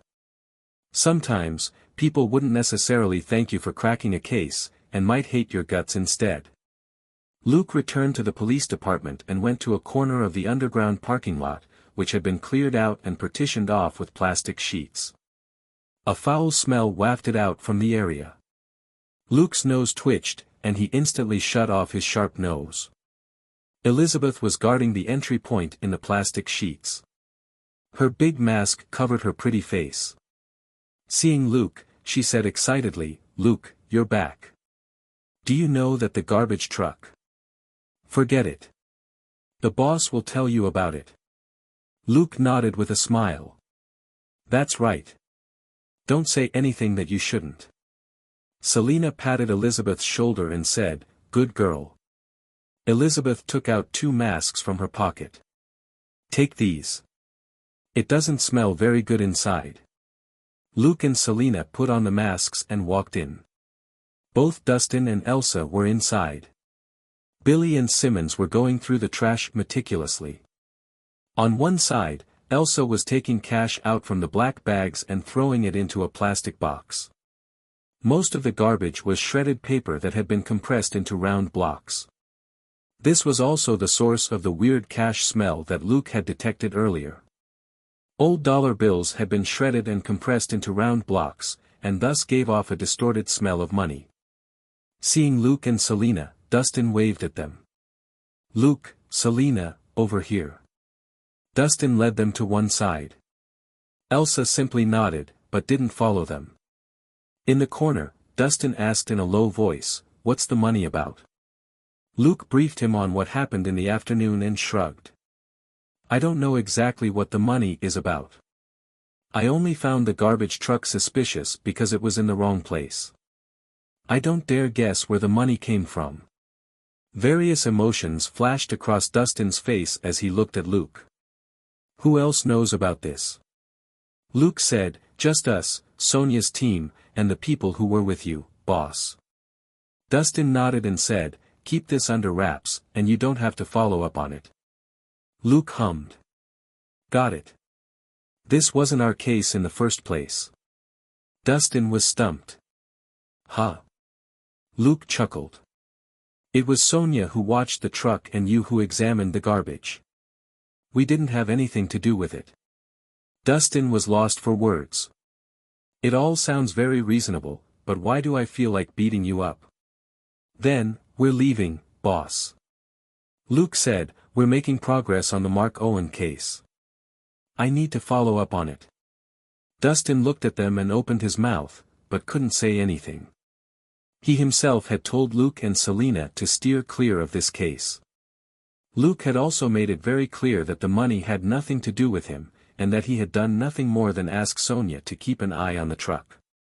Any discoveries related to the truck could be attributed to Sonia's team, or Elsa's team, or even Dustin's team, but they had nothing to do with Luke or Selina. Since they weren't involved in this case, Dustin couldn't ask them to go through the trash here. Waving his hand helplessly, Dustin said, "Get out of here." Luke chuckled. "Where's Sonia and Alessandro? I need their help in our investigation." Dustin said, "Call them yourself." "Am I in? Operator?" Luke immediately saluted him. "Yes, sir." He then ran away with Selina. This case was so complicated that he didn't want to touch it at all. He wasn't interested in the black man who was likely to be the mastermind either. Luke wasn't a man of pure integrity. This case entailed a lot of trouble and promised few rewards. He certainly would rather keep a distance from it. The problem wasn't the police, but the Federal Reserve. The huge amount of money could have only been acquired from the Federal Reserve branch, but the Federal Reserve had yet to respond. The FBI would search for leads like crazy even if only $1 was stolen, to say nothing of the looting of tens of millions of dollars. Furthermore, it wasn't just about the money, but also about the holes in the Federal Reserve security system. Who knew how much money would be lost the next time something like this happened? Luke immediately withdrew from the case before he was too deeply mired in it, and threw everything to Dustin. He could ask to join the investigation since he was the one who had found the initial leads, and Dustin trusted him, but what could he get out of it?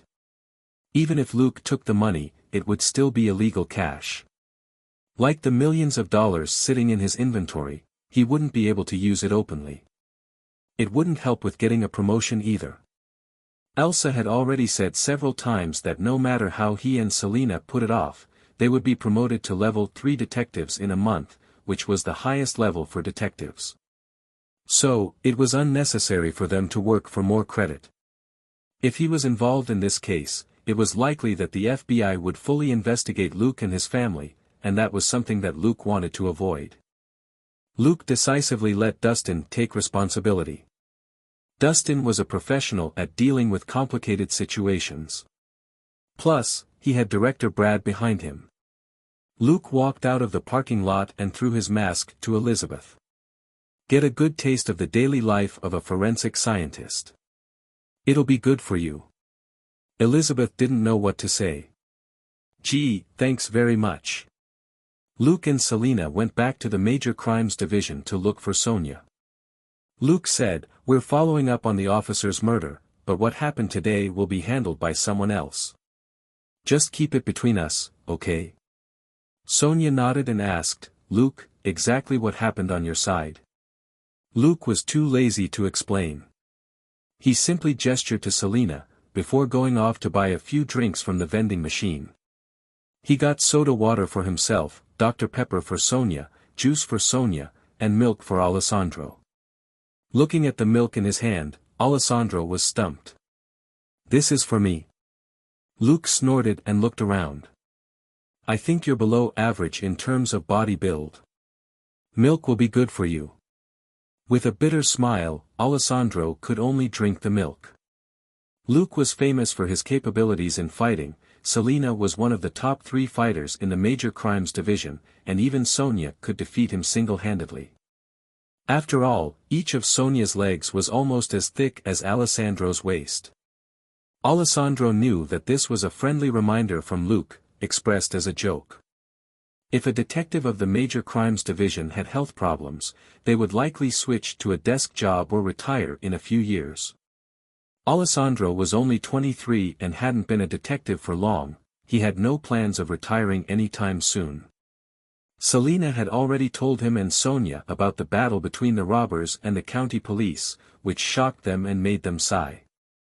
They were shocked at the unexpected event, and sighed at missing it. However, they also felt lucky that they hadn't gotten involved randomly. When Selena described how the robbers had taken down 2 county officers with an M249, Sonia and Alessandro were dumbfounded. Why would anyone use a machine gun in a robbery? In that famous North Hollywood bank robbery years earlier, the 2 robbers only carried AKs with 100 bullets. At that point, Sonia and Alessandro felt that it wasn't entirely a bad thing that they hadn't followed Luke. Police usually kept an eye on their target from behind. If they had been behind the county police, wouldn't they have been in the M249's line of fire as well? Luke smiled. However, there's good news. Nick has agreed to talk about the Mark Owen case with us. Sonia was delighted at first, but then her expression turned heavy. Luke, is it possible? Luke nodded slightly. Let's hear him out first. Things can't be worse than they are right now, can they? Sonia had her doubts. Considering Nick's attitude, it was possible that the case was more complicated than it seemed. The power struggle in LASD was as bad as in LAPD. After the meeting, everybody went home. After taking a shower, Selena had dinner, and was the happiest as she lazed on the couch afterward. Luke's phone rang. He picked up the phone and said a few words, before he got dressed. "Well, I'm going out for a business negotiation." Selena was surprised. "What?" Luke said, "You haven't forgotten that you own 5% of my company's shares, have you?" Selena was astounded. "Seriously?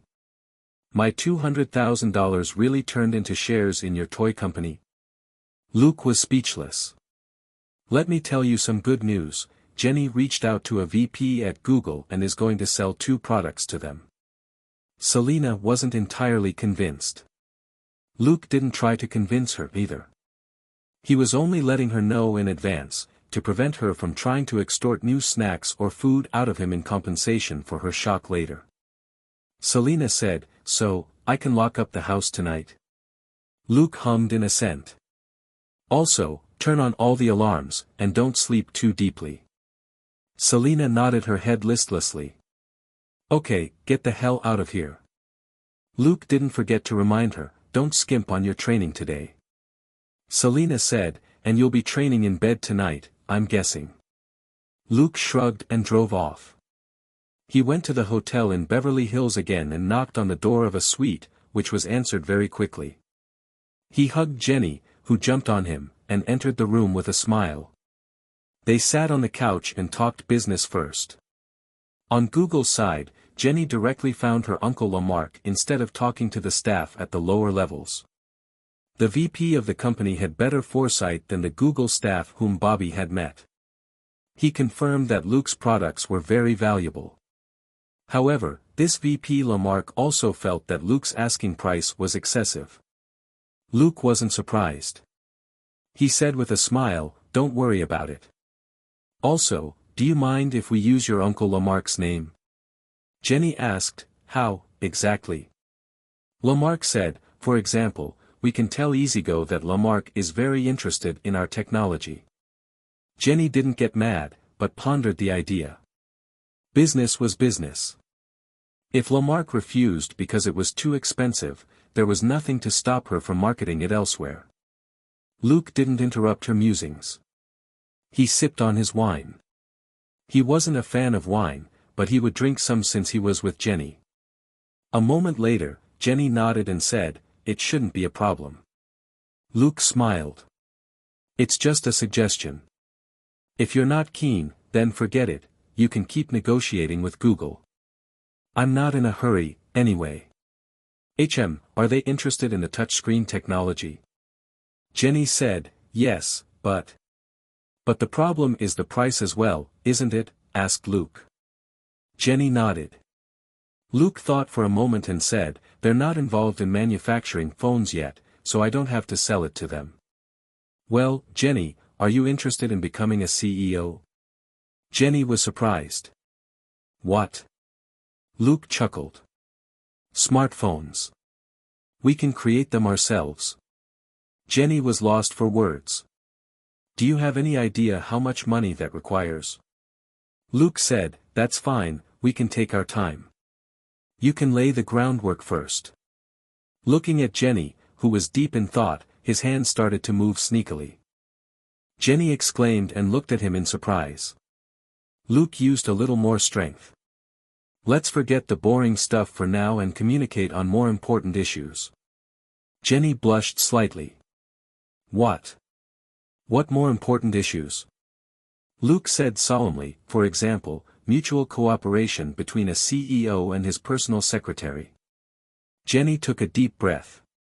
I thought you were going to talk business with me the whole night." Luke said, "This is business too.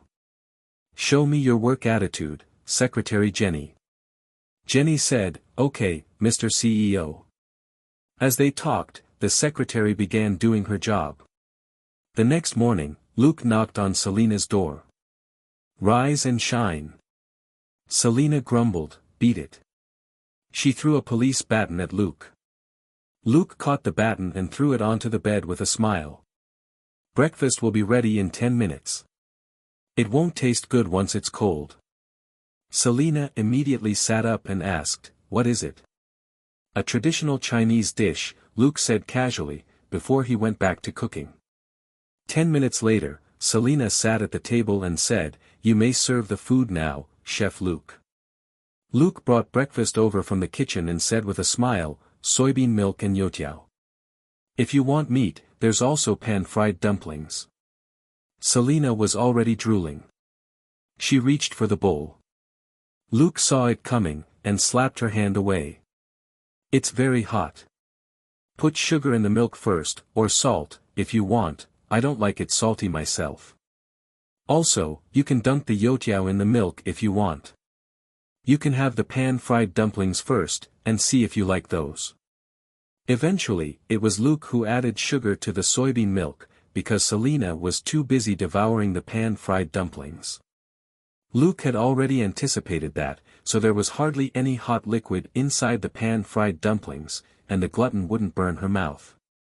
Luke, on the other hand, leisurely ate the youtiao that was soft from being dunked in the soybean milk. The crispy and salty youtiao with the hot and sweet soybean milk was most delicious. After finishing 6 pan-fried dumplings, 1 bowl of soybean milk, and 2 youtiao sticks, Selina looked at her bowl and said, "Why do I still want to eat when I'm already full?" Luke said, "Because it's your first time having this. Let's go. It's time to work now that you're full." Selina had already gotten her reward from Luke, so she couldn't goof off. Elizabeth greeted them when she saw them at the police department. "The boss wants to talk to you in her office."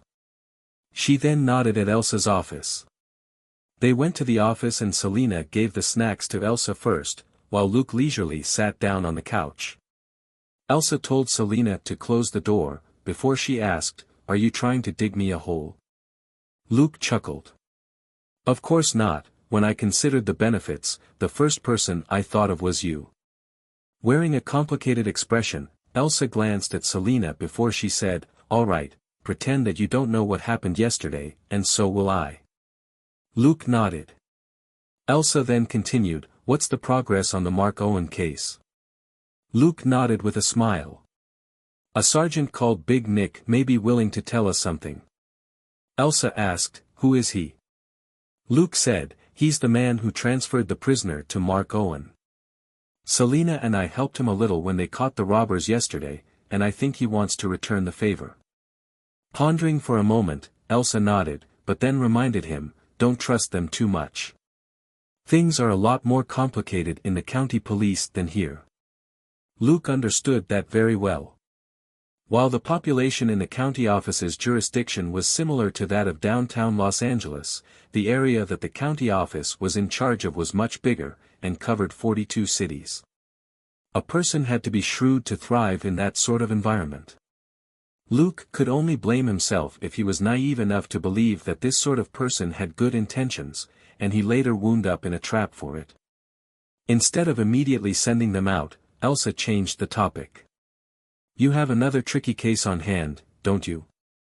Luke thought for a moment and asked, "The girl in pajamas who was hit and killed?" Elsa nodded solemnly. "I read the case file earlier and noticed something." "Do you know who was driving the car that killed the girl?" Luke thought for a moment and said, "It seems it was from Prime Exotic, a luxury race car club.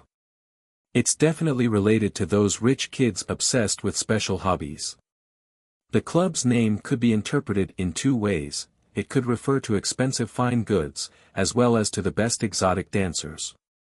When linked to luxury race cars, the meaning couldn't be any more obvious. Elsa asked, "Do you know who's behind this race car club?" Luke thought for a moment. "A bunch of sons from big-name families?"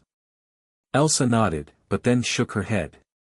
"Most of those who play around at the club are only customers. They'll make a bit of trouble for you at most, but the Major Crimes Division isn't scared of them.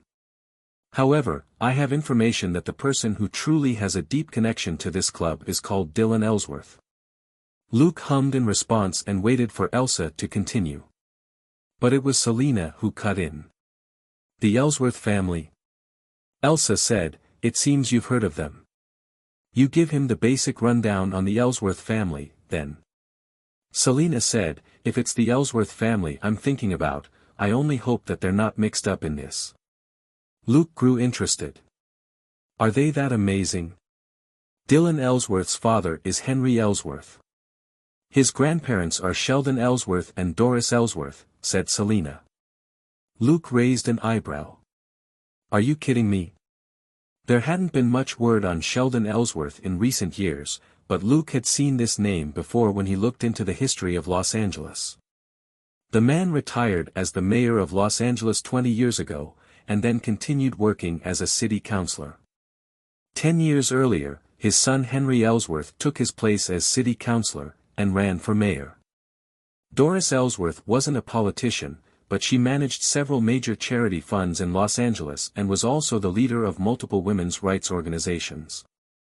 Organizations like these didn't have any real power, but a lot of celebrities, as well as their daughters and wives, took part in them. Selina nodded. That should be them. You know Ellsworth Avenue, right? Or visited Ellsworth Park in the east. Both are named after their family. Elsa interjected, if you're not familiar with the roads or don't go to parks, California also has a city called Ellsworth. Luke's and Selina's eyes widened. Their families, city? Elsa nodded. Back then, their ancestors found a gold mine and built Ellsworth on it, making them one of the top families in California to this day. Selina drew in a sharp breath. It wouldn't be good to provoke families like these which were still going strong even more than a century later. And looking at Sheldon's and Henry's standing in the community, the family showed no signs of declining. Luke asked, so, Ellsworth said, so work on other cases first. Unless you're absolutely certain. No, as long as the Ellsworth family is involved, you must let me know first before you touch them. Luke looked at her and suddenly smiled. Okay, Elsa. Elsa wasn't discouraging him. She was well aware of the power that these local families had, and what their bottom lines were. She was as good as saying that she would shoulder a huge part of the responsibility and risks, which wasn't a smart move. But she was truly a boss whom Luke admired. Those who didn't cover for their subordinates couldn't expect their subordinates to work hard for them. After he left the office, Luke went to Sonia. How's your investigation on Big Nick coming along? We have an appointment with this big shot later. Sonia looked away from her screen and said in a low voice, something is seriously wrong with them, they get no less than 30 complaints every year about their use of violence. Luke chuckled. Does that mean that each person gets a complaint every quarter? Sonia said, that's just complaints about their use of violence, they get other minor complaints practically every week. But they're good, Selina finished for her. Sonia nodded. They're basically either from the special forces or the military, but they refuse to join SWAT, and just stay in the county police's major crimes division. They're really good at dealing with violent crime, which is why the county police turn a blind eye to minor infringements. Luke understood perfectly. The county office couldn't demand that they practice personal discipline when they were so good at handling cases. Why would such capable people want to stay in the county police? They would definitely go somewhere better. So, the county office chose the lesser of two evils and tolerated Nick and his crew. After all, there were few officers who could have fought the professional robbers yesterday without retreating. A bunch of regular officers would have absolutely been taught a lesson by those ex-Marine Corps robbers. Luke pondered the matter for a moment as he leaned against Sonia's desk. So, this Nick is actually quite influential in the county police department. Then our hard work yesterday wasn't for nothing. Sonia shrugged. That's right. They're quite powerful and more well-informed. Luke was amused. Nick's crew absolutely worked in the gray area, they didn't come across as decent police officers. He looked at his watch. Since it was already 11, he called Big Nick. After a few simple words, Luke got up. Let's go. But later, only Alessandro and I will be asking the questions. Both Sonia and Selina were confused, but neither of them said anything. They got into their cars and drove off. In the car, Selina asked, what did Elsa mean? She was puzzled by what Elsa said earlier. They hadn't started working on the case of the girl in pajamas yet. If it was troublesome, they could just put the case aside. Why would Elsa warn them but not stop them from working on the case? After some thought, Luke sighed. Those with power and influence will naturally have enemies, who might use us as a feeler. Selina hadn't expected that answer. Are we going to follow up on that case? Luke nodded. It's our duty to work on cases. We certainly should investigate it. But he himself would decide how to investigate or even close the case. He wasn't foolish enough to become someone else's gun. That was what Elsa had been implying earlier. But someone who could go toe-to-toe with the Ellsworth family certainly wasn't someone she could piss off, nor could she speak explicitly about it. She could only tell Luke to talk to her before he did anything. This was the knowledge and insight of a seasoned detective. Luke was still a stranger here compared with Dustin and Elsa, and he wasn't as sensitive to the power struggles that were taking place. After another year or two, however, he should be able to establish his own information network, and not just anyone would be able to manipulate him then. Very soon, the two cars reached their destination, and Selina's eyes bulged when she saw the sign. You didn't get enough last night? We're coming here during the day. Luke said, it was Nick who chose to meet here, okay? Also, I'm very healthy. One night is nothing. Selina was lost for words. True, Luke would never be desperate enough to come here during the day. When he got out of the car, Luke said, you and Sonia stay here. Keep the comms open and pay attention to your surroundings. Selina nodded and took the driver's seat. Luke and Alessandro gave Nick's name to the security guards at the entrance, and they entered the club called South American Jungle. It was very quiet inside.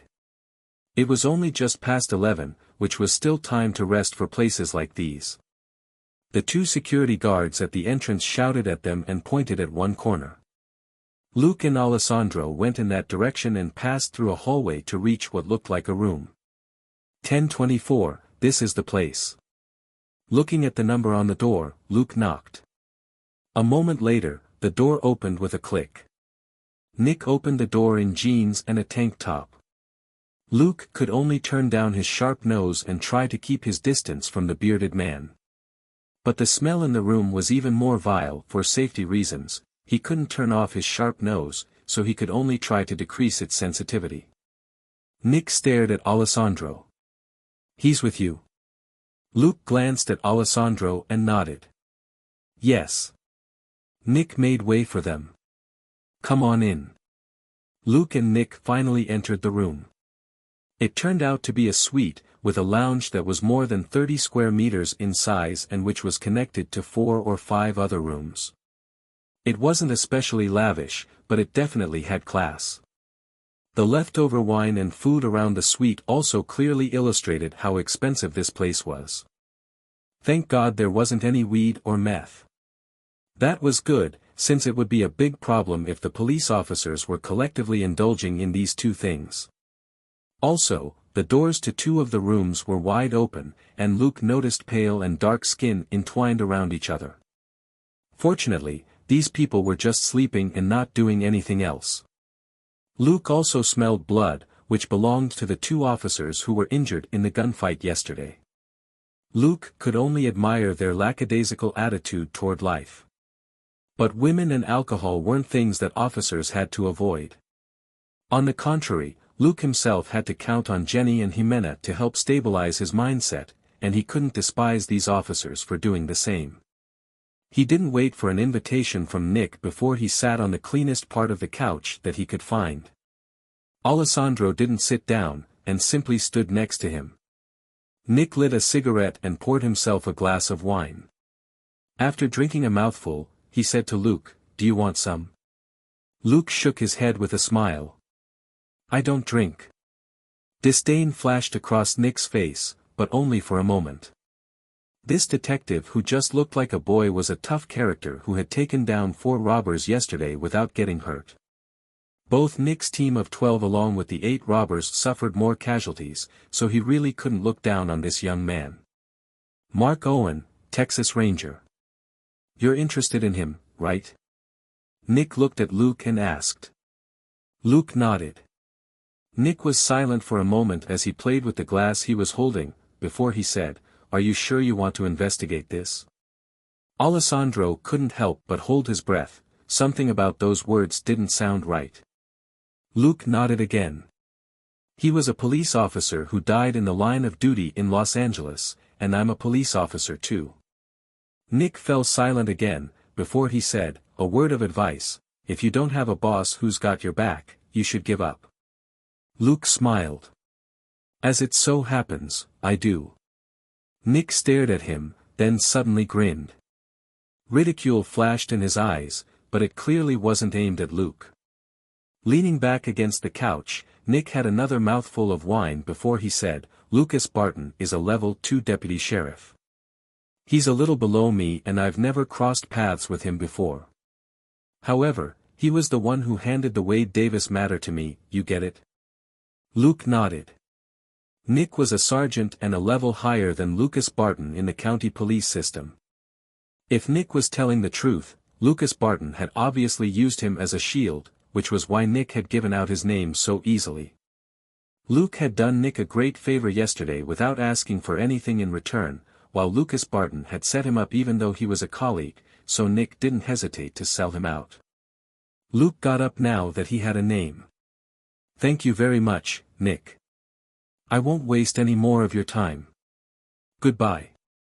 Nick didn't ask him to stay. Luke had helped him out a lot, but from their brief encounters, Big Nick vaguely sensed that the young detective wasn't the same type of person as he was. The best would be if they went their separate and opposite ways.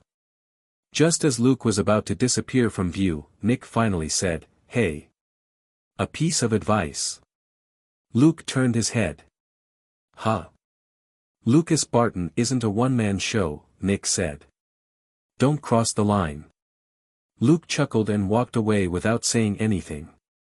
What was the line? Nick was giving him a warning as a cop who wasn't clean himself, so he clearly wasn't referring to the issue of Lucas Barton being a dirty cop, but was more likely implying that there was someone behind Lucas Barton. Mind whirling with these thoughts, Luke walked out of the club with Alessandro. Before he got into his car, Luke said to Sonia, "The two of you go back to the police department and look into Lucas Barton. He's a level 2 deputy sheriff in the county police." It meant investigate the people related to him as well. Sonia nodded silently. It was clear that this Lucas Barton was the real suspect in the officer's murder. Big Nick and his crew, on the other hand, were more blatant about being dirty, and the probability that they were the ones who had killed the officer was very low. The intelligence showed that Nick and his crew hadn't gotten rich overnight. They clearly had their own source of income, and didn't have to break a prisoner out for money. Besides, they were very flashy in their police department, and an enemy would definitely seize the chance to mess with them if they had killed an officer. These were Sonia's thoughts, which were more or less in line with Luke's. The two cars split up on the road, and Selina asked, "Now what?" Luke said, "Let's go for a spin." Selina chuckled. She didn't believe him. Luke had always been a boring old fogey. She didn't think that he would ever take her for a ride. Some time later, Selina was surprised. "You're really taking me for a ride?" Luke stopped the car on the edge of a park with a smile, and fetched Selina's regular snack from the mini-fridge in the back seat. "Let's go. How about an afternoon picnic here?" Selina asked, "Where are the drinks?" Luke patted his head and took out a few Dr. Peppers and 2 cups from the trunk, which he gave to Selina. He then rummaged around for 2 thin blankets. "We've got everything now." Selina cheered and pulled him into the park. "Huh, I spotted a great place for sunbathing earlier. Let's hurry, otherwise somebody else will take it." 10 minutes later, Selina was blissfully lying on her stomach on the blanket, a small dish with the opera cake on it in her hand. She had been obsessed with the cake recently. Luke wasn't in a hurry to eat. Instead, he opened a Dr. Pepper and remarked, "The sunlight's nice." Selena didn't even look at him and simply snorted. "Of course the spot I picked would be good." Satisfied?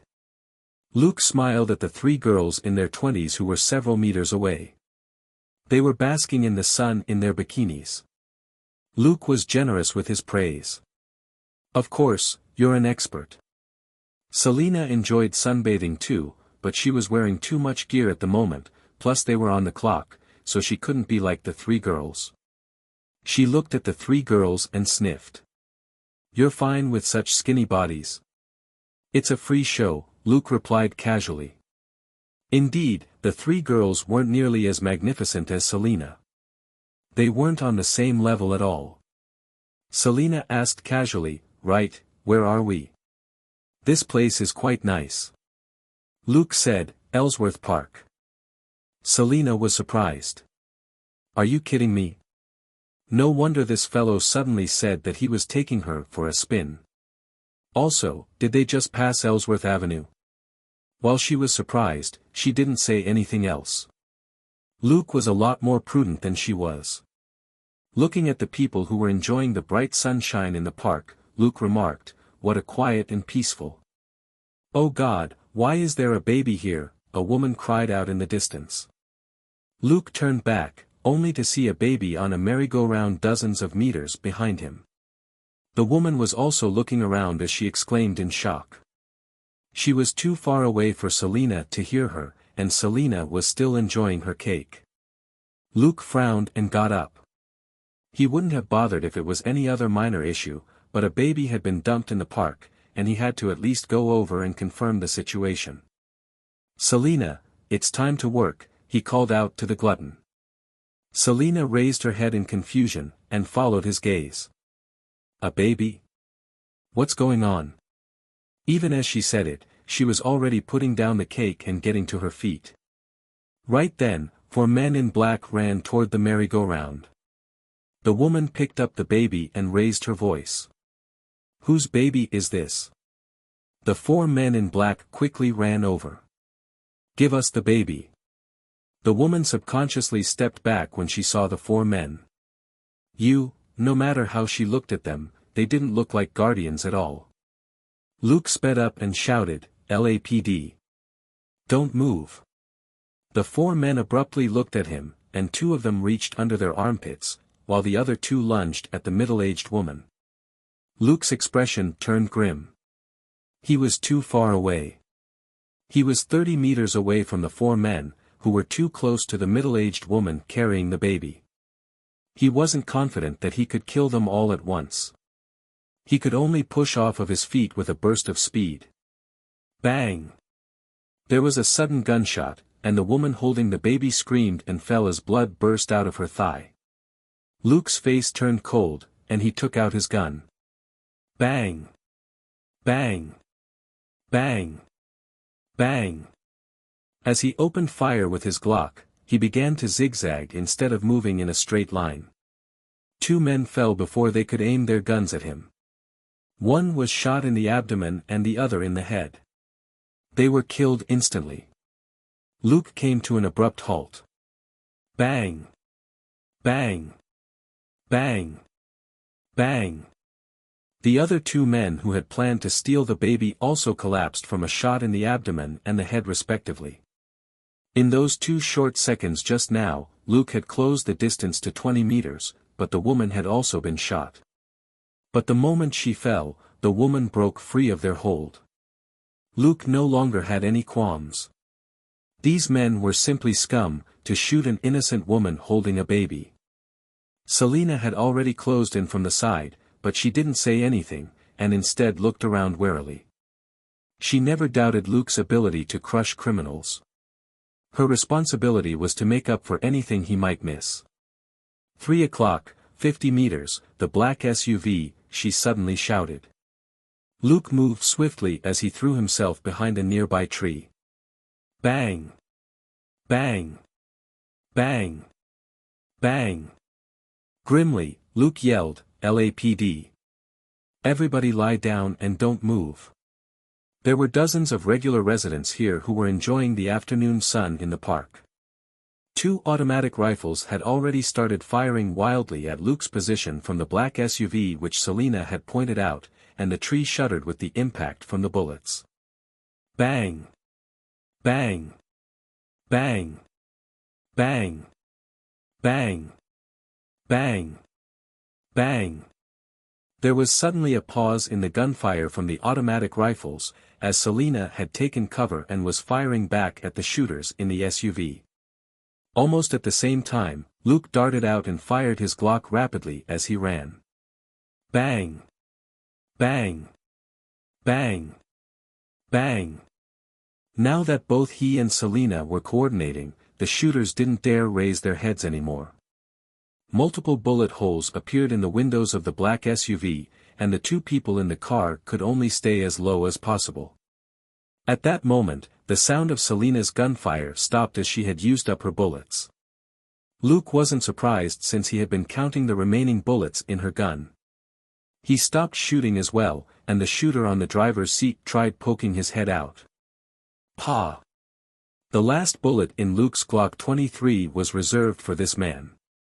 The bullet pierced his right eye and blood blossomed on the back of his head. Luke was now 5 meters away from the black SUV. Over such a short distance, even a heavy machine gun wouldn't be as fast as his pistol. After the shot, Luke put the gun back in his holster and took out the M686 from another holster. LAPD. Open the door slowly, throw out your gun, and crawl out.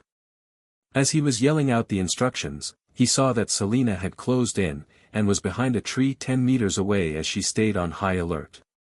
If she hadn't noticed the black SUV beforehand, the 2 of them might have been seriously injured in the ambush just now, and they couldn't let their guards down yet. There was no response from the black SUV. Luke wasn't impulsive. Shifting his gun to his right hand, he observed his surroundings while he put on his badge. I'll shoot if you do not surrender on the count of 3, Luke said calmly. 1, 2, 3, just as he finished counting down, the door of the black SUV opened on the other side, and a man in black tried to run away. Bang! Bang! After 2 gunshots, the man screamed and fell. The gun dropped from his hand, and he clutched his legs as he writhed on the ground. Luke had shot him in his right thigh and his left knee. The man might still be able to use one of his legs if he was lucky, otherwise he would have to choose between a wheelchair or a pair of crutches for the rest of his life. Luke then stepped forward and handcuffed the man. He searched the man and didn't find any other weapons on him. He then said, Selina, bring our car over and call for reinforcements. The police intercom system in the car was the easiest way to call for backup. Selina ran off to get the car. Luke didn't check the black SUV, which now only had the driver, whose head had been blown up. He quickly ran back to the woman who had been shot, and examined her injury as he soothed her. A moment later, Luke soothed her with a smile. Ma'am, the bullet didn't nick your artillery or bone. There's no need to be anxious. The woman finally calmed down at Luke's gentle voice and warm air. She remembered something and said, the baby, a man took the baby. I couldn't stop him. Luke comforted her. It's all right. I've already let my colleagues know to look for the baby. It'll be fine. Looking at the woman, he sighed inwardly. What a nice person. She was still worried about a baby she didn't know even when she had been shot in the leg. Selina arrived with the car. Luke found the first aid kit and treated the woman's injury, before he had Selina watch her. Luke then got up and examined the bodies of the 4 men in black. Verifying that they were already dead, Luke left them alone. He stood up and narrowed his eyes at a bridge hundreds of meters away. On the bridge, a big man was leaving quickly with a baby. How interesting. A few minutes later, the patrol cars arrived. Luke informed them of the situation since Selina was taking care of the wounded woman. A few minutes later, an ambulance arrived.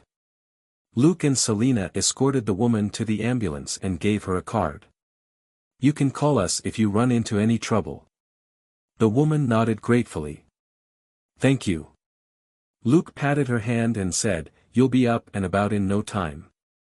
Watching the ambulance leave, Selina asked in a low voice, what's up with that baby? She had noticed an impoverished-looking middle-aged man take the baby away, and that Luke had seen him, but hadn't given chase. Luke took off his thin gloves and threw them into a dustbin. That man was the one who put the baby here in the first place. Selina was surprised. What? Luke started the car and said to Selina, also, he was around the entire time we were fighting the 4 shooters. Selina was even more confused. But why? They were police officers, and if the man had planned to abandon the baby, he could have just given the baby to them. Luke's eyes flashed. It's hard to say. Let's go and find out what this gentleman is up to. The car sped up and drove away from the park. Ask Sonia to look into baby-related cases in recent days, like missing person cases.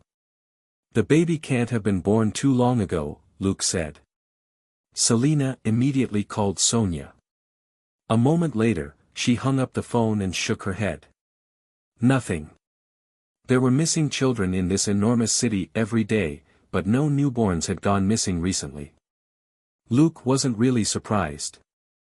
6 armed men, and a single man who clearly wasn't to be trifled with, these were the 2 parties involved in this incident, and their focus was the baby.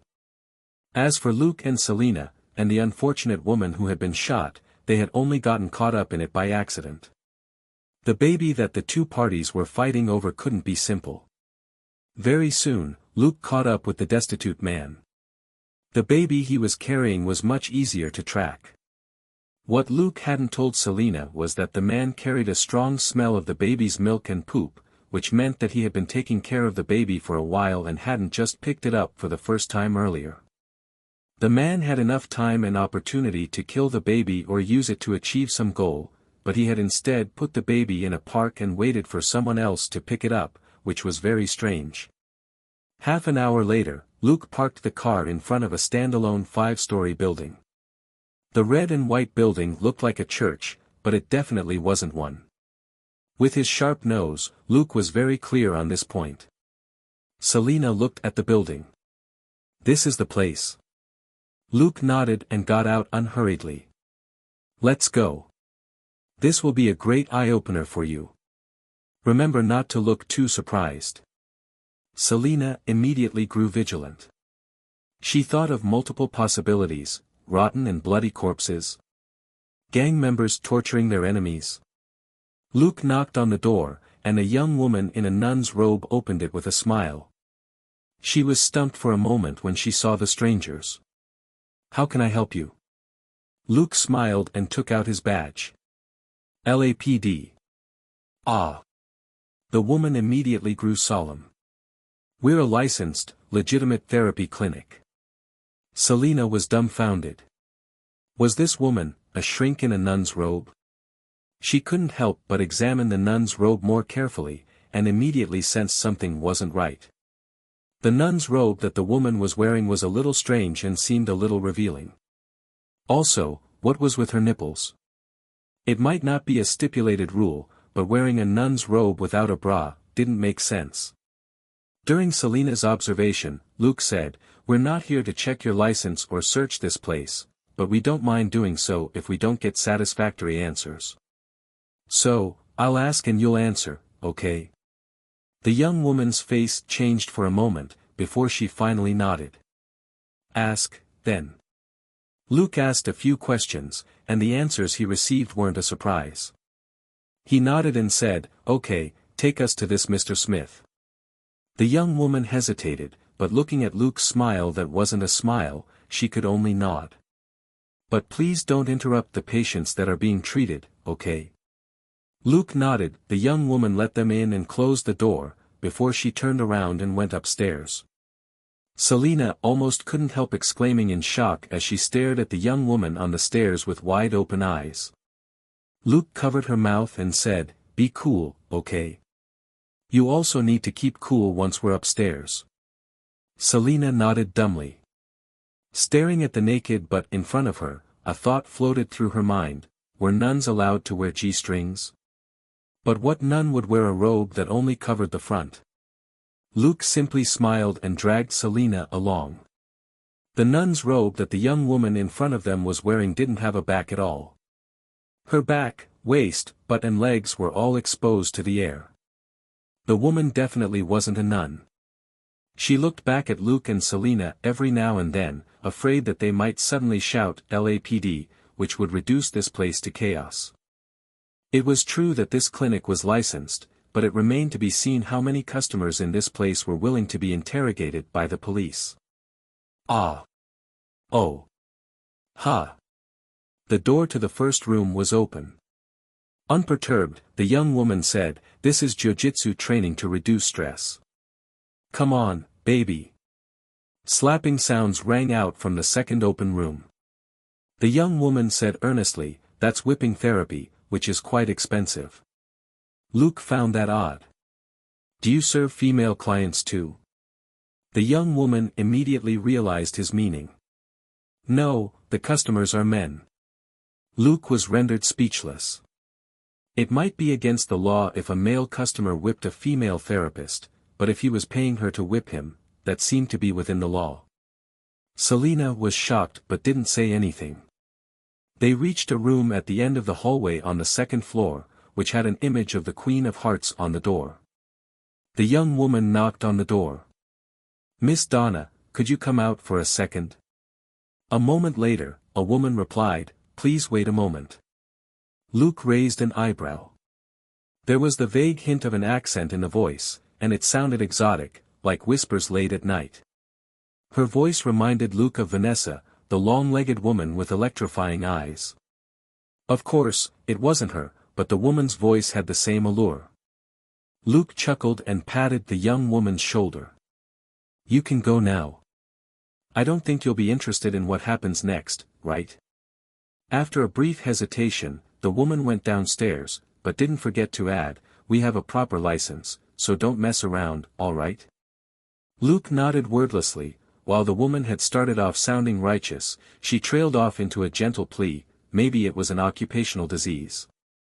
After the woman disappeared down the stairs, the door of the room finally opened with a click. Luke gave a few hand signals, and Selina dutifully stayed back and hid behind the door of another room. Luke smiled at the woman at the door. She had long, straight, black hair and large, slanted eyes which made her look a little like a fox. Her lips were plump and attractive. She asked, "Are you here for therapy?" Luke didn't look like most of the customers who came to her for therapy.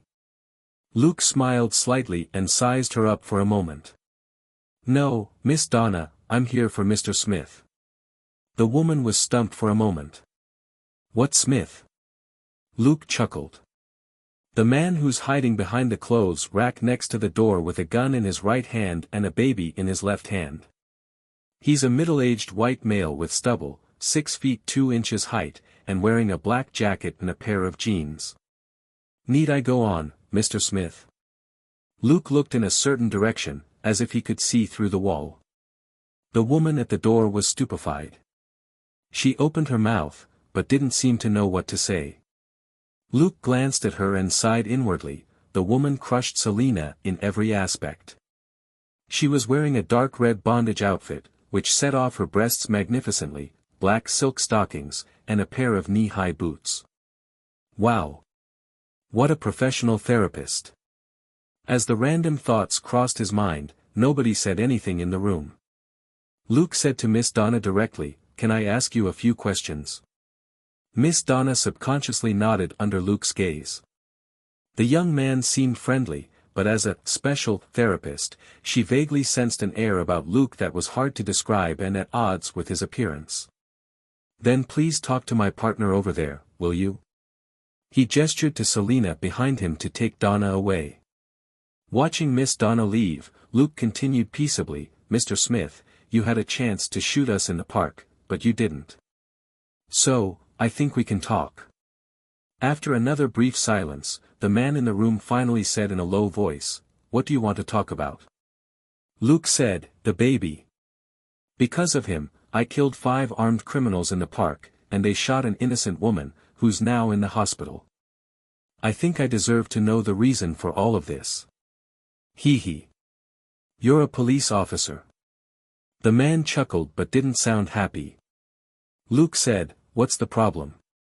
I'm sure you saw my badge in the park." "Then this isn't something you can take care of," the man said. "You should go now." Luke narrowed his eyes. The police couldn't take care of it. "I haven't received an order to stay away from this case yet," Luke replied calmly. There was a low sneer in the man's voice. A pregnant woman and more than 20 armed gang members died in an abandoned factory last night. Have you seen the news? No.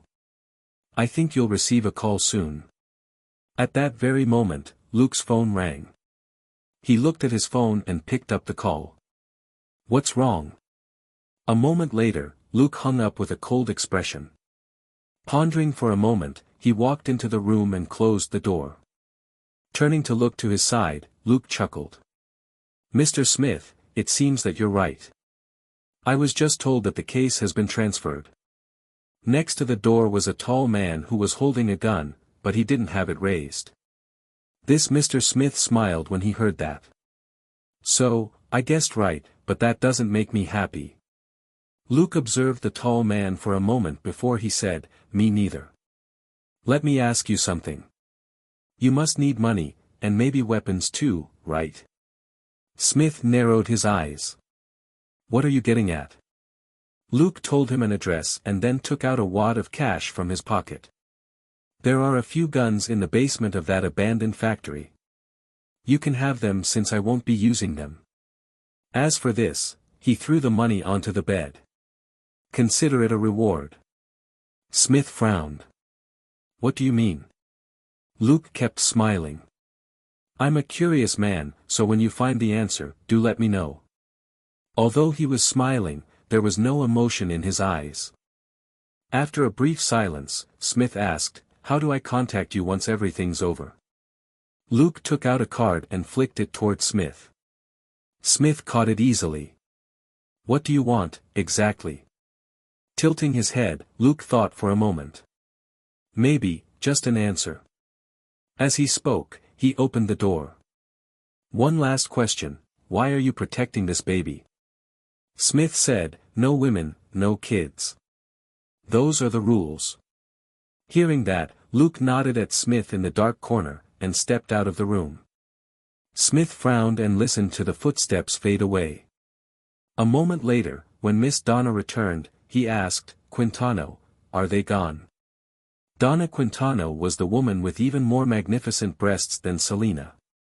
She said in confusion, "Yes, I watched them leave." Smith sighed heavily with relief. He put the card in his pocket and memorized the address he had been given, before he grabbed the wad of cash that was on the bed. Donna's eyes bulged. "Where did you get that?" After a brief silence, Smith said, "A commission." He then put the cash into his pocket. "Now, $5,000 for taking care of him for a day. Deal?" He held up the baby and looked at Donna. Donna bit her lip and didn't say anything. On the other side, Luke turned to look back at the building after he and Selena left, and curled his lip. "We've been running into a lot of rich people lately. They went home instead of returning to the police department." After Selena took a shower, she found Luke bustling around in the kitchen. She hesitated for a moment, before she asked, "Is there anything you need to tell me?" Luke asked, "About that call?" Selena didn't say anything. Luke continued chopping vegetables swiftly but not carelessly. He was precise and efficient. Nothing could be heard except the rustle of vegetables being cut. "Dustin called to tell me that someone from HQ is taking over the Ellsworth Park case," Luke said calmly. Selena was surprised. "Is Dustin?" Luke paused for a moment, before he continued, "I thought about it. It's probably unrelated to him. He's not a captain yet, and he was probably only relaying the order of some big shot." That was a huge relief to Selena. Dustin and Elsa were really good bosses whom she liked, especially compared with Petty Brock. Selina abruptly stopped, then changed the topic. When will dinner be ready? Luke chuckled. In 20 minutes at most. You can watch TV for a while. Selina nodded and returned to the living room. She turned on the TV. Henry Ellsworth has recently proposed a new motion in favor of gun control to make school campuses peaceful once more. Stunned for a moment, Selina turned down the volume and watched the broadcast for a few more minutes before she picked up her phone and made a call. Sonia, how's the investigation on Lucas Barton coming along? After dinner, Luke told Selina to train on her own as he went to the garage. Looking at his back, Selina curled her lip as she took care of the dishes. To save time, they now had a modified dishwasher. All Selina needed to do was put the dishes inside, and once they were sparkling clean, take them out and put them away in the cupboard. Half an hour later, Luke stopped a black Ford SUV outside a rundown apartment building. He lay down comfortably in the driver's seat and watched a video recording on his tablet. Another tablet that had been placed on the middle console had an image of the apartment building on it. After going through the footage that he had just received, Luke sneered. These people are really well informed. They found the therapy clinic so quickly. Murmuring to himself, he checked the surveillance feed on the middle console. The apartment building on the screen had already been abandoned, but there were lights in a few windows on the 5th floor. At that moment, there were 5 men in black outside the main entrance. One was trying to open the door while his companions looked on. Luke's sound collector caught their conversation loud and clear. There are so many abandoned apartment buildings in this city. Why do you think he's here, boss? Another lucky guess? No, he doesn't guess. He can sense things we can't see. He used to be a behavioral analyst with the FBI. The man who was opening the door turned back with a resigned expression on his face. I was a behavioral consultant, as I've told you countless times. Can you stop giving me new titles? Details. The details matter. While talking, he exerted strength, and the door opened. He was about to walk in, when his underlings stopped him. Don't you think you should stay at the back, boss? The boss, who was wearing glasses and had a thick beard, grinned. The leader who stays in the back can only eat leftovers. As he spoke, he walked in first. Luke raised an eyebrow. This guy was quite interesting. Luke sat up, but wasn't in a hurry to get out of the car. Instead, he merely adjusted the voice collector. Violence is the most interesting thing in the world that's worth watching. The man's voice was full of expectation. Luke sneered. That was only true when you weren't the victim of that violence. Get me at least 50 men. Our Mr. Smith is an expert marksman. He won multiple quick shooting championships in the UK when he was just 16. The man gave the order in a low voice. Luke realized why Mr. Smith had left such a unique impression on him. In some sense, the man and Luke walked similar paths. Precise, efficient, cold and steady, no wonder Mr. Smith's expression had been so composed when he said that he had killed more than 20 shooters. He was a natural assassin. Interestingly, while Mr. Smith was supposed to be a heartless man who would do anything for money, he was trying to protect that little baby. Luke shook his head in amusement and pulled the hood of his shirt over his head before he got out. Do you know what I hate most in a movie? The bearded man asked the group of people who quietly entered the lobby of the apartment building. The shooters all looked at each other in bewilderment. I hate it when the director always lets the good guy who plays the hero go. The bearded man's smile was gone. So, don't let it happen to you. No one takes my money for nothing. All the shooters nodded at the same time. This big shot was known for his brutality. They couldn't afford to piss him off. One of the subordinates approached him. Sir, the men on the roof are ready. Now, go up and kill that baby as well as Mr. Smith. Right, kill that nanny too. The bearded man rose and waved his gun. All the shooters immediately went upstairs. Bang! Bang! Bang! Bang!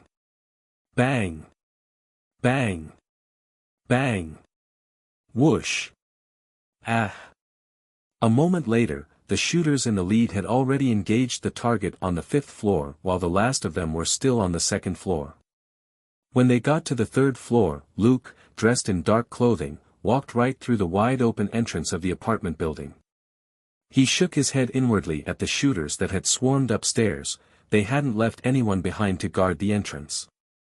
But that was understandable. They must have thought that they could finish Mr. Smith off easily. Thinking that, Luke took out a P226 and put a silencer on it. He was only here to provide covert assistance, and would stay low as much as possible. There was the sound of glass shattering, and one of the shooters landed with a crash on the 1st floor. Luke looked at him and chuckled inwardly. The man had crashed through the skylight with a hole in his chest, and had gone on to be killed by the fall. Choosing a corner on the 2nd floor, Luke raised his gun and aimed at the shooters at the top of the stairs on the 5th floor. Duh. Duh. Duh. Duh. 4 shooters who just reached the 5th floor collapsed. 3 died silently, but the last one still cried out. Luke knew that the silencer affected his accuracy a little, and it wasn't really unexpected. A silencer couldn't completely cancel out the sound of a gun. With the silencer, his P226 sounded like a nail gun, and also masked the burst of fire from the barrel. In the apartment building that was full of chaos, it was as good as a soundless pistol. Luke wasn't greedy. He stopped for a moment after eliminating 4 opponents. He paid special attention to the shooter's responses, particularly that of the bearded man. The guy had an ugly face that was wan and bloated, but he was quite the professional. When he had the time, Luke would ask old Grayson if he knew this behavioral consultant. It was clear that this bearded boss hadn't thought about the possibility of a sneak attack. His attention was completely focused on the fierce exchange upstairs. Luke continued decisively with his attack. Duh. Duh. Duh. Duh. Another 4 shooters went down without anyone struggling this time. Luke swiftly retreated. The bearded man glanced downward. He had clearly sensed that something wasn't right. Luke smiled. The man really was an expert. Luke swiftly left his position and exited the building through one of the rooms. Throwing out his grappling hook, he climbed to the top of the building. During his earlier ambush, 4 shooters had rappelled down from the top of the building. Luke didn't think that they had anybody left on the roof. When he got to the top, Luke took a deep breath before he flipped over the edge of the roof. Looking through a broken skylight, he moved to another one that was several meters away. This was close to Smith's position. He raised his gun and pointed downward. Pa! Duh! 2 guys who were firing wildly with their Uzis were shot in the back of their heads. Luke quickly moved to another skylight. Pa! Duh! Duh! 3 shooters were shot down one by one. This was like a game of shooting the balloons for children. Luke chuckled to himself. While he was shooting the enemy from the dark, Mr. Smith went on a rampage down below. He stepped onto a table and jumped as he opened fire with the 2 guns in his hands. The 4 shooters who surrounded him screamed and fell with sprays of blood. Smith hit the floor and rolled over to a flatbed cart, before he pushed off with a burst of energy to get the cart moving. Bang! Bang! Bang! Bang! Another 2 shooters who had just reached the 5th floor rolled back down the stairs. The cart collided with a shooter who ran out, and when the man doubled over, Mr. Smith aimed a gun at the man's head. Pa! Rolling over to some shelves nearby, Mr. Smith tossed his HK, P7 and P226 aside, and grabbed a 416 Hong Kong dollars that was on one of the shelves. Bang! Bang! Bang! Bang! Bang! 2 shooters who appeared at the other end of the shelves were blown back. Smith grabbed a long skateboard and lay down on it, before he pushed off of a shelf. Bang! Bang! Bang! Bang! Bang! Sliding through the shooters that surrounded him, Mr. Smith opened fire left and right with his 416 Hong Kong dollars, and the shooters screamed. By the time he reloaded his gun at the end, the skateboard had already shot out of the shelves section. 10 or so shooters were in a rough circle, but their guns were pointed at the shelves. Lying on the skateboard, Mr. Smith dashed into the ring. Bang! Bang! Bang! Bang! Bang! He pushed himself around with his legs and the skateboard drew a huge arc on the floor. Mr. Smith didn't even need to move his gun too much. He just let the skateboard carry him around, and he fired at every shooter that he passed. Ha! The shooters all collapsed. Looking down from the skylight, Luke was amazed at Smith's capabilities. He glanced at the stairs again and almost laughed out loud. The bearded boss was already charging, downward, followed by 4 of his trusted subordinates. As they fled without hesitation, the last bunch of unfortunate shooters who had reached the 5th floor were picked off one after another by Smith, who was in berserker mode. Smith was roaring to himself, F***CK. Do you think you're the only ones with weapons? I also have weapons now. He had been short of money recently, and had had to use his bullets judiciously, so his battle with the shooters last night had been quite unsatisfying. Now that he had acquired a batch of excellent firearms and a tremendous amount of bullets, he was finally able to let loose. Seeing that Mr. Smith was crushing the enemy on his own, Luke simply put his P226 back into his holster. After a while, the gunfire on the 5th floor stopped. Luke was full of admiration. Smith's marksmanship was absolutely first class. A shooter fell every time the 416 Hong Kong dollars opened fire, and after only a dozen seconds, all the remaining shooters had been killed. Smith quickly packed up the guns and stuffed them into a long knapsack. These guns were handy and top-rate. There was no way he would throw them away. Slinging the knapsack over his shoulder, he suddenly raised his head. There was nothing but the dark sky outside the broken skylight. Frowning, he grabbed Miss Donna, who was holding the baby, and said, "Let's go, we'll check out the bar where that heavy metal band is playing." Miss Donna ran after him. "This is absurd. Oliver is so small, how can he be into rock music?" Smith said, "That may be our only lead." He murmured to himself, "In any case, I've taken $10,000 from that young man, I can't not do anything." On the roof, Luke watched them leave before he jumped off. Half an hour later, 3 black SUVs stopped in front of a rock and roll bar in the Eastern District, and a dozen men in black suits got out. They definitely weren't gangsters. They had the air of professional security guards. Luke whistled a tune, "If you like to gamble, I tell you I'm your man. You win some, lose some, it's still the same to me." It was the same song that could be vaguely heard from the bar. Those men in black suits rushed in, and a moment later, a tall man led a gorgeous woman who was holding a baby out of a side alley, before they entered a hotel that was diagonally opposite the bar. Naturally, it was Mr. Smith and the special therapist Miss Donna. Luke was amused. "Sure enough, you're good. Even professional security guards can't catch you." A few men in black suits ran out and looked around with guns. Someone then cursed, "Damn it, someone killed Philly. Did you see anybody suspicious?" They spoke over the walkie-talkie for a bit, before they returned to the bar in frustration. Luke knew that some of them must have been killed soundlessly by Mr. Smith after they ran into him. But what were those men doing here? As Luke pondered this, he looked at the surveillance feed of the surroundings which he had set up, then suddenly exclaimed, "What the hell?" The men in black suits were moving close to 10 bodies in black body bags out the back door. But one of the bags wasn't zipped up all the way, and a man's head lolled out while the bag was being moved. There wasn't anything strange about the body itself. What was weird was that in his left eye, there seemed to be a carrot. Was it a carrot-shaped toy? Murmuring to himself, Luke adjusted the camera to focus on the carrot. In the end, no matter how he looked at it, it was a genuine carrot. A moment later, a man noticed the exposed head and the carrot. He cursed angrily and zipped up the bag.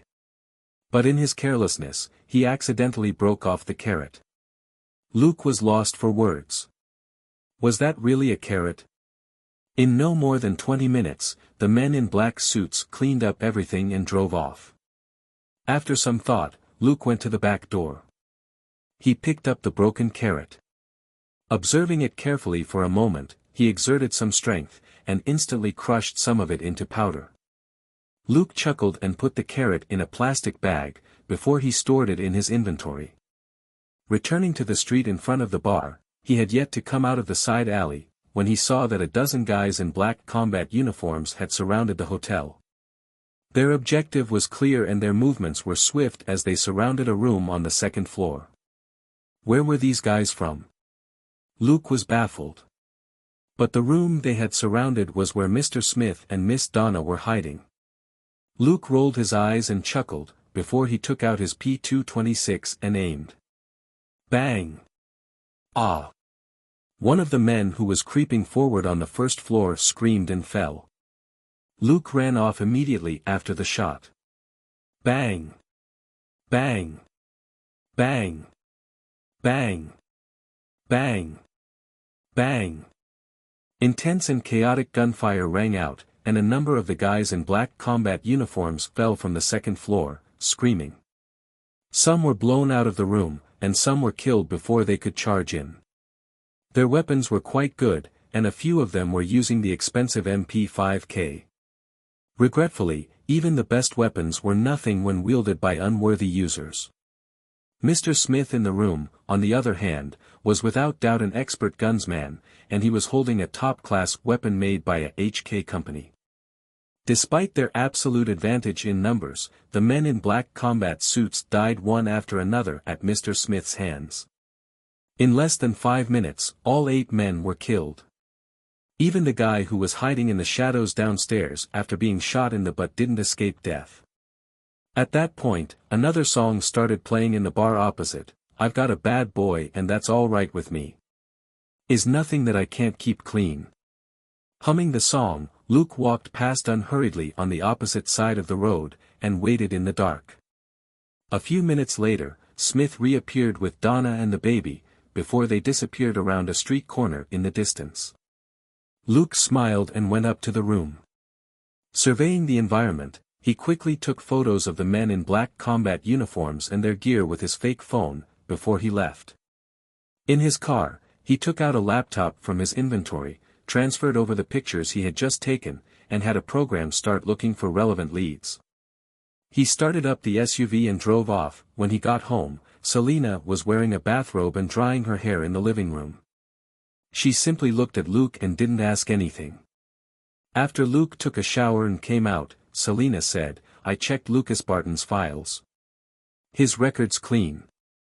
Luke hummed a response and looked at the information that the program had just put together on the tablet about the weapons and equipment of the men in black. He saw a name, Hammerson Defense. Selena continued, "This Lucas Barton is practically a model officer compared with Nick.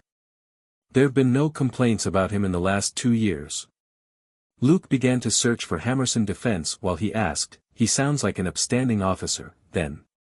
Does he not have any medals from the county office?" "But there's some information here which indicates that Lucas Barton is very close to someone from the Ellsworth family," said Selena. Luke paused and raised his head. "Who is it?" "Wolf Ellsworth, Henry's biological brother. Also, what's interesting is that this Wolf Ellsworth has been working with a real estate company in the last few years to try and break into the real estate market in Los Angeles, and a big project was just launched recently. Does that ring any bells?" Selena blinked as she looked at Luke. Luke smiled. "As I recall, Wade Davis is in the real estate business in Texas. And he has a pretty big company." Selena gave him a thumbs up. "That big project is managed by a newly established construction company called 3M, which has 2 major shareholders. Wade Davis provides most of the capital and equipment, and has roughly 32% of the shares, while Wolf Ellsworth has about 21% of the shares. The remaining shares are distributed among 8 others, but even the biggest proportion among them is only 11%. So, Wolf Ellsworth is the second largest shareholder in 3M. Luke was deep in thought. With ridicule on her face, Selena said, regretfully, this new company is looking at possible bankruptcy in recent months. Luke had some tea and said casually, Wade Davis is a professional real estate businessman, but has been accused of 2 first-degree murders and will stand trial in Texas. Things don't look good for him. Both he and Selena grew up in Texas, so they knew very well what the place was like.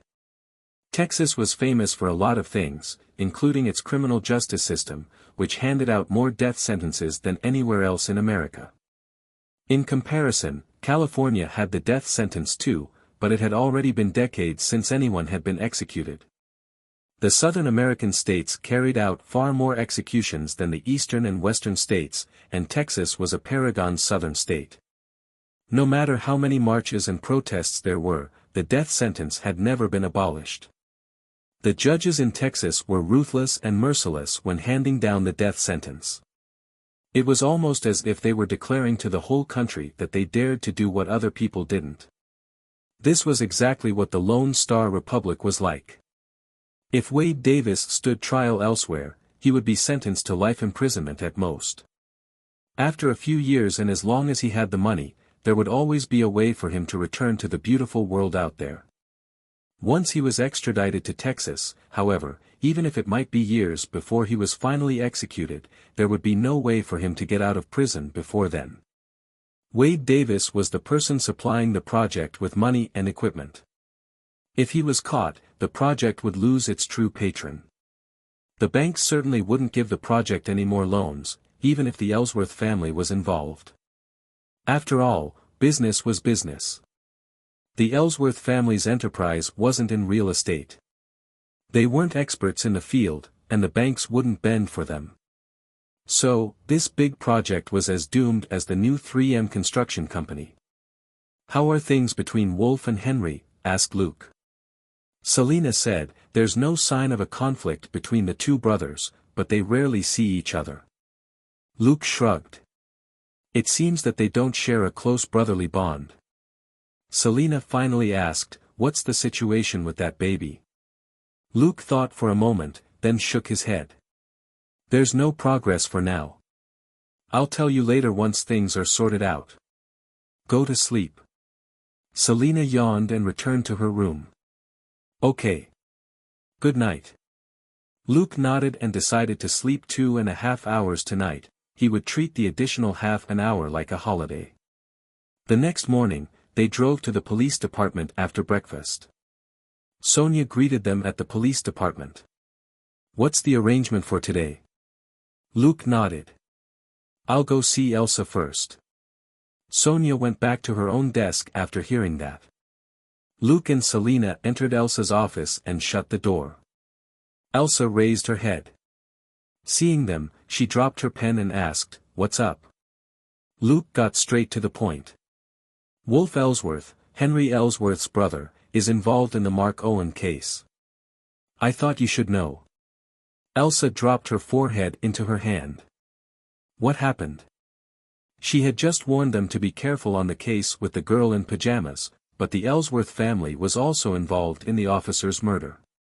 They were a big local family, and things wouldn't be pretty if they were involved in the murder of an officer. While the rich might boss the police around, the police wouldn't let themselves be led around just like that, and couldn't pretend that nothing had happened. If they had killed a Texas Ranger this time, who was to say that they wouldn't kill a Los Angeles officer next time? This definitely wasn't a precedent that could be set. Elsa had already known that something was wrong with the county police, but she hadn't expected the Ellsworth family to be part of this too. Luke told her the basic situation, and Elsa took a deep breath and frowned as she leaned back in her chair. Wolf Ellsworth was really a major suspect in this case. The file showed that the real estate project he was on was worth hundreds of millions of dollars, and tens of millions had already been invested into it. While Wolf was mostly helping out on the project by making use of his social connections, some of the money invested was his as well. If the project succeeded, Wolf wouldn't need to worry about money for the rest of his life. Killing a Texas Ranger wasn't a big deal when so much money was involved. Elsa got up and said, "I'll talk to the boss. You wait here for a bit." She didn't return until almost half an hour later. She closed the door, and even before she sat down, she said, "Keep investigating the case, but just focus on Lucas Barton. Do you understand?" Pondering for a moment, Luke nodded. "Got it." Looking at him, Elsa sighed. "You're really too." She shook her head and waved her hand at them to go. At their own desks, Selena asked in a very low voice, "What was that?"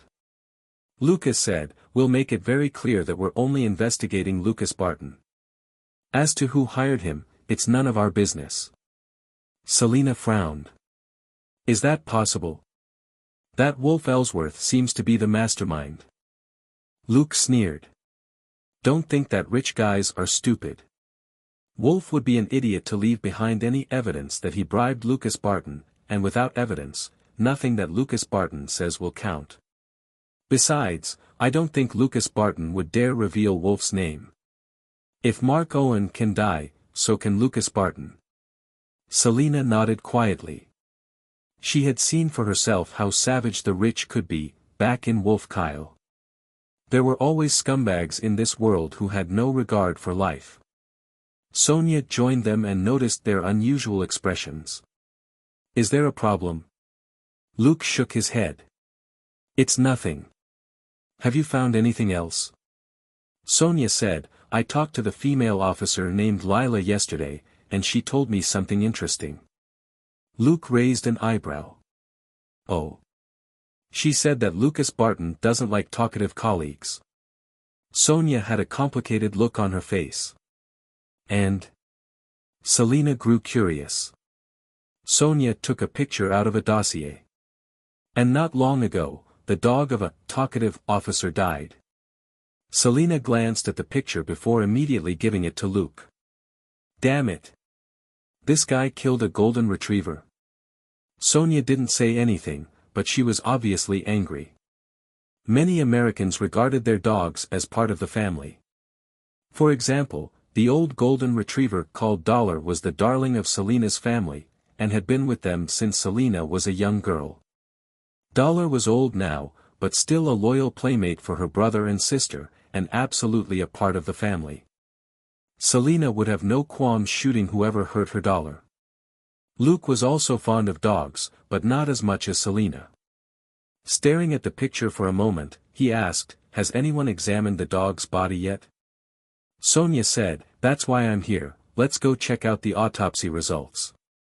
Luke rose and said, "Let's go and see what Officer Barton did to this dog."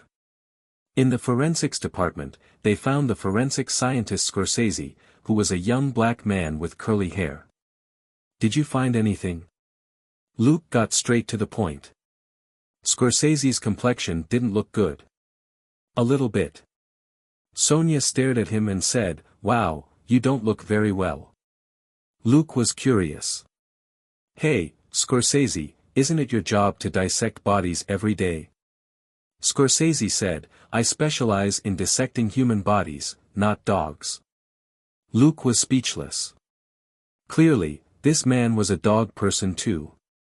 Scorsese avoided the uncomfortable topic and said, "All in all, we found 2 bullets in this golden retriever called Lightning. They're from a Mini 14 assault rifle, which is a standard gun in the county police department." Selena asked, "Is it the same gun that killed Mark Owen?" Scorsese shook his head. "It's the same model, but not the same gun." Luke asked, "Are there other leads?" Scorsese shook his head again. "This is all we have." Luke nodded and said goodbye. Sonia said in a low voice behind him, "During my investigation on Lucas Barton, I found out that a charity group called County Police's Home for Boys recently bought 4 Mini 14 assault rifles." Luke nodded and said, "But it isn't strange for a charity organization under the county police to buy some guns for training, right?" Sonia sneered and said, but this county police's home for boys is actually a private organization, established and run by that level 2 deputy sheriff. Luke paused for a moment. A private charity group using donations to buy guns. Is that their usual practice? Sonia said, not really. From buying records, this is the only time that the county police boys bought guns in the last 2 years. Pondering for a moment, Luke asked, but the bullets in Mark Owen don't match these 4 guns. Sonia said, no. Luke wasn't really disappointed. Lucas Barton was an experienced officer who wouldn't make such a rudimentary mistake. Let's go and visit this Officer Barton of honor and integrity, said Luke. They drove east. They asked the receptionist at the county police department, only to learn that Officer Barton had gone off to host a fundraiser. Ha! What a great philanthropist, Luke couldn't help but remark when he got into his car again. Selina, however, was focused on something else. The county officers are pretty good, they can go bowling together. Why doesn't our department have anything like that? Luke was as calm as ever. Actually, there was something like that once, but we went straight home after work and didn't join them. Selina said, what? Why didn't you tell me? Luke coughed and said, my bad. I'll let you know next time. They would be wasting several hours fooling around during a social activity like that, when they could spend the time training. So, Luke had never intended to participate. Selina wasn't really bothered, as her thoughts once again turned to something else. Home for boys. That name. Hee. She glanced at Luke in the driver's seat. Luke shrugged. Every man is a boy who will never grow up. That's definitely true. Selina couldn't help but remark, do you really think the county officers are boys? She recalled the huge beard on Big Nick's face. At the venue for the fundraiser, Luke had a lot of mixed feelings when he saw the big dinner sign above the bowling alley. This is a swanky fundraiser, isn't it? Sonia and Alessandro joined them as well. Sonia said, it looks like the county police has much better benefits than we do. Luke nodded, that's right. Why don't you talk to the boss about getting us more benefits too? You have my full support. Sonia rolled her eyes. Only an idiot would piss off their boss like that. Leading them to the bowling alley, Luke said, don't look like that. If the boss is reluctant, I can personally invite all the colleagues in our division to. Boom! A huge noise interrupted him. Luke turned his head, only to see something land on a nearby car. His face changed as he looked up at the sky. Holy sh**t. He couldn't help cursing. Don't run about, stay together. There were several black dots in the sky that were falling rapidly, and they crashed nearby with loud bangs. The black dots got bigger as they fell, and 4 of them hit the empty ground around the bowling alley, while 3 of them smashed into it. Luke smelled an intense stench of blood. He quickly ran back to his car and took out a pair of binoculars before he looked at the sky. What the hell? He was dumbfounded by what he saw despite his usual calm. Several more objects were still falling from the sky, but had already passed over Luke's group. But that wasn't important. The important thing was that, with the binoculars and his acute dynamic vision, Luke had seen Mr. Smith's face. Even wilder was that the guy and 4 men in black suits were shooting at each other in freefall and had yet to open their parachutes. Luke finally realized what was going on when he looked at the 2 bodies that had just fallen. Mr. Smith was somehow engaged in an air battle with those men in suits. The 10 or so bodies that he had caused to fall from the sky left quite a few huge holes in the bowling alley. Mr. Smith, I think only Detective John can compete with you in terms of crazy. Luke was utterly stupefied. He would never do anything like this, this was playing with your life. If the battle grew too heated and he opened his parachute too late, he would be smashed to pieces on the ground. Elementary self-healing wouldn't save him from that. Swallowing hard, Luke thought for a moment, before telling Sonia to wait here. He and Selina drove the car in the direction that Smith had landed. Mr. Smith opened his parachute in the end, but Luke had to find out if he had survived the landing. Suddenly, Luke raised his head, only to see a few more parachutes in the sky. Looking at them through his binoculars, he was instantly amused. Hey, they're all old acquaintances. The guys landing from the sky were none other than the bearded man who called himself a behavioral consultant as well as his trusted subordinates. Luke hit the gas pedal and sped toward the abandoned factory where they landed. He snuck into the factory after the bearded man and his man entered, leaving Selina in the car to keep an eye on the surroundings. In the factory, Smith was struggling on the ground as he gasped, "You again?" The bearded man gave an ugly grin. "That's right, Smith. How are you going to escape this time?" Smith coughed and didn't say anything else. He had been shot in the shoulder, and he had broken several ribs during the landing. He had also dropped his gun. He was at the end of his rope now. Luke didn't step forward, and merely watched in silence. The bearded man obviously wasn't going to kill Smith immediately. He was like a cat toying with a mouse. "Smith, tell me where the woman and the baby are, and I'll give you a quick death," he said with a creepy smile. Smith spat a mouthful of blood and saliva at him. The bearded man had seen it coming, and avoided it. What a tough guy. "So, let's talk somewhere else. We have a lot of time, don't we, Smith?" He then had his subordinates tie Smith up. 20 minutes later, 2 black SUVs arrived and picked up the bearded man as well as Smith. Luke returned to his own car and chased after them. Selina asked, "What's going on?" Luke thought for a moment, but still shook his head. "Pretend you don't know. I'm also an outsider here, so it's safest to know nothing." He had checked the bodies of the men in suits who fell from the sky earlier. While their bodies were mangled, their clothes and equipment all suggested that they were well-trained and very rich. Or rather, that their employer was very rich. The 50 shooters who attacked Smith last time were almost beggars compared with these guys in suits. Only the men in black combat uniforms who had been killed in the small hotel were on the same level. A boss who could afford a team like this couldn't be ordinary. Or rather, a boss who needed a team like this couldn't be ordinary. For example, Jennifer Perry could afford a team like this as a big celebrity, but she didn't need this sort of advanced equipment. This was a team more geared toward killing rather than protecting. Luke had made up his mind to stay out of the matter, at least on the surface. Smith seemed to be a bigger troublemaker than he thought. He didn't know why the guys in suits were so bent on hunting him down. From what Luke could tell, the guys in suits and the bearded man clearly weren't on the same side. So, Mr. Smith had pissed off 2 tricky forces at the same time. Selina didn't ask any more questions after getting an answer.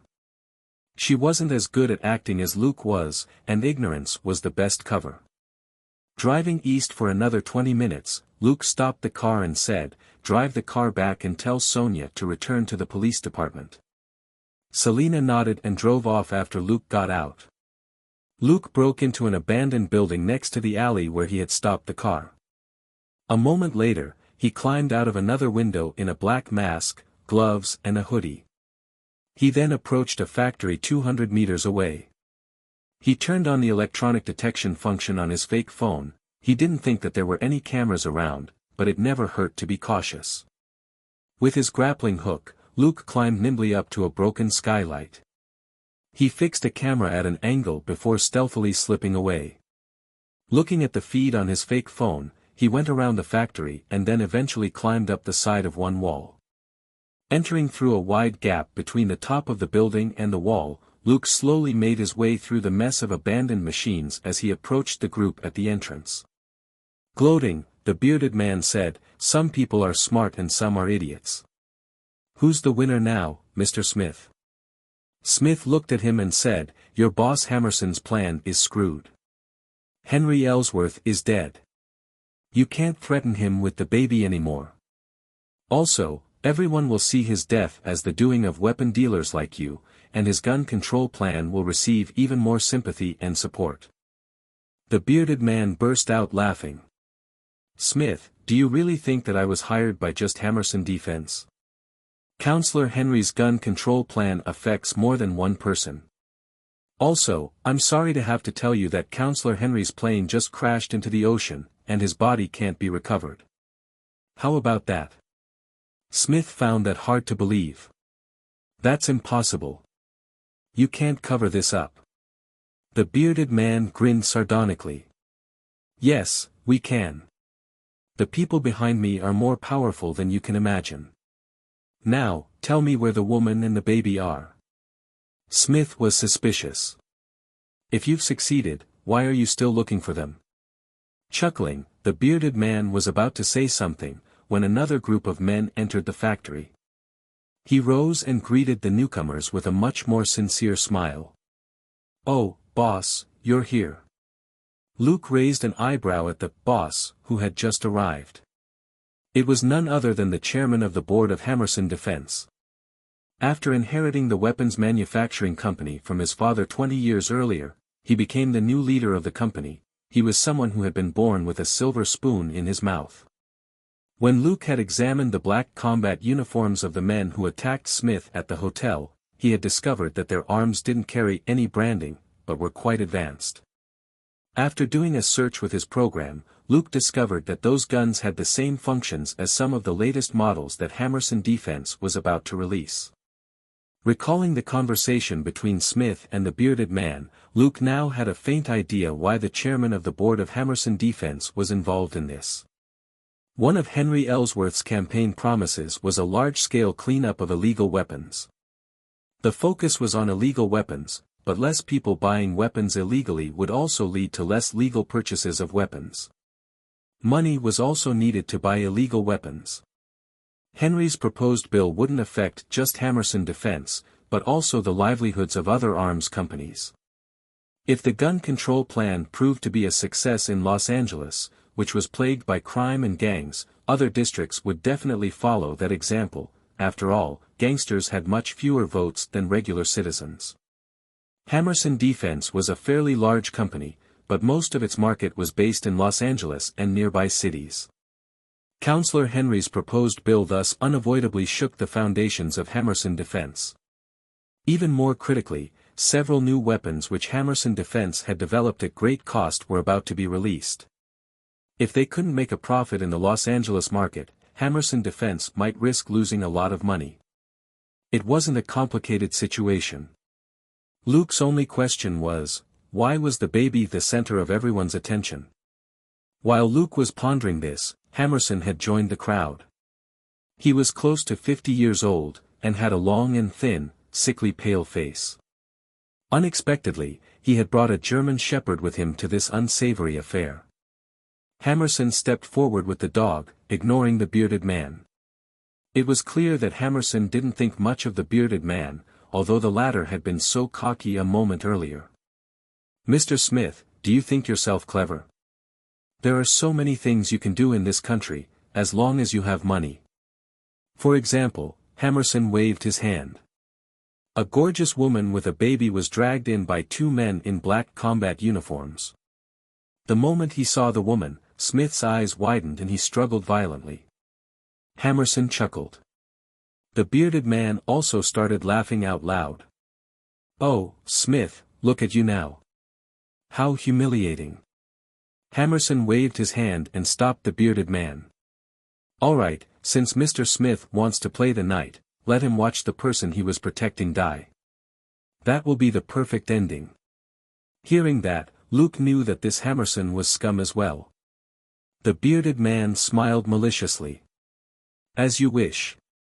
Saying that, he raised his pistol. Bang! Bang!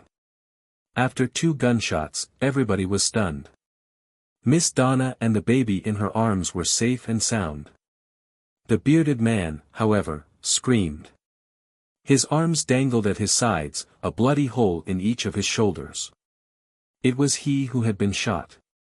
The 4 men in black combat uniforms that had come with Hammerson immediately raised their guns. Bang! Bang! Bang! Bang! Bang! Bang! Bang! Bang! They fell at the same time before they were able to spread out. They were all shot in the chest and the head. The bearded man's 4 trusted subordinates finally came back to themselves, and protected him as they ran out of the factory. Bang! Bang! Bang! Bang! Bang! Bang! Bang! Bang! Gunshots rang out once again. The loyal lackeys of the bearded man finally ran out of luck. They collapsed, as blood sprayed from their chests and heads. Smith had the keenest senses although he was heavily wounded. Almost the instant the gunshots rang out, he raised his head and saw someone lurking in the shadows. Hammerson, this weak pansy, looked around in fright and shouted, "Who is it?" He had barely yelled the words, when a wooden stick flew out and hit him in the head. Hammerson's eyes rolled back and he passed out. Gritting his teeth, the bearded man roared, "Who are you? What do you want? Money? We can give you a huge amount of money." Luke curled his lip. People like this always like to use money as a last-ditch attempt. While it worked most of the time, it was useless for a man who had a system. Bang! Bang! The bearded man screamed again, as a bloody bullet hole in each of his legs. Smith didn't say anything. He simply stared at the person high up in the shadows, his eyes flashing. Under his gaze, the person unhurriedly reloaded his gun and then casually tossed the Glock down to him. Narrowing his eyes, Smith said to Donna, who was still stunned, "Come here and untie me." Donna, who was holding the baby, jerked out of her stupor. She looked around and took a dagger from one of the men who had just fallen. Less than a minute later, Smith got up. Rubbing his numb arms and legs, he asked, "What do you want?" The person didn't speak. He merely pointed at the bearded man and the unconscious Hammerson, before he drew a finger across his throat. Smith lowered his head and stared at the Glock on the ground in silence. Suddenly, he picked it up and raised the gun. The bearded man roared, "No, you can't." Bang! Bang! The bearded man's expression froze as 2 bullet holes appeared in his forehead. Smith didn't even bother to look at him. He moved his gun to the side. Bang! Bang! 2 holes appeared in the forehead of the unconscious Hammerson on the ground. Lowering the gun, Smith was breathing hard as he looked at the person in the shadows. What now? When he asked the question, his finger trembled on the trigger. He was ready to attack if necessary. The person in the shadows seemed to chuckle and also clapped his hands soundlessly, as if applauding Smith's decisiveness. Then, the person unslung a black travel bag from over his shoulder. Throwing the black travel bag down to Smith, the person in the shadows quietly retreated into the darkness. Frowning at the spot where the person had vanished, Smith opened the black travel bag after a brief hesitation, only to see rolls of euro and dollar bills. After a quick check, he confirmed that the cash wasn't new and was fine to use. Taking a deep breath, he zipped up the travel bag and gave it to Donna. "Let's get out of here." Donna was surprised. "Huh?" She looked at the bodies all over the ground, then hurriedly accepted the bag and helped Smith out of the factory. Smith said, "We'll take this car. Drive Hammerson's car into the factory, then find something to lock the entrance." Donna immediately understood. Hammerson was a rich man and his car was very eye-catching. Gangsters like the bearded man, on the other hand, definitely didn't use cars registered under their own names, so they wouldn't be easy to track. Secondly, this was an abandoned factory. As long as the entrance was locked, nobody would notice the cars that were inside for months, or even years. Donna helped Smith into the car, then gave him the baby. "You can keep Oliver company first. It seems that he missed you." Smith lowered his head with a smile, the face of the baby in his arms wrinkled with an aggrieved look, as if it would start crying at any moment. Smith said softly, "Hey, we'll find a quiet and beautiful place soon, and start a new life." Nobody will hurt you anymore, Oliver. The baby burst into tears despite the soothing, but Smith's smile didn't dim at all. This was the cry of life. He was alive, Donna was alive, and even little Oliver was alive. There were hundreds of thousands of dollars in the bag, enough for them to hide somewhere for years.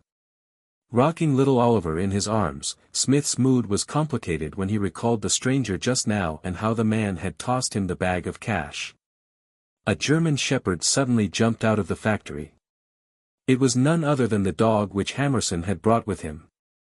It circled Smith and sniffed Oliver, and it whined as it wagged its tail in delight. Smiling, Smith touched the dog's big head and said, "It seems that you don't want to stay either. You can come with us." A few minutes later, Donna drove the car away from the abandoned factory with Smith, Oliver and the German shepherd dog. Soon after they left, Luke returned to the factory. Watching them go off, Luke chuckled. In the end, I'm still the one stuck with cleanup. Hitmen really aren't professional at getting rid of trash. 10 minutes later, both the bearded man and Hammerson, as well as the men that had come with them, disappeared completely from this world, although their cars were still parked inside the abandoned factory. Who was to say that these two didn't suddenly receive enlightenment, and decided to go on a journey with their subordinates? Not long after, Luke waved his hand on the side of the road as Selina came to pick him up. Recalling everything that had just happened, he secretly murmured that it was quite nice to be a spectator once in a while. He checked the system and was quite satisfied. Mission: eliminate Hertz's gang. Total experience: 2,000. Total credit: 2,000. Contribution rate: 80%. EXP plus 1,600. Credit plus 1,600. Mission: kill Hammerson. Total experience: 500. Credit: 500. Contribution rate: 80%. EXP plus 400. Credit plus 400. 20% of the experience and credit had gone to Mr. Smith for being the one to actually kill the two bosses, which was understandable. And this was just Luke's earnings for today. He had also obtained 200 experience and credit points for killing the 5 shooters in Ellsworth Park, and 350 credit points for providing assistance last night. He had earned 2,550 experience and credit points from Hammerson and the bearded man in just one day, and his experience had reached a total of 19,440 points. More importantly, Mr. Smith would take the blame for all the kills. Suddenly, a system notification popped up. System: you have received Smith's appreciation. You may now learn all his abilities. Smith's abilities: basic firearms, basic special combat, basic intelligence gathering. Elementary penetration, special mental class. Luke was stunned. What was that? Closing his eyes, he studied Smith's ability in the system carefully. Elementary penetration, special mental class prerequisites, 20 mental strength and 10,000 credit points. There wasn't much information, but Luke didn't think that the ability could be bad, based on both its value and the simple explanation. An image popped into Luke's head, the man in black in the body bag, who had a carrot sticking out of his head. Luke smiled. It seemed that there was one more ability for him to buy after his level up. He was running out of credit points again, which was so exciting. Selina noticed his smile. You ran into something interesting again. It wasn't even a question. Luke nodded and said, let's go back to the police department first and see if there's any news. Selina didn't question him further. This definitely wasn't a small matter, and confirming it through official channels was also a good thing. What was an official channel? For example, private information straight from Elsa and Dustin's mouths, which would be very trustworthy. Back at the police department, Luke wasn't in a hurry to see Elsa. Instead, he fetched 2 Dr. Peppers and enjoyed them with Selina. If it was big news, it would take time for it to be confirmed first, and Elsa and Dustin wouldn't get word so quickly. No more than an hour had passed since Smith's skydiving act. Sonia and Alessandro joined them. Luke looked at them and smiled. Do you want one too? Sonia thanked him but declined, and Alessandro said, I think I need more calcium. In other words, fizzy drinks were bad for the bones. Luke chuckled and opened his desk drawer. Pa! Dumb! A carton of milk and a bottle of juice were placed on the desk. The milk is for you, and the juice is for Sonia. Alessandro was lost for words. Sonia picked up the juice and had some, before she said in a low voice, we ran into Lucas Barton when we were checking out the bowling alley just now. It almost turned into a fight. Luke didn't stop drinking as he hinted with his eyes for her to continue. Sonia said, the guy was almost killed by a body that smashed through the skylight. When we ran into him, he interrogated us like we were prisoners. He certainly didn't look like an officer who hadn't received a complaint for 2 years running. Luke was amused. After encountering this massive incident, the mask that Officer Barton used to fool the rest of the world had crumbled. Also, after he inspected the men in black who fell from the sky, Officer Barton's expression was pretty ugly, Sonia added. Luke nodded calmly. Anything else? Sonia shrugged. Then, the guy kicked us out. Luke wasn't surprised at all. The place where the fundraiser was held was the county officer's turf. There would be dozens of county officers in the bowling alley. Sonia and Alessandro certainly wouldn't be able to do anything. Sonia looked at Luke. After this incident, I don't think Lucas Barton will be in the mood to deal with us. Luke nodded. Then let's drop the case for now. Are you working on any other cases? Sonia shook her head. Only minor ones. She still wanted to work on a few more cases with Luke, as Luke was very capable and wasn't greedy for credit. Luke nodded and said, have you looked at the case of the girl in pajamas, who was hit by a race car? Sonia shook her head. Luke gestured at Selena, who gave the case file to Sonia. Luke said, you can study it first and do some background research, but don't alarm the family. Sonia asked, which family? The Ellsworths, Luke replied. Sonia paused just as she flipped open the case file. Them again? Luke nodded but murmured to himself, no need to be scared. There's one less Ellsworth to worry about, let's see when the obituary comes out. For now, he was the only person in the police department who knew that Henry Ellsworth was dead. Checking his watch, Luke rounded up Sonia and Alessandro, as well as Elizabeth and her partner, for lunch together. When they returned from their early lunch, their colleagues at the department were headed out for their own food, so Luke and Selena didn't have to hide the takeaway boxes as they brought them to Elsa's office. Alessandro sighed in his seat. I want to be rich too. Sonia was freshening up. She laughed when she heard that. He doesn't smoke, drink or go to bars. He works hard during the day and works out when he's off work. You better learn from Luke's lifestyle first instead of envying his wealth. That way, you'll be a lot stronger, and you'll save a few $1,000 a year on your social expenses while you're at it. Alessandro was lost for words. Was that how a human being lived? Besides, how would she know that Luke didn't have any hobbies? In any case, even if Alessandro drank, smoked, and went to bars to pick up girls, he was a good officer, so why did he need to change? It wasn't like Sonia had investigated Luke, she was drawing her conclusion from her daily contact with him. So, a lot of her assumptions were wrong. For example, Luke had so many hobbies that he was always busy after work. He had to craft equipment, familiarize himself with all his abilities, practice shooting and combat skills, and relax with Jenny or Jimena once in a while. Not knowing that his colleagues viewed him as an ascetic, Luke entered Elsa's office and gave her the lunch takeaway. Boss, here's your lunch.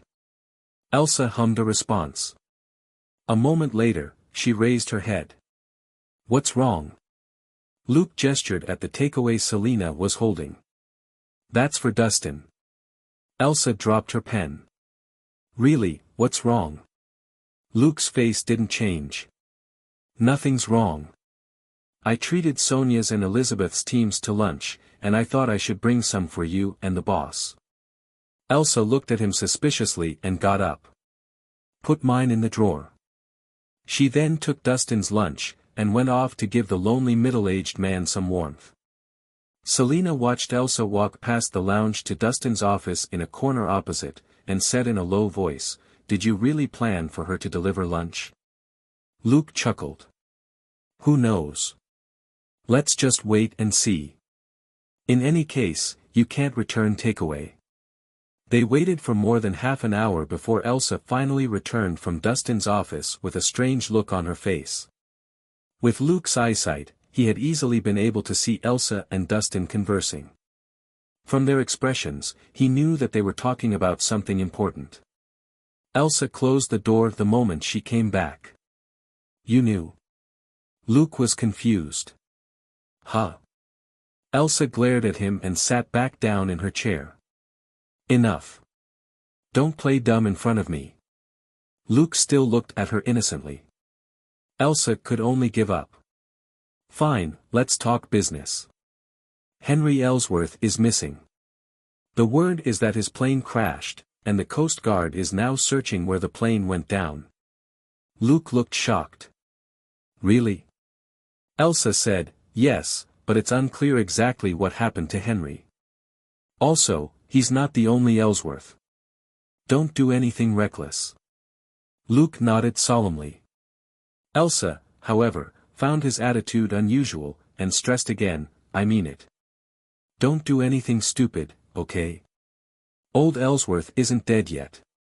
Henry is just a rookie compared with him." This time, Luke and Selina nodded at the same time. "Got it, boss." Lost for words, Elsa waved her hand and said, "Okay, get the hell out of here. If you're free, look into this case." She threw a case file at them. Luke picked up the case file and said, "All right, boss." "Not a problem, boss." Elsa frowned and muttered in a low voice, "Why do I always feel like this guy is up to something? Am I being too sensitive?" A moment later, she dropped it. Luke had always been diligent and prudent, and had never committed any grave mistake, which was one of the reasons why Elsa and Dustin trusted him. When they left, Selina asked him a question with her eyes. Luke simply grabbed her coat and her purse. "Let's go and look for leads." Selina was stunned. "Huh?" Luke patted the case file in his hand. "Don't we have a new case?" Selina was lost for words. "Really? We're going to go out and investigate a case that we still don't know anything about?" Sonia looked at them curiously when she saw that they were about to leave. When Luke passed her desk, he looked at her computer screen and nodded. "You work on this for now. It may be very helpful in a couple of days." Sonia nodded, showing that she understood. Luke and Selina were about to leave, when Elizabeth coughed and walked over to them. Seeing her expression, Luke greeted her and asked, "Is something the matter, Elizabeth?" Elizabeth smiled awkwardly and said in a low voice, "I just received a call. My mother will be here in a day or two." Luke didn't think much of it. "No problem. I'll pay for their stay here." Elizabeth was speechless. "That's not what I want to talk to you about. I've already found a place for them to stay. It's Chris. Didn't you say that you need to talk to him in private? I'm telling you in advance that he's coming, in case you become too busy." Luke slapped his forehead. Elizabeth naturally knew how busy Luke had been in the last few days. Roger and Martin's unexpected hiatus had caused the three teams under Elsa's command to become especially busy. Even Sonia's team had to help them out. Elizabeth's reminder was quite timely. Luke had almost forgotten about the thing with Chris. That was because whether Chris succeeded or not, it was only a bit of money to Luke. Now that Elizabeth had mentioned it, however, Luke simply had her follow them to the parking lot. When they got into the car, Luke and Elizabeth sat in the back, while Selina was in the passenger seat. Luke asked, "Elizabeth, do you have any personal savings that you can use?" Elizabeth was surprised, but then shook her head with a bitter smile. "I don't have any money. I haven't paid off my college loans yet. Luke got it. It wasn't easy to get into a good college in America. The tuition fees alone could be over $100,000. Elizabeth was born and raised in a small town, and her mother wasn't rich. So, it was inevitable that she would have a huge college debt. Furthermore, most college graduates earned much less than even blue-collar workers in the first years after starting work. This was another invisible chasm which enabled the children of the rich to maintain their excellence and forced the children of the poor to remain as ordinary workers. Some rich kids could be depraved and useless, and some poor kids could be extraordinarily talented geniuses. But money demolished all odds, and a rich kid had a much higher chance of making something of themselves. It was one of the reasons why the rich stayed rich and the poor remained poor. Luke thought for a moment, then said, "How about this?" He put forward his idea, and Elizabeth and Selina both looked at him in bewilderment. A moment later, Elizabeth couldn't help but ask, "Why, would you do this?" Luke coughed and said, "Because I think very highly of you." Both girls gave him strange looks after he said that. Seeing their expressions, Luke raised his hands helplessly and apologized. "Fine, that came out a little wrong. To put it simply, if this works out, you'll have contributed to it, but since we're colleagues, I can only compensate you in a roundabout way." Elizabeth shook her head again. "You saved my family. That's a favor that I must return." "So?" Luke chuckled and interrupted her. "Don't. I have my own ideas on the matter. You only need to try your best to get it done, got it?" Elizabeth hesitated for a long moment, but eventually gave in under Luke's gaze. "Okay, but I can't promise that I'll succeed." Luke got out of the car. "It'll be best if you do. I trust Samantha more than I trust Chris." Elizabeth was surprised. What? How was this related to Chris? Since Luke had gotten out, however, it was a clear sign that the conversation was over. She could only get out and watch Luke take the driver's seat, before he waved goodbye at her and drove off. Frowning, Elizabeth slowly walked back to the office. Her mind whirled with thoughts. She went over everything that Luke had said from the beginning to the end. Then, she remembered something that Luke mentioned at the end. "Is it about that mine?" She subconsciously shut up. As Luke said, this was a sensitive matter, and it was best if she didn't say anything about it unless it was necessary. Her mind in a mess, she entered the office as if she were sleepwalking. In the car, Selina glanced at Luke. "What's on your mind, exactly?" Eyes on the road, Luke said casually, "The cooperation with Chris will be part of the company's business. What do you think?" When Selina finally caught on, her mouth dropped open and she pointed at herself. "Are you saying that I have a share in this too?" Luke nodded. "That's right. You're the second biggest shareholder of the company with 5% of the shares." Selina said, "Just keep bragging. I really shouldn't have traded $200,000 for shares in a minor workshop." After a brief silence, Luke said, "Do you want more shares? If you don't want to be a police officer anymore, you can supervise the company." Selina was confused. "In what way?" Luke said, "It's like the Internal Affairs Division in the police department, and it investigates company members." Selina shook her head in disdain. "People will hate me for doing that. You can keep your shares." "I'm not interested." Luke hummed a response and said, "That's fine too.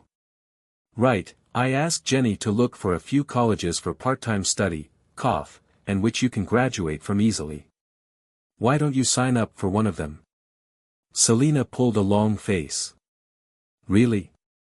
I still have to train." Luke chuckled and slowly stopped the car, before he whispered something in Selina's ear. She exclaimed, "You can really do that?" Luke nodded. "Yes, but that's between us, all right? We'll be in serious trouble if anybody else finds out." Selina chuckled and kissed his cheek. "Thank you, darling, you're really considerate. Why didn't I meet you in high school? Luke rolled his eyes. Come on. I didn't go to high school until you graduated, alright? At home, Selena went to train, while Luke gave Bobby a call to make arrangements for the visitors. Business was business. Since he was going to negotiate with Chris in his company's name, it would be best to do it through official channels. After that, he called Jenny to say that the two of them had to discuss the future development of the company that night. Jenny pooh-poohed at him over the phone, before she hung up, giggling. Luke scratched his head. I'm being serious here. What's with this attitude? I'm going to show you the fury of a CEO tonight. After he did all that, Luke began to make dinner.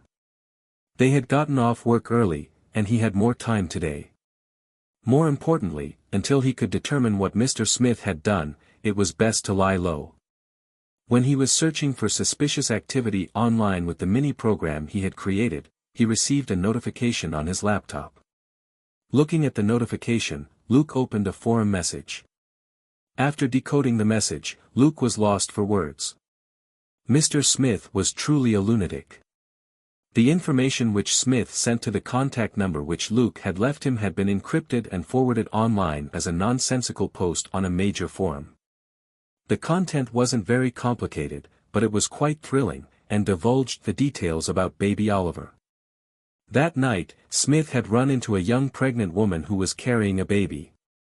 He had killed more than 20 shooters who came after her, but the woman still died, and Smith could only leave with the baby.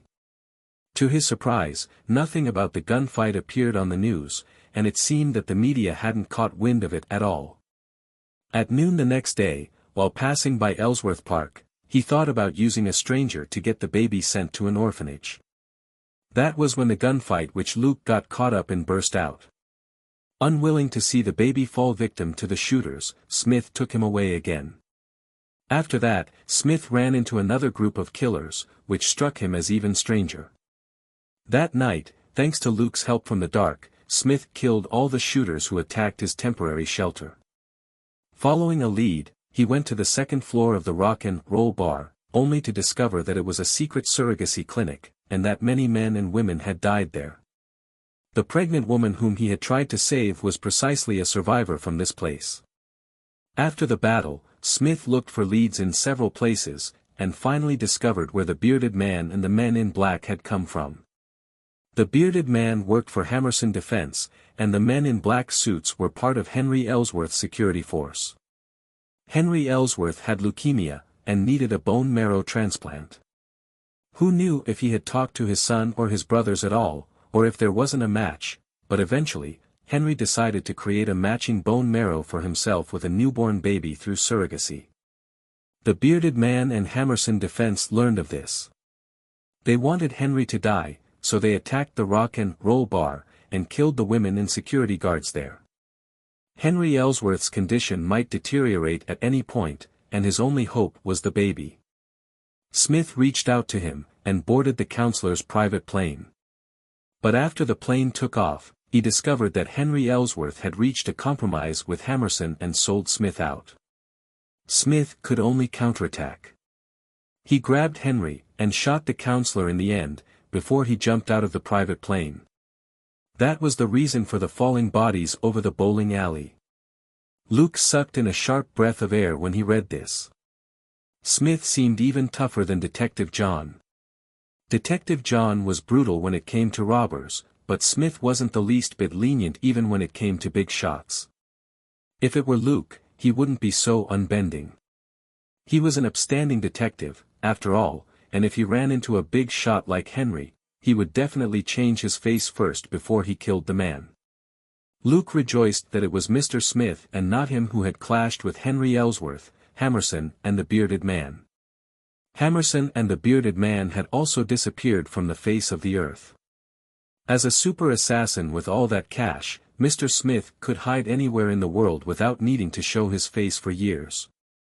As Luke sipped his tea and occasionally checked the meat on the grill, he went over everything repeatedly in his mind to ensure that he hadn't left any traces behind.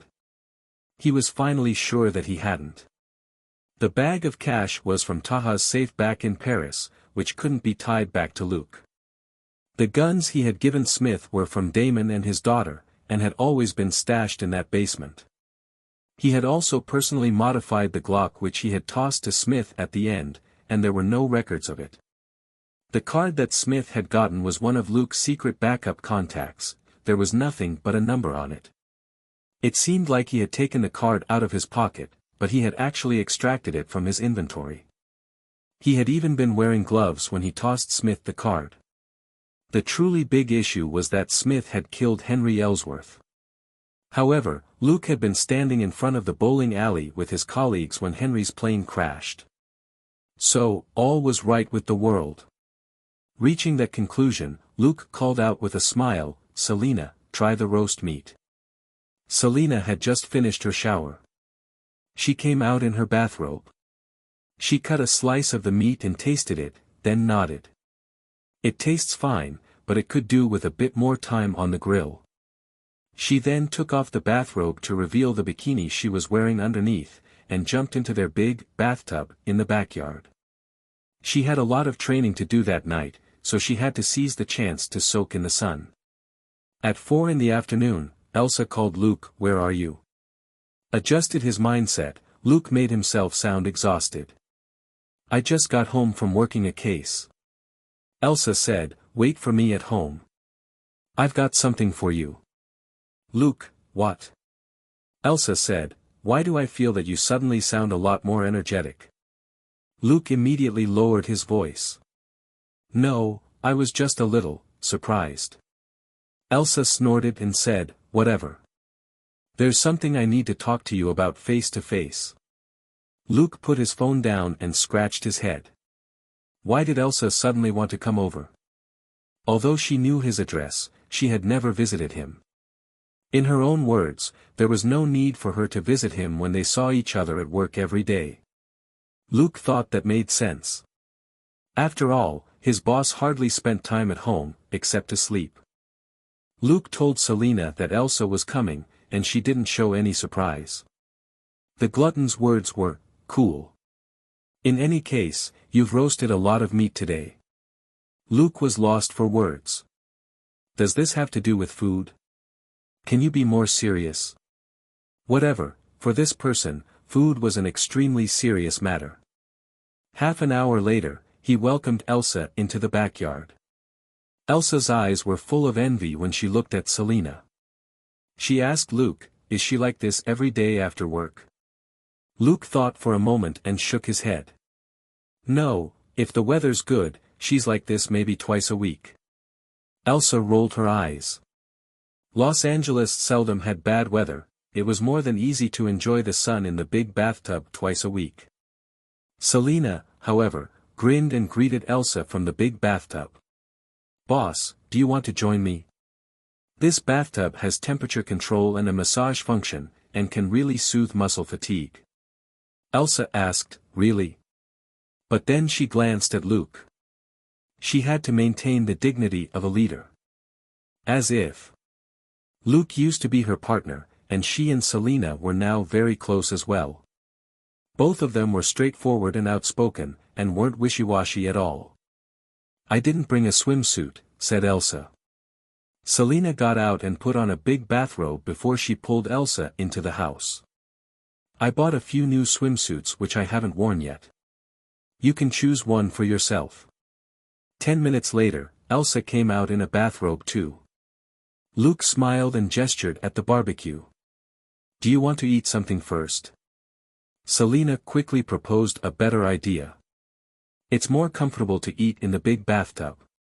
Elsa looked at Luke, and he shrugged. "It's possible, as long as you don't expect me to prepare a whole table of dishes for you." A moment later, Luke delivered roast meat and salad to the two women in the pool, while he sat on a deck chair nearby and ate leisurely. Elsa never paid attention to what she ate, but what Luke made was quite delicious, and the place was nice too. Los Angeles was no longer as cold in March. In the warm afternoon weather, Elsa's exhausted body was massaged by the water in the big bathtub in the backyard. She moaned comfortably. "No wonder you go home the moment you get off work. She would stay home more often too if she had such a big bathtub. She might even consider getting off work 2 hours early to enjoy a soak in the sun. Finishing a plate of roast meat and salad, she finally got out and dried herself, before she sat down in the chair next to Luke in a bathrobe. Enjoying the peace and comfort of the afternoon for a moment, she finally said, "Somebody wants you to do your best and chase up on that case about the girl in pajamas." Luke hummed a response and waited for Elsa to continue. Staring at the sunny sky, Elsa lowered her voice. "That's an order from the director, but..." Luke sipped leisurely on his tea and listened on. Elsa was suddenly amused. It seemed that she was even more anxious than Luke was. She relaxed slightly and leaned back in the chair. "But the boss and I think that you should only pretend to work on the case, because we might not be able to protect you if anything happens." Luke smiled. "Got it. It's all about acting." Elsa gazed at him, then nodded. "Just keep it to yourself. Don't work too hard." Luke nodded and poured her a cup of juice. "Thank you." Elsa had a mouthful of the juice and closed the parasol above her head. "Selina, come here and put sunblock on me. It's been a while since I've sunbathed." Selina got out and went to help her. Luke sipped the tea and considered what Elsa had just said. It seemed that Henry's disappearance alongside his plane had been confirmed, and someone was trying to cause trouble through Director Brad. However, everybody was selfish. Dustin was Director Brad's trusted subordinate, not his puppet. What could Dustin get from taking down the Ellsworth family? Could he be promoted to director? Furthermore, as a family that was over 100 years old, the Ellsworths couldn't fall so easily. When the Ellsworth family counterattacked, it might be very hard to deal with the big forces, but it would be more than easy for them to deal with a few petty police officers. As long as they were willing to fork out the money, they could easily set Luke up and have him trapped in an investigation by the Internal Affairs Division. The Ellsworth family had a lot of connections in the police department, including the Internal Affairs Division. Director Brad would protect Dustin, but he might be unwilling to try his best for Elsa and Luke. However, for Dustin, Elsa and Luke were subordinates that he had to do his best to protect. If he didn't have these capable detectives, his performance as the leader of the Major Crimes Division would be a poor one. Of course, if Dustin were in Director Brad's position, he might think differently. For Luke, the whole thing was very simple. He could investigate the case, or drop it. Nobody could force him to do anything. Not just Dustin, even Director Brad couldn't threaten him now. Director Brad couldn't fire or demote Luke, because it was Tony Stark who had sent Luke here. Nobody dared to give Luke a hard time without good reason. Besides, Luke was very rich. He had declared his gain of $2 million from Las Vegas. It was unrealistic to threaten a young man who had more than $3 million with a dangerous job that made no more than $100,000 a year. Dustin and Elsa were also well aware of that, which was all the more reason why they would rather that Luke stay away. If anything happened, Luke could retire and still be rich. If he wanted to be an officer, he could go to the FBI or return to Houston. If that happened, Dustin and Elsa would gain nothing and instead lose a capable subordinate. Luke considered all these things while he checked the barbecue and read the file. Elsa relaxed and enjoyed herself in the comfortable environment and with Selina's company. She didn't leave until after dinner. Before she left, she reminded Luke again when Luke saw her off, "Remember, don't work too hard on it. This isn't a regular case, and is just a power struggle between the rich. If we get involved, we'll just be cannon fodder whose lives nobody cares about."